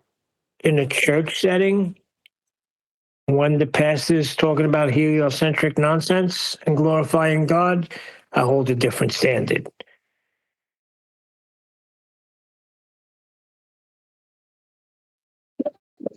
What compel means, I don't know that English word compel.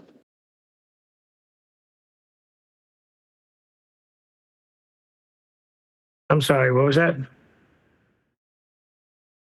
What does compel? I don't compel means. What means compel? I never heard that word compel. Well, I don't know. What's the synonym for compel? Desire? What makes you want to tell them? I don't wish. Like a wishing, no? Like what's my wish? Yeah. Well, I think it's I wish to tell them why I feel compelled. I don't know. Let me find this. Well, he may feel compelled because, as a human being, if you know something that is true, and everybody else around you are carrying a lie, which is enabling the government to continue to perpetuate that lie to the point where taxes are being used, which could be utilized better, then you may feel compelled to actually want that to change, right? That's a human decent thing to do in a situation where, hang on, I'm nearly there. He's asking what compelled means, Neil, I have not finished talking. Thank you. Yeah, I got it. When you talk, I let you talk. Let me finish. You're not letting me finish now, Neil. You're not letting me finish. Thank you. I will finish. In a situation where the system is devaluing us, so this young man feels compelled. That's okay in my book. Thank you. Carry on now. He's asked what compelled means. If you'd stop for 1 second, Jen, just 1 second when somebody's trying to let you know what the man said, maybe we have more fluid conversation where it's not you barking at everybody. The man asked what compelled means. I was going to ask you, do you have a synonym for compelled? Holy shit, Jen. Well then, you said desire. The desire, the wanting, the necessary to tell. There you go. I think I understood what it means. Based on what Jin said, I think I understood. I think it's like an obligation, no? It's something like that, like a feel the obligation to do it. Yes, correct. Yeah, that's correct. Yeah, you feel obligated. Exactly. Yeah, there you go. Yeah. Yeah, that's why I want to do it. I just feel like I will make it faster because we all here for the same reason. We want to spread the truth. Why are we wasting our time here talking about flat Earth? We all have the same purpose. We want to spread the truth. So that's why I feel the need to discuss with the random people, including people at work, about flat Earth. But I'm just very scared to do it. Not scared, but you know, they might ridicule me, and then of course it's my workplace. I cannot just pretend that nothing happened after that, and being my workplace, I cannot risk that. That's why I really want to find a way to discuss with my colleagues about flat Earth. And the place where I work, we're like more than 5,000 people. Like I work in a very, very big company, more than 5,000 people. You know what, hey, Quinn, you could be the man that informs the people where you work, and then they all realize that what you're saying is true. You could be that guy right now. You understand? Because legally they cannot terminate your employment, because that would be illegal, and you could sue them for that. And that's only going to make the things even more, highlighting flat Earth and et cetera, et cetera. So there's a good all the way there. If you have the courage to do that, because it's going to require courage, fortitude, tenacity, unwavering, unceasing, fortitude. You're going to have to keep doing that. All right, okay? And then you're going to tell them the truth. You're not lying to them. So, if you want to do that, that's up to you. But you've got to be ready for the ridicule. And then how you're going to articulate yourself whilst they're ridiculing you, that's up to you. Okay? But if they try to terminate your employment because of the position you hold, that would be illegal. Hold on, I think Refracted got fired for that. I'm pretty sure Refracted Curvature got fired.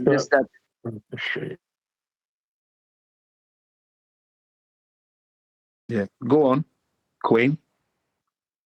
Change your name there. Hey, Queen, go ahead. I'm not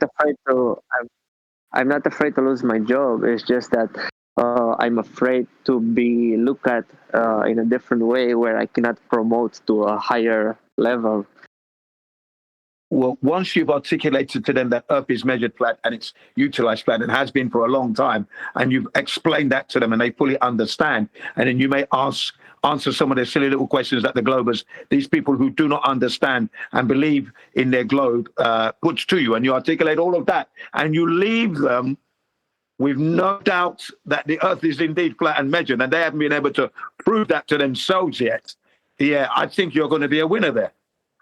I'd love to be in your position right now. I'd do that right now. Easy. I was saying, I think Refracted lost his job. I'm not. One second. Let me just get this out. I believe Refracted lost his job over that. I'm not sure. I know something happened at church setting with him, with Flat Earth, but I think he did lose his job over it.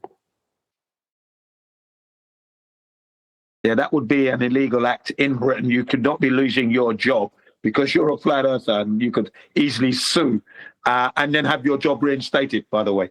So, no. So, it's up to you how you handle that. You have to be careful. But you've got to be ready for the ridicule, because they're going to ridicule you for sure. But once you stand your ground and you're delivering the facts that make them think, it's up to you, basically. Obviously, the decision is yours to make. You're the one that's working there and that. So, and I think it's good because it's the way you deliver it. I've made some discoveries, blah, blah, blah. How many of you have heard about the flat Earth? How do you know the Earth is this shape? Are you sure? Did you check? Blah, blah, blah. There's many roads you can go down to get them to think. Okay? Yeah. And then you lead them to the links, send them to here to come and discuss, send them to this server. Yeah, go ahead, man. Yeah, bring them to the servers where they can come and learn. People that Earth is flat. My best friend and my girlfriend, I talked to them, and they are now fully convinced that Earth is flat. My girlfriend and my best friend. There you go. So there you go then. What you could do is in a few months, there's a really good book coming out, and you can buy him a copy of this book. Then you can get fired. I can send them. I can give them the book. I can send them the book as a gift. Yeah, then you can't get fired. You just say, what? I was sharing a book. Yeah, you put the book in the company library on the table there. Everyone looks at it. There you go. That's a good one. Yeah. The Jehovah's Witnesses do it, right? Yeah, there you go. Just put it on top there, and the people look at that and think, "Oh, that's interesting." Yeah, wow. Who knew? Yeah. And then at tea breaks, you have a discussion at tea breaks, lunch breaks, having a discussion. Did anybody see that book I put on the table about the flat Earth? All roads lead to flat Earth. Anybody? Yeah, there you go. You see what I mean? You're in a fortuitous position there, mate. If I was in your shoes, I would do it. No doubt. Because I'm the man who can. No worries there. Yeah, maybe one day soon I will try. Once you're sure, you've got to be sure. That means you've got to know your game. Okay, and then remember, because they can always try to lure you back into the globe, all right? And you know it's not that, and it's upon them to prove that crap, and they're never going to be able to do it. And you show them how the Earth is indeed measured and utilized flat. You've got to have that material to show them. This is how we know here. Look, these are people who are measuring Earth flat. There you go. Look at that. Okay, they're not using it. There's no curvature going on there. So there's a lot you're going to have to articulate, and you're not going to be able to do it in one day, in one tea break, one lunch break. No, it's going to be a while. But yeah, you're dropping a bombshell. So you've got to be very careful there. I disagree with that sentiment for the one fact that once you got it measured flat, they can't take you back and pull you to no globe. It's an impossibility. Oh, no, that's right. No, they may try, though. No, they may try is what I said. They may try that, of course. That's what I said, Neil. That's definitely happened. They're always trying, you know what I mean? And I say to them, yeah, bloody hell. I'm not saying they wouldn't try. What you said was, you got to have it all together and know your stuff because they'll try to pull you back on a globe. My saying is, if you know Earth is measured flat, how are they going to pull you back on a globe? No, but they're going to try that. They are going to try that by the way they're going to try and ridicule him and try to put this false proof up on the table for him. He's got to know his stuff. They're going to try it. No doubt about it. Come on, man. I'm seasoned, so I know what I'm talking about, Neil. Don't know where you're coming from. They're going to peer pressure him to go back on the globe, you're saying? And they're going to try and offer up all kinds of stupidity. And he's got to be ready for all that. Yes, I hope he's ready, All right, let's test him out. Okay, so you demonstrated to them that Earth is flat, and one of your workers says, well, how does gravity work on a flat Earth then if you're telling me it's measured flat? Yeah. How does gravity work? And how does gravity work? Proof of gravity. There's no proof of gravity. Yeah? When I drop my pencil on the floor, what's happening, Matt? Talking about? It's going in a downward vector. Yeah. But down, points to Neil. You can't have that on a ball. No, not that you can't have it on a ball. Fuck's sake. You're all useless twats. I'm not done yet. You got to give me a chance. You're describing a downward vector in 111-year-old out-of-date Newtonian gravity. What is gravity if you're describing it as an incorrect force that's pulling things down? What's down? If you're going to measure anything in that vector, it's perpendicular to a plane of reference. Gravity requires Earth be measured flat to assert incorrectly that all things tend to the ground. So it's not that there's no proof, it's not that it doesn't work on a ball, it's that to believe in a notion of gravity, if someone's asking you how it works on a flat Earth, you've got to measure Earth flat to describe the vector perpendicular to a plane. That's what down is. All things fall down, that's perpendicular to a plane of reference. You can't have down on a globe before I had a chance to continue. But go ahead. Yeah, Nathan, what we're trying to do is hassle what's his name? Eighth Queen, because we're pretending to be stick in the mud globers. That's all we're doing. We know what's going on. We're giving him the pressure. So you've just fallen into the trap there. Stand down. No, he did it. Nathan gave the answer I was going to give. That's what I want him to say. Everything Nathan just said, that should be the answer. But I'm waiting for this guy to try and do that. Yeah, can we let him do it by himself? Remember, it's a test on how he's going to perform. So let him make his mistakes, and then we correct them afterwards. please. Yeah, I did ask him. Didn't answer. Then I said Jin. Okay, let's just put it a different way. Right, if you're talking about anything, literally anything that involves two things. Number one, a measurement of any description and Earth. So if you've got any Earth measurement, bar none, it will require Earth be measured flat. Now, in this case, we've got gravity.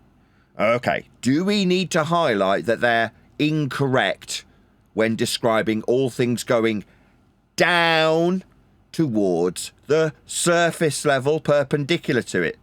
A vector in the downward orientation requires a plane of reference to be perpendicular to. So you've got two choices. Three, actually. I'll come to the third in a second.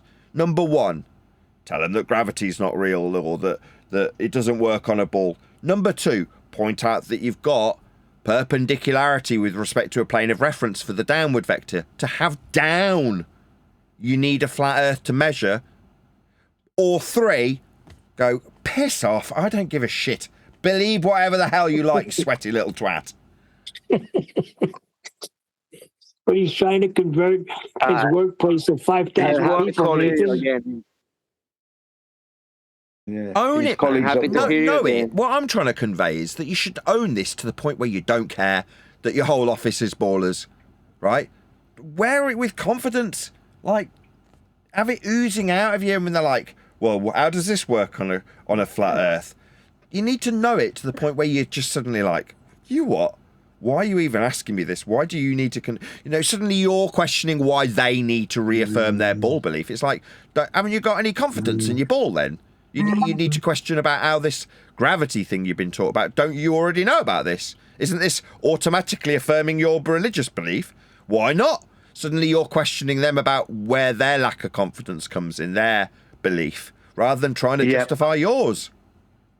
Well, Nathan, I do remember you saying that people don't want to be made to look stupid and feel stupid.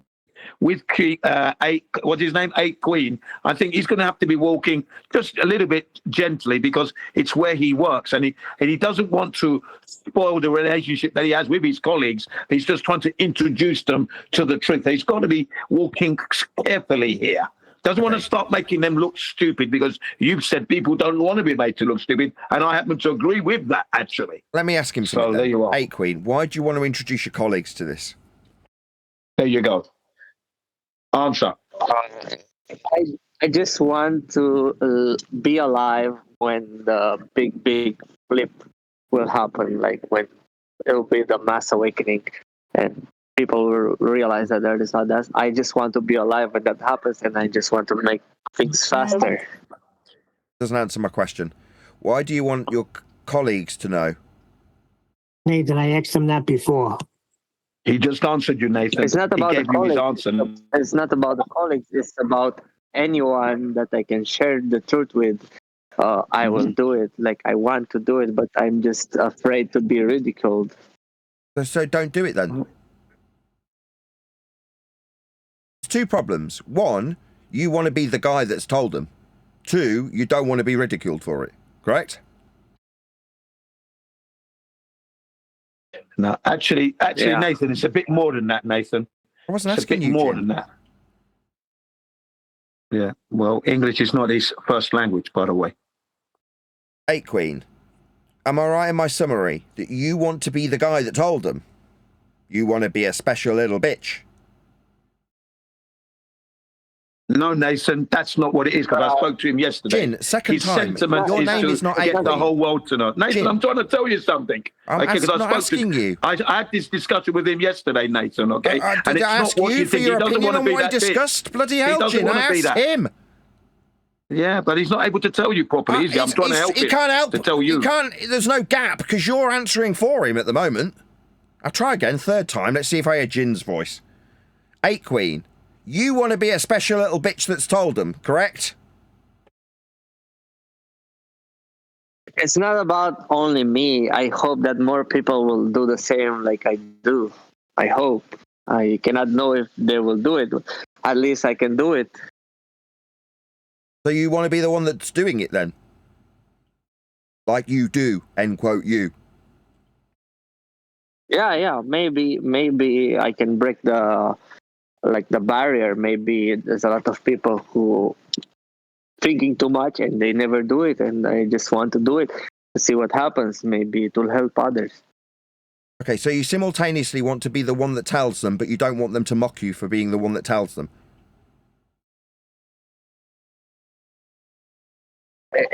I know already that I will be ridiculed. It's just that I don't know how it will affect my social life at work. Like if it will affect my my working place. I'm not sure about that. Yeah, it will. I must object to Nathan Oakley's approach here, leading the witness and etc. No, I don't agree with what you're doing there, but that's all I'm doing at the moment, just objecting. Fine. Right, well, you need, in my humble opinion, you need to reach a point where you couldn't give a shit whether they know you're a flat earther or the earth's flat. Who cares, right? Then you will exude that confidence to the point where they'll be wanting to ask you. Now, in terms of being ridiculed on the street in general about this subject matter, it's only in the circumstances where I've raised the subject, forced it upon the person that I'm talking to, that I end up in a position to be mocked or ridiculed. For most of the time, I'm not discussing the subject because I don't feel compelled to when I'm out and about, in general societal terms. But you do feel compelled. Well, you need to get past that, in my opinion. That's my current rhetoric of the day. When you reach the point that you couldn't care less whether or not your colleagues know Earth's flat or not, is the point that if it does come up in discussion, you'll be able to disseminate the facts to them to the point where they're satisfied and don't want to mock you. Yeah, I think Chocolate's saying they come to him now at his workplace. You know what? I think you give me a lot of ideas. I think you give me also motivation, and I think after I will read your book, I will be able to openly talk with my colleagues about it. I think after I read your book, it'll be the perfect timing. Oh, well, that makes me feel good about it. But I just think that at the moment, your concern for whether or not your colleagues believe as you believe is down to it being a belief. That's to say, you've come to grips or come to the facts recently about Earth being measured flat, and you understand them intrinsically. But balls to bones, you don't know it yet. It's not sunk in. Otherwise, you wouldn't care that they know. But you need them to believe as you believe, right? You want to be the one to tell them, and you're concerned that you'll be mocked when doing so. Well, I'm not concerned with being mocked. I'm absolutely livid at the people that have mocked us over the last 10 years. That's to say, my righteous indignation has turned into vitriol. That's to say, I feel aggrieved at them. Now you're like, oh, well, I hope they don't mock me. Mock me at your peril. That's my attitude. Now, maybe you'll reach the point where you feel the same. I don't know if you spent 10 years being mocked by scum. But my point is still the same. When you no longer care will be the point that you won't get mocked or ridiculed when you're out and about. Because number one, you won't be compelled to bring it up. And when someone else brings it up, yeah, you're suddenly a little surprised when you know exactly what you're talking about. And knowing, you know, when you're saying, well, what tool can I offer up to suggest that Earth's measured flat? That question earlier tells me that you don't have a full grasp on the situation. You don't know for sure and without a doubt that Earth's measured flat. You're looking for whys and wherefores and tools of measurement. Me, when someone's like, well, what's your example? Any. Name a bloody measurement, any of them. I don't care which. They're all flat. But that's because I have this indifference to it now. Because I know balls to bones. It's taken 10 years to get there. But reading my book won't give you that.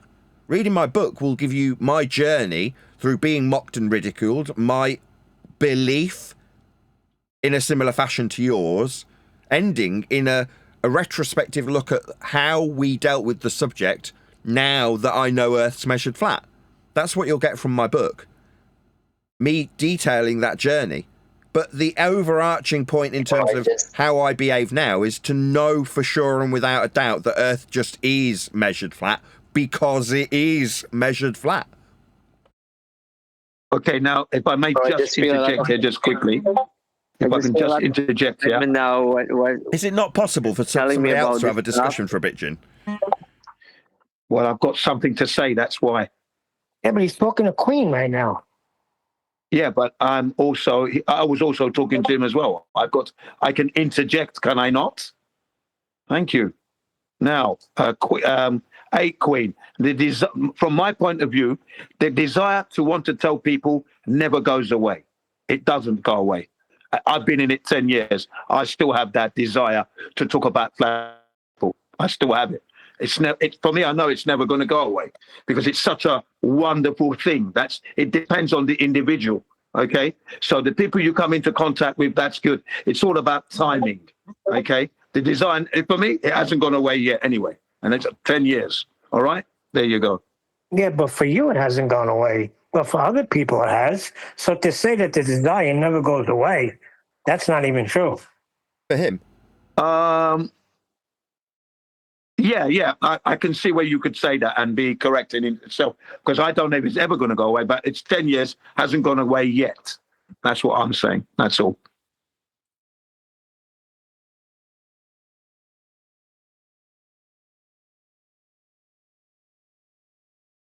I was never compelled. So when I've been out in normie society, on the street, as you put it, I don't feel compelled to bring the subject up. Because who am I to bring it up?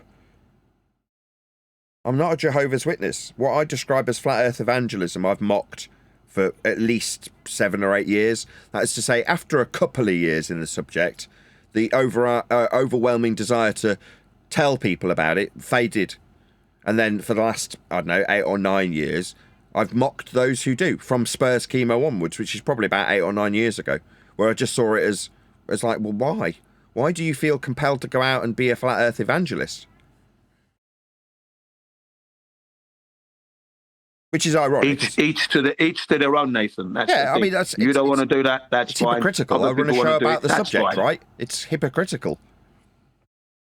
No, there's nothing hypocritical about trying to inform people of the area they live in.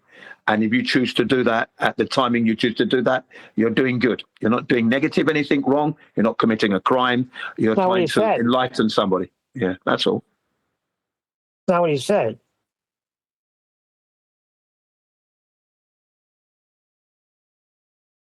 It's not my place to convert people, right? If you want to believe you're on a ball, that's perfectly within anybody's rights to believe that. And why would I feel compelled to stop them?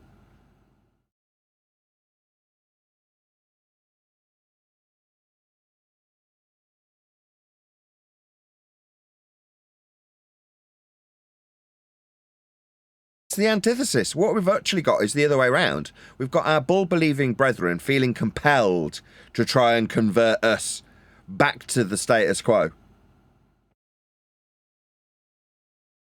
And that's the beauty of it. We flipped it on them.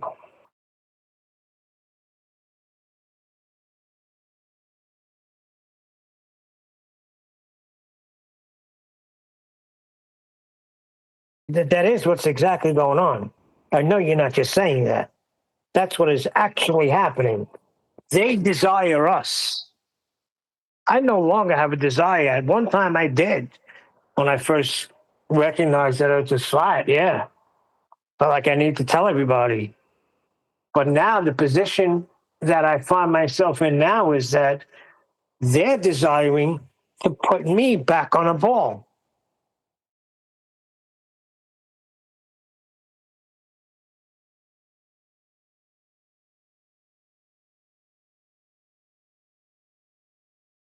Well, let's hear from 8 Queen, and you've gone quiet suddenly. Suddenly?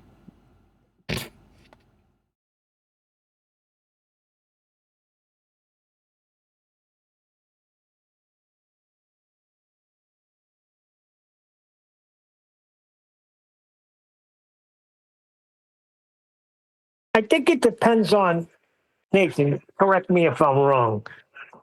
I think it depends on how you came into this topic.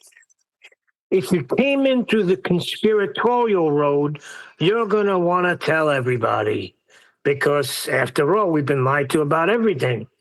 If you're coming through a different road I don't think it's as important, or we don't feel desire to. Like my brother told me, I didn't come into no conspiracies. I didn't even know how to use a freaking Discord or anything like that. I didn't even watch YouTube videos. So I think it depends on how you came into the topic. Right? Dave Weiss came into the conspiratorial road, did he not? I also came in the conspiratorial, also me. That's why you want to tell everybody then. Shocking.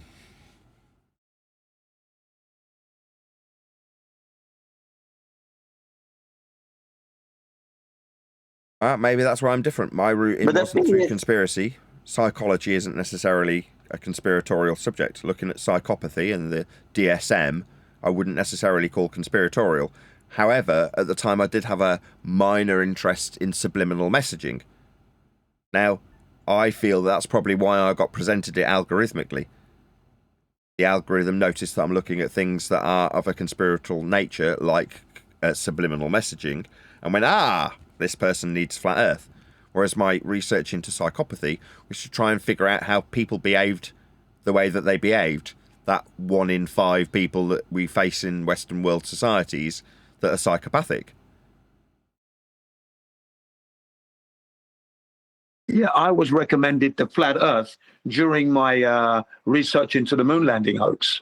And I ignored it for about a year. I thought that's ridiculous. You know what I mean? Putting that up, I said, So I ignored it. But I was researching the moon landings, and that would be from 2001 up to 2014. So that's 13 years of research on the moon landing hoax. And then suddenly I'm getting this flat earth stuff appearing on my search and recommended bar. And I ignored it. So you came to the conspiratorial road. Oh, yeah, of course, because I was looking into the moon landing hoax, of course.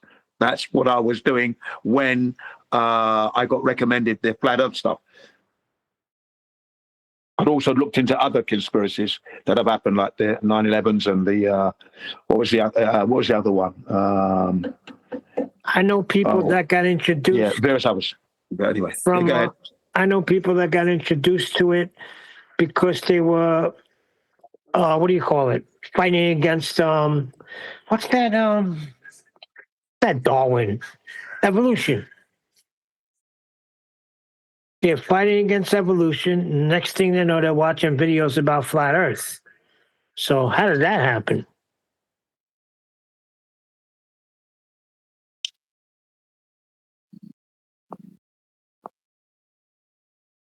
There was a lot of content being produced out there and being presented out there, because even my brother, 2017, he was saying he can't believe how much flat earth material is. And look at this, Jin, look. And this is my brother in London. And he was just reading. I said, I've been trying to tell you for the last 2 years that the earth is flat. And but you're still ignoring all this material. Wow. And then shortly after that, the algorithms kicked in. So it would have been like late 2017 into 2018, the algorithms began to kick in, and they were offering up Earth is not flat videos were taking over, and that's what's been happening. We've lived through that, of course.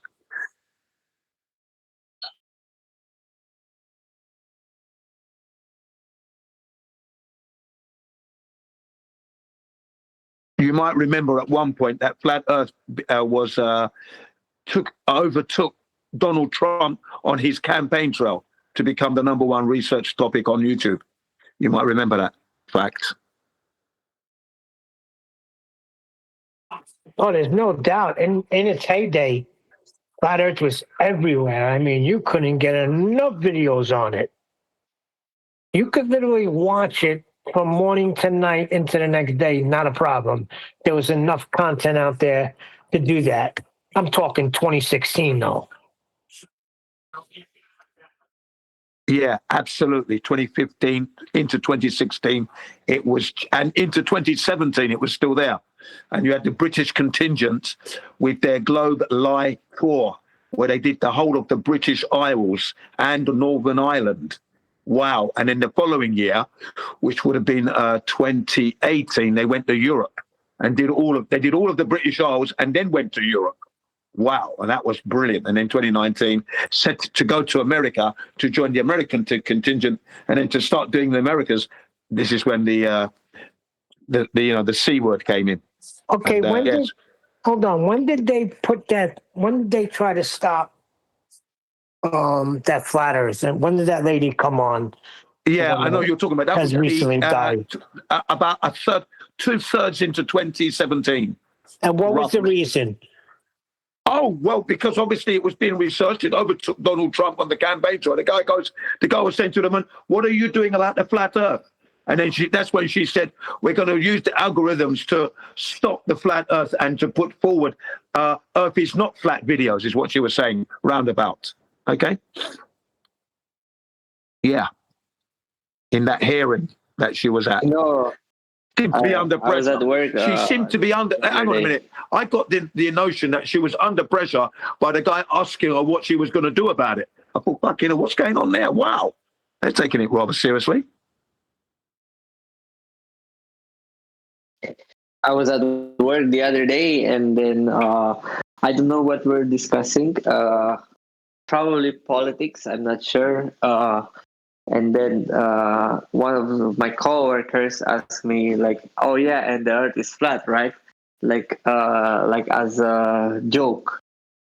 And then I don't know. And then and then he asked me, like, "What is the shape of the Earth?" And then I told him round, because of course I don't want anyone to know that. You're lacking the confidence there. Oh. Well, there you go. Hold on, wait a second. Did you ever mention flat Earth to them before this happened? Never. Oh, never just wait a second. Never. It came out of the other person's mouth, so they've heard it already. Yeah.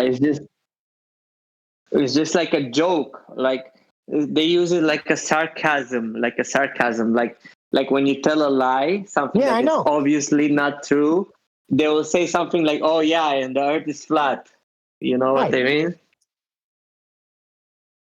Exactly. So it came in a mocking way, but they have heard it. Yeah, exactly. And then I thought they're just gonna. I just laugh about it. But one of the other guy asked me, "What is the shape of the Earth?" And I told, "Oh, it's round." I told him it's round, and just like that, because I cannot tell them, "Oh, it's flat." No, your perfect opportunity there was, it's measured, and it's measured flat. So you tell me what it is. Well, I'm quite surprised that he was asked the question, "What is the shape of the Earth?" Especially as the first comment came out as sarcasm. I don't know what they were talking about, but something happened. They were talking, and it was, "Oh yeah, and the Earth is flat, yeah." But then why would then someone else ask him, "What is the shape of the Earth?" Why did that happen? What was the motivation of that individual to ask you that question? And where were you? Were you at work? I know why is that. Because one of the politicians who were part of the not the presidential but the sectors, like the prime minister, they had like an interview with random people, and then something goes viral because somebody talked to this politician about flat Earth, and then they discuss, and then they asked this politician that about flat Earth, and then this politician said something like, "I cannot tell you anything. We need to ask the scientist or whatever like that." And he didn't tell immediately that Earth is globe. He tried to hide that and say that we need to study it or whatever. And then they know that I like this guy.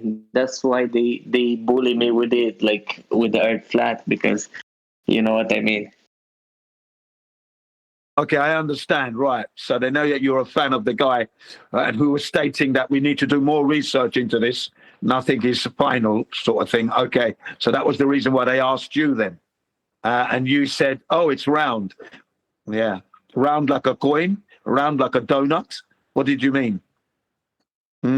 Yeah, why would you say round?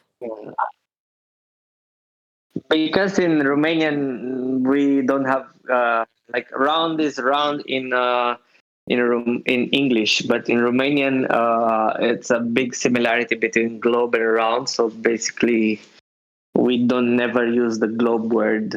We just use around, like we understand what we mean. Like it's just a language barrier. Actually, it's not a language barrier because in the UK and here in Japan and around the world, people say round. They don't say spherical. They just say round to mean ball round because they're being lazy. That's why. So it's the same phenomena across the earth, actually. Yeah. Same. Many places they just say round instead of spherical. Yeah, but is it 2-dimensional or 3-dimensional?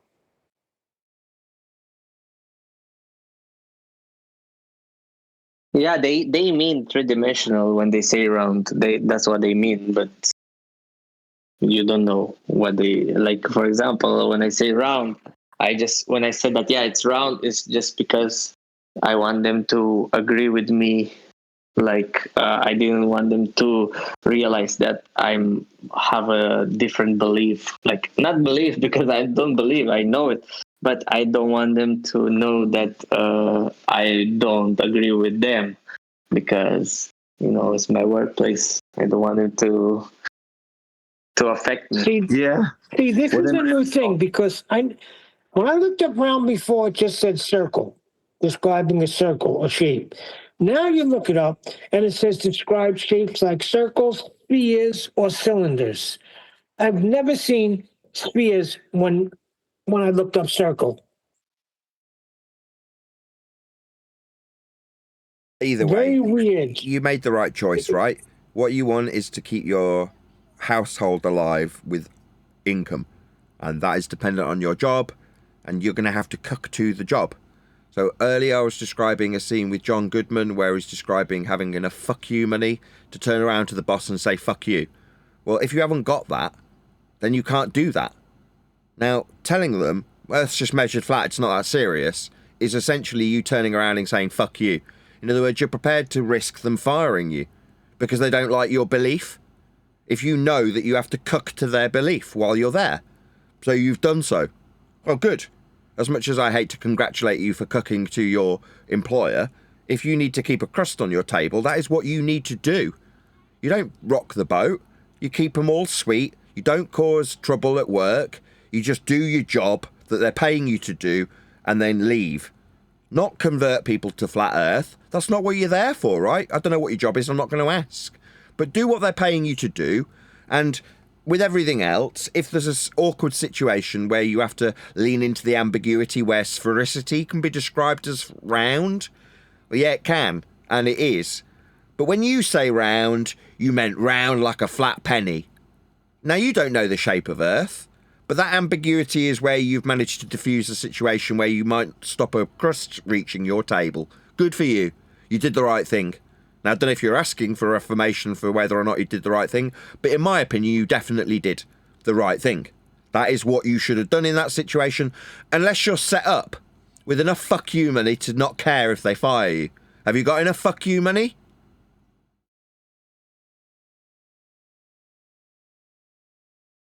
Oh, thank you, Nathan. Thank you.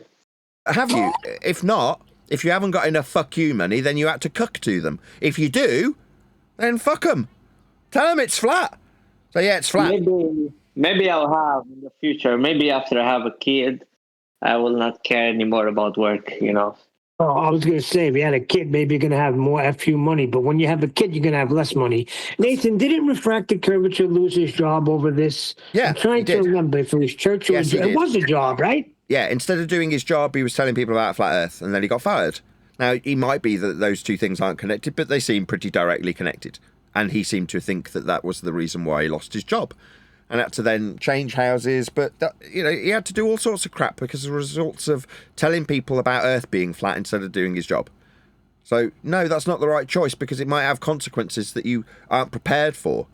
Now me, I didn't want a boss. Yeah? When I was transitioning between doing full-time YouTube and working full-time, I had a part-time job delivering stuff on a van.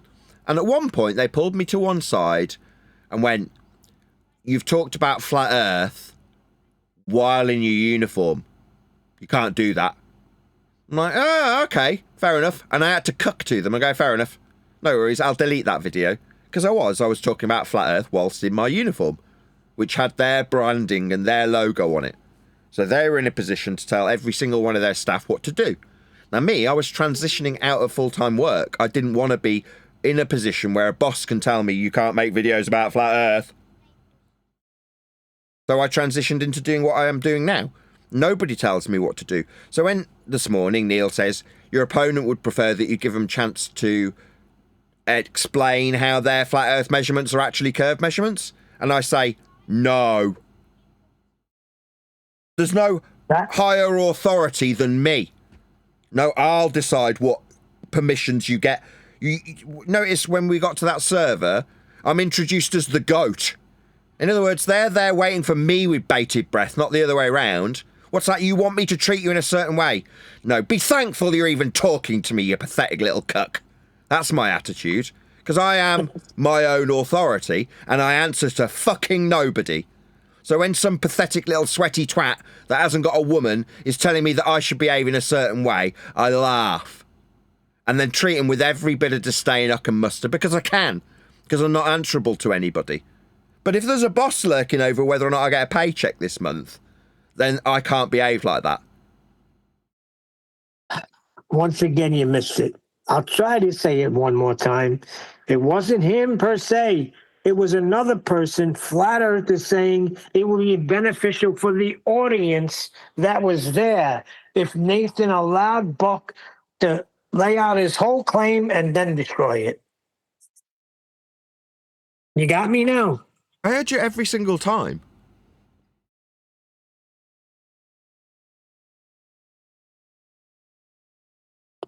Yeah, so it wasn't the opponent. That's what I'm trying to tell you. Is what makes you think that someone who disseminated that would not be an opponent? Well, supposedly it's coming from the Flat Earth side because they've seen some comments that were derogatory. So someone from the Flat Earth side is suggesting that it will be of benefit to a Flat Earth to allow a glober. Doesn't matter what comes after that sentiment, does it? To allow a glober to... Who gives a shit what the next sentence is? Do you think that's beneficial to a flat earther? No, the person pretending to be a flat earther saying that, I think it would be benefit if you let the glober... Fuck you, you disingenuous lying shitbag. You're not a flat earther, and if you call yourself one, take my disdain. Call yourself a flat earther? No. This scumbag is the type of person that'd have your fucking kids off you. You want me to give him some dispensation for his ability to beg the question of how globe-shaped it is with my flat earth measurements? How dare you even suggest it, is what they get from me if they were telling me in person, Neil. But they've deluded you into belief that they're actually on your side, whilst suggesting that you might give the opponent a bit of a better, sharper sword. Wouldn't it be more fair if you handed him a couple of extra guns and weapons? Wouldn't that make it... This person's trying to convince you to give the opponent a sharper sword, Neil. And they're telling you that they're on your side? Maybe I'm explaining it wrong. I will have the person come in tomorrow and lay it out for you. But trust me, the person is not a freaking Glober. He's one of your Patreons. He's a good guy. Maybe I'm explaining it wrong because it was kind of hard to hear him, but I was picking up little things here and there. And from what I got, I think he even said you sounded a little rusty. And I got defensive, and I was like, I don't think so. I think Nathan freaking destroyed him. And I think he held him to task on measurements because the guy brought it up. I do not find in any way where anybody in the comment section, unless they were straight up ballers, who had a hard time following along what Nathan was saying. But I'll get the person to contact you and leave you a little message. No worries. Maybe I'm not explaining it right. Fine.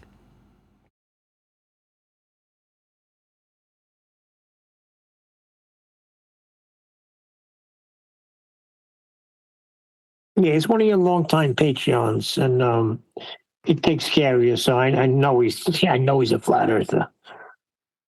But listen, you're gonna have those types that feel like, well, maybe you cut them off too quick. Nathan, they were on the panel with us. Come on, you're not, ignorant to this. I know you know what I'm talking about. There were people on the very panel that used to say that, and that sentiment's still out there. I don't agree. I think you cut them off right at the knees like you do and don't allow them to breathe. Because when you do allow them to breathe, they're going to come in with more lies and more deception. So why even allow them?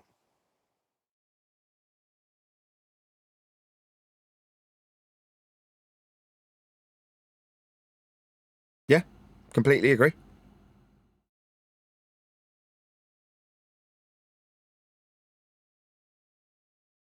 Actually, when I was in, I jumped in Flatsoids real quick over the weekend. I was in a chat and Buck happened to be there. And actually what they were telling him was, you know what? It took a lot of guts to go in there against a goat. So we give you credit for that. So this goat thing's getting around there. So yeah, but that was the sentiment that you had to have some nerve to go against Nathan off the cuff. Well, I think we surprised him. He was not expecting us to be there. That's why when somebody mentioned his name Buck, I kept saying Buck who? Buck who? And then when they said Buck Sodbuster, I was like, okay. Now you spread lies that we didn't freaking follow you into Earth Awakenings, which we had no clue, by the way, that we were supposed to. It was just a date that he made up and said we were scared to show up. I was kind of glad that it transpired that way. And I think he got everything he deserved.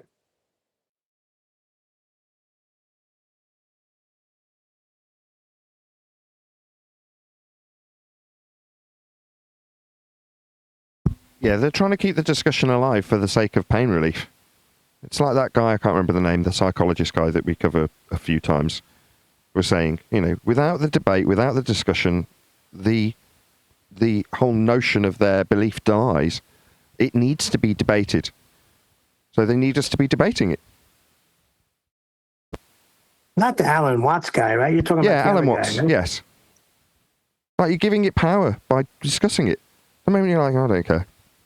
Suddenly you take away all that power. Now, in the moment, we've got the ambiguity of, well, which side's wrong? Let's decide who's got the most compelling argument. Did Buck win? Did Nathan win? It's not like that anymore. Why are you even assessing it? Earth's measured flat. I don't care if you assess it as we decide that by consensus we think that, you know, the ball side has won this. Like, you think whether or not you vote on how Earth gets measured will affect how Earth is measured?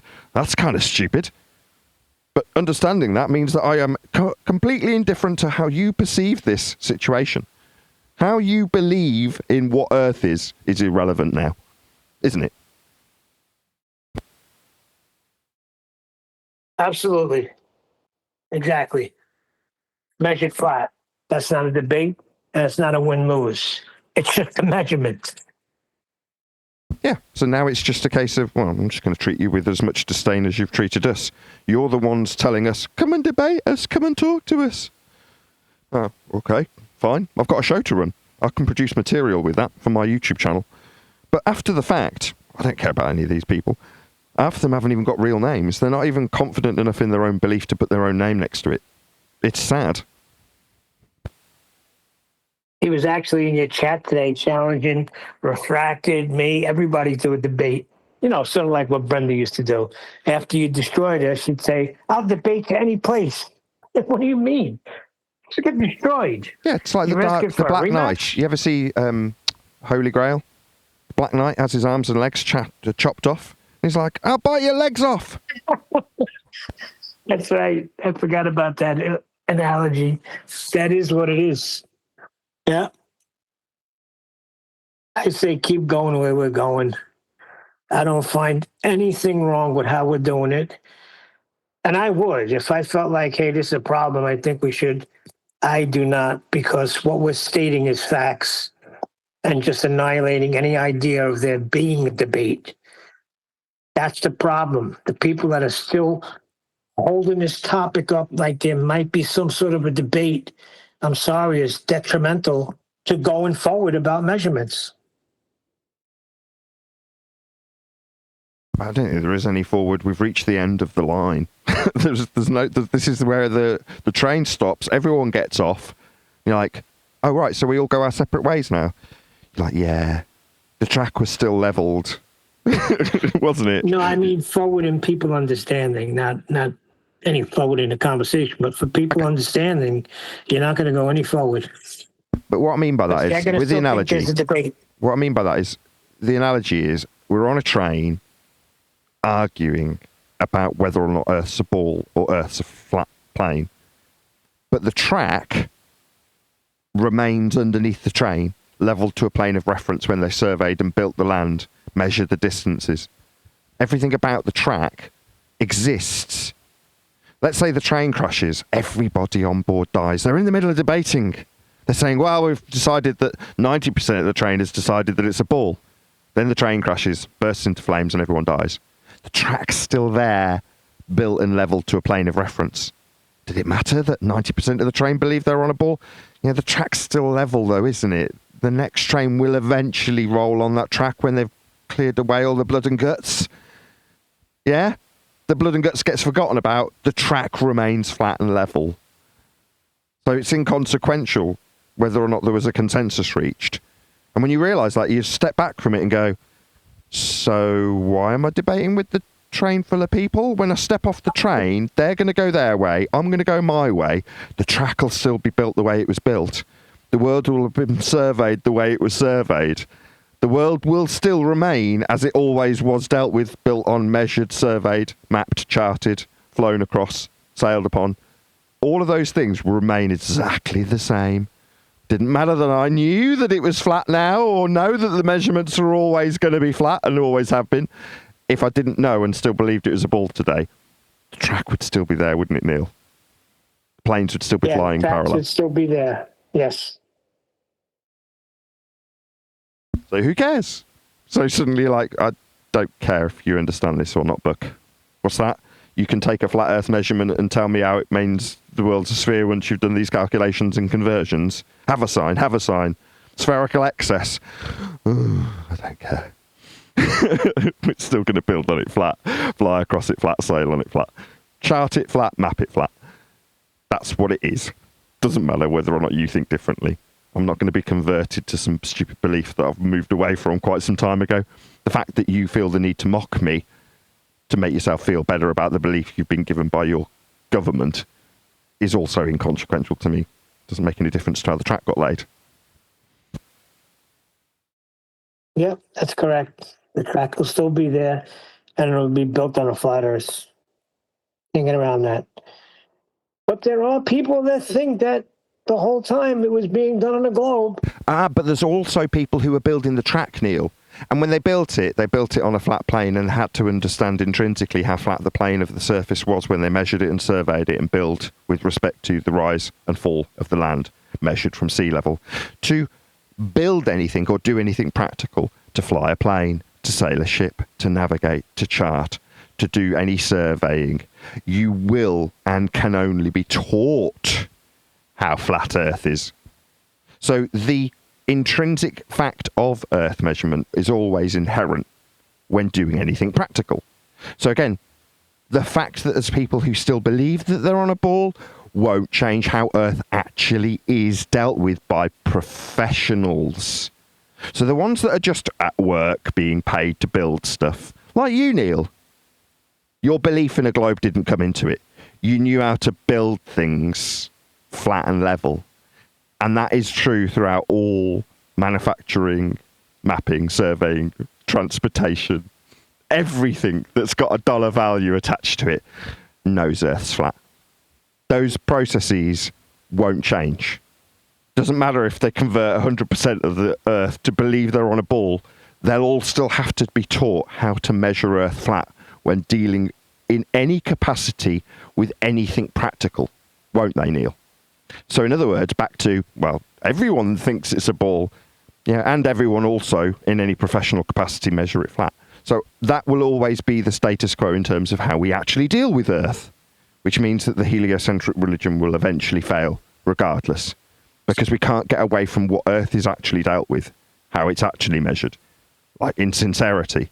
Now, we didn't know this 10 years ago, but we do know it now. That's to say, well, how do you prove Earth's flat? Go to anybody who's doing anything in any professional capacity with Earth ever. That's how. Well, what they're saying is that the tools used and all of these professionals doing what they do professionally automatically have allow for curvature. Yeah, it's called an Ipsy-Dixit fallacy. I covered this earlier. So it's an Ipsy-Dixit fallacy because I say so. No. When you actually look at any measurements of Earth's surface, they're all flat. But then we're into an argument, aren't we, Neil? You say they automatically account for... No. Now we're into an argument. I don't care if you think that they automatically account for curvature. We're measuring Earth flat, surveying Earth flat, sailing on it flat, flying parallel with the ground, using axiomatic principles to do so. That's how all the measurements are being done. But if we can argue long enough about whether or not we're automatically assuming a ball when we measure it flat, then we're back into the argument, aren't we, Neil? Yeah, it's sort of like when we used to go through the Coriolis. Remember? I was with the projectile. Everybody was focused on the projectile until we realized, that that's not what Coriolis is.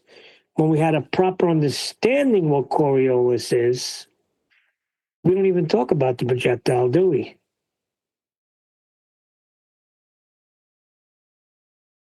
Yeah.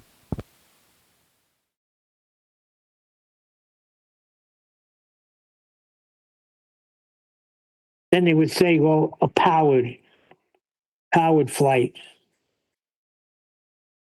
right, would pertain to Coriolis. Then people would say, but what about hang gliders? Instead of just focusing in on what Coriolis is, right? Yeah.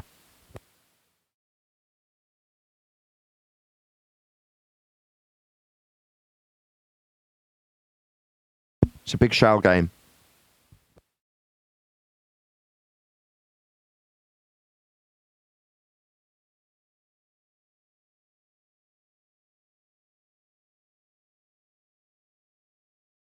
As long as you're watching the shells move around and worrying which one's got the P under it, you won't notice that the table itself is flat.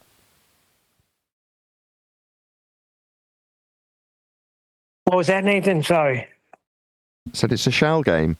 As long as you're watching the P and worrying where it's under, which shell it's under, you're not noticing that the surface of the table is flat. And that's what you're arguing about. You're looking for the little globe underneath the shell. It's like not seeing the wood for the trees. If Superman's flying around the curve of the Earth, your suspension of disbelief is that a man can fly in the movie. What you're not paying attention to is the notion that you've got a sky vacuum with a globe Earth in it.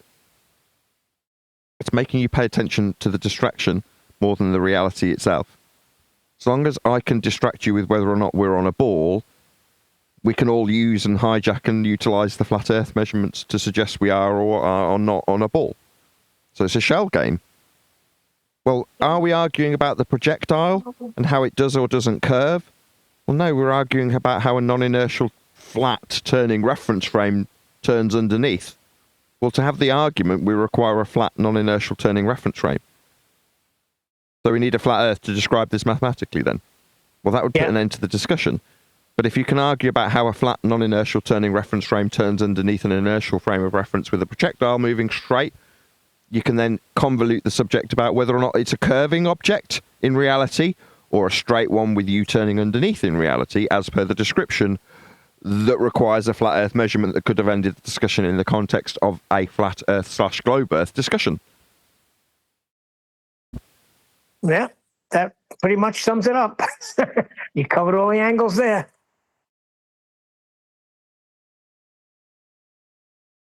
I like that 3-card Monty type game you're talking about. You're talking about the little shell on the street where they're hiding the ball. Yeah, find the lady. Guess what it's under. Yeah, it's all a con. Exactly. It's a big con game taking place on a flat Earth, but they're telling you it's all taking place on a globe. And there's the con right there.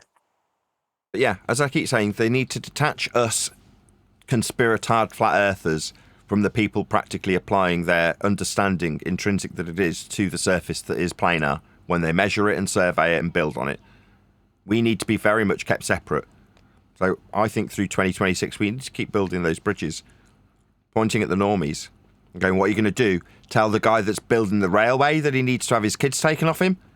Because I don't think that's going to go down too well. You're going to tell the people who run Google Earth that because they're using a Cartesian system and linear miles, that they should have their kids taken off them? Or we should push the high-end Google executives off the top of tall buildings after sterilising them because they're measuring Earth flat? About these guys using trig points. Should the guy that was sniffing his own farts have his kids removed from him?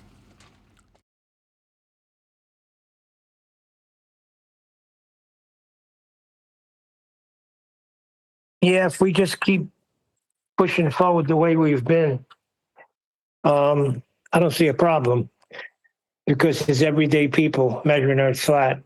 But what's happening with that, Nathan, is it's really, really getting people upset. The ballers are getting very upset about these things. And everyday people. Every day. With that, I'm going to say another huge, massive, enormous thank you to both Discord and G+ panels for making today's after show possible. And of course, a massive thank you to all of you for liking, commenting, sharing, subscribing, joining as a Nathan Oakley 1980 channel member and all that good stuff. I've been Nathan Oakley and I will see you all in the next video.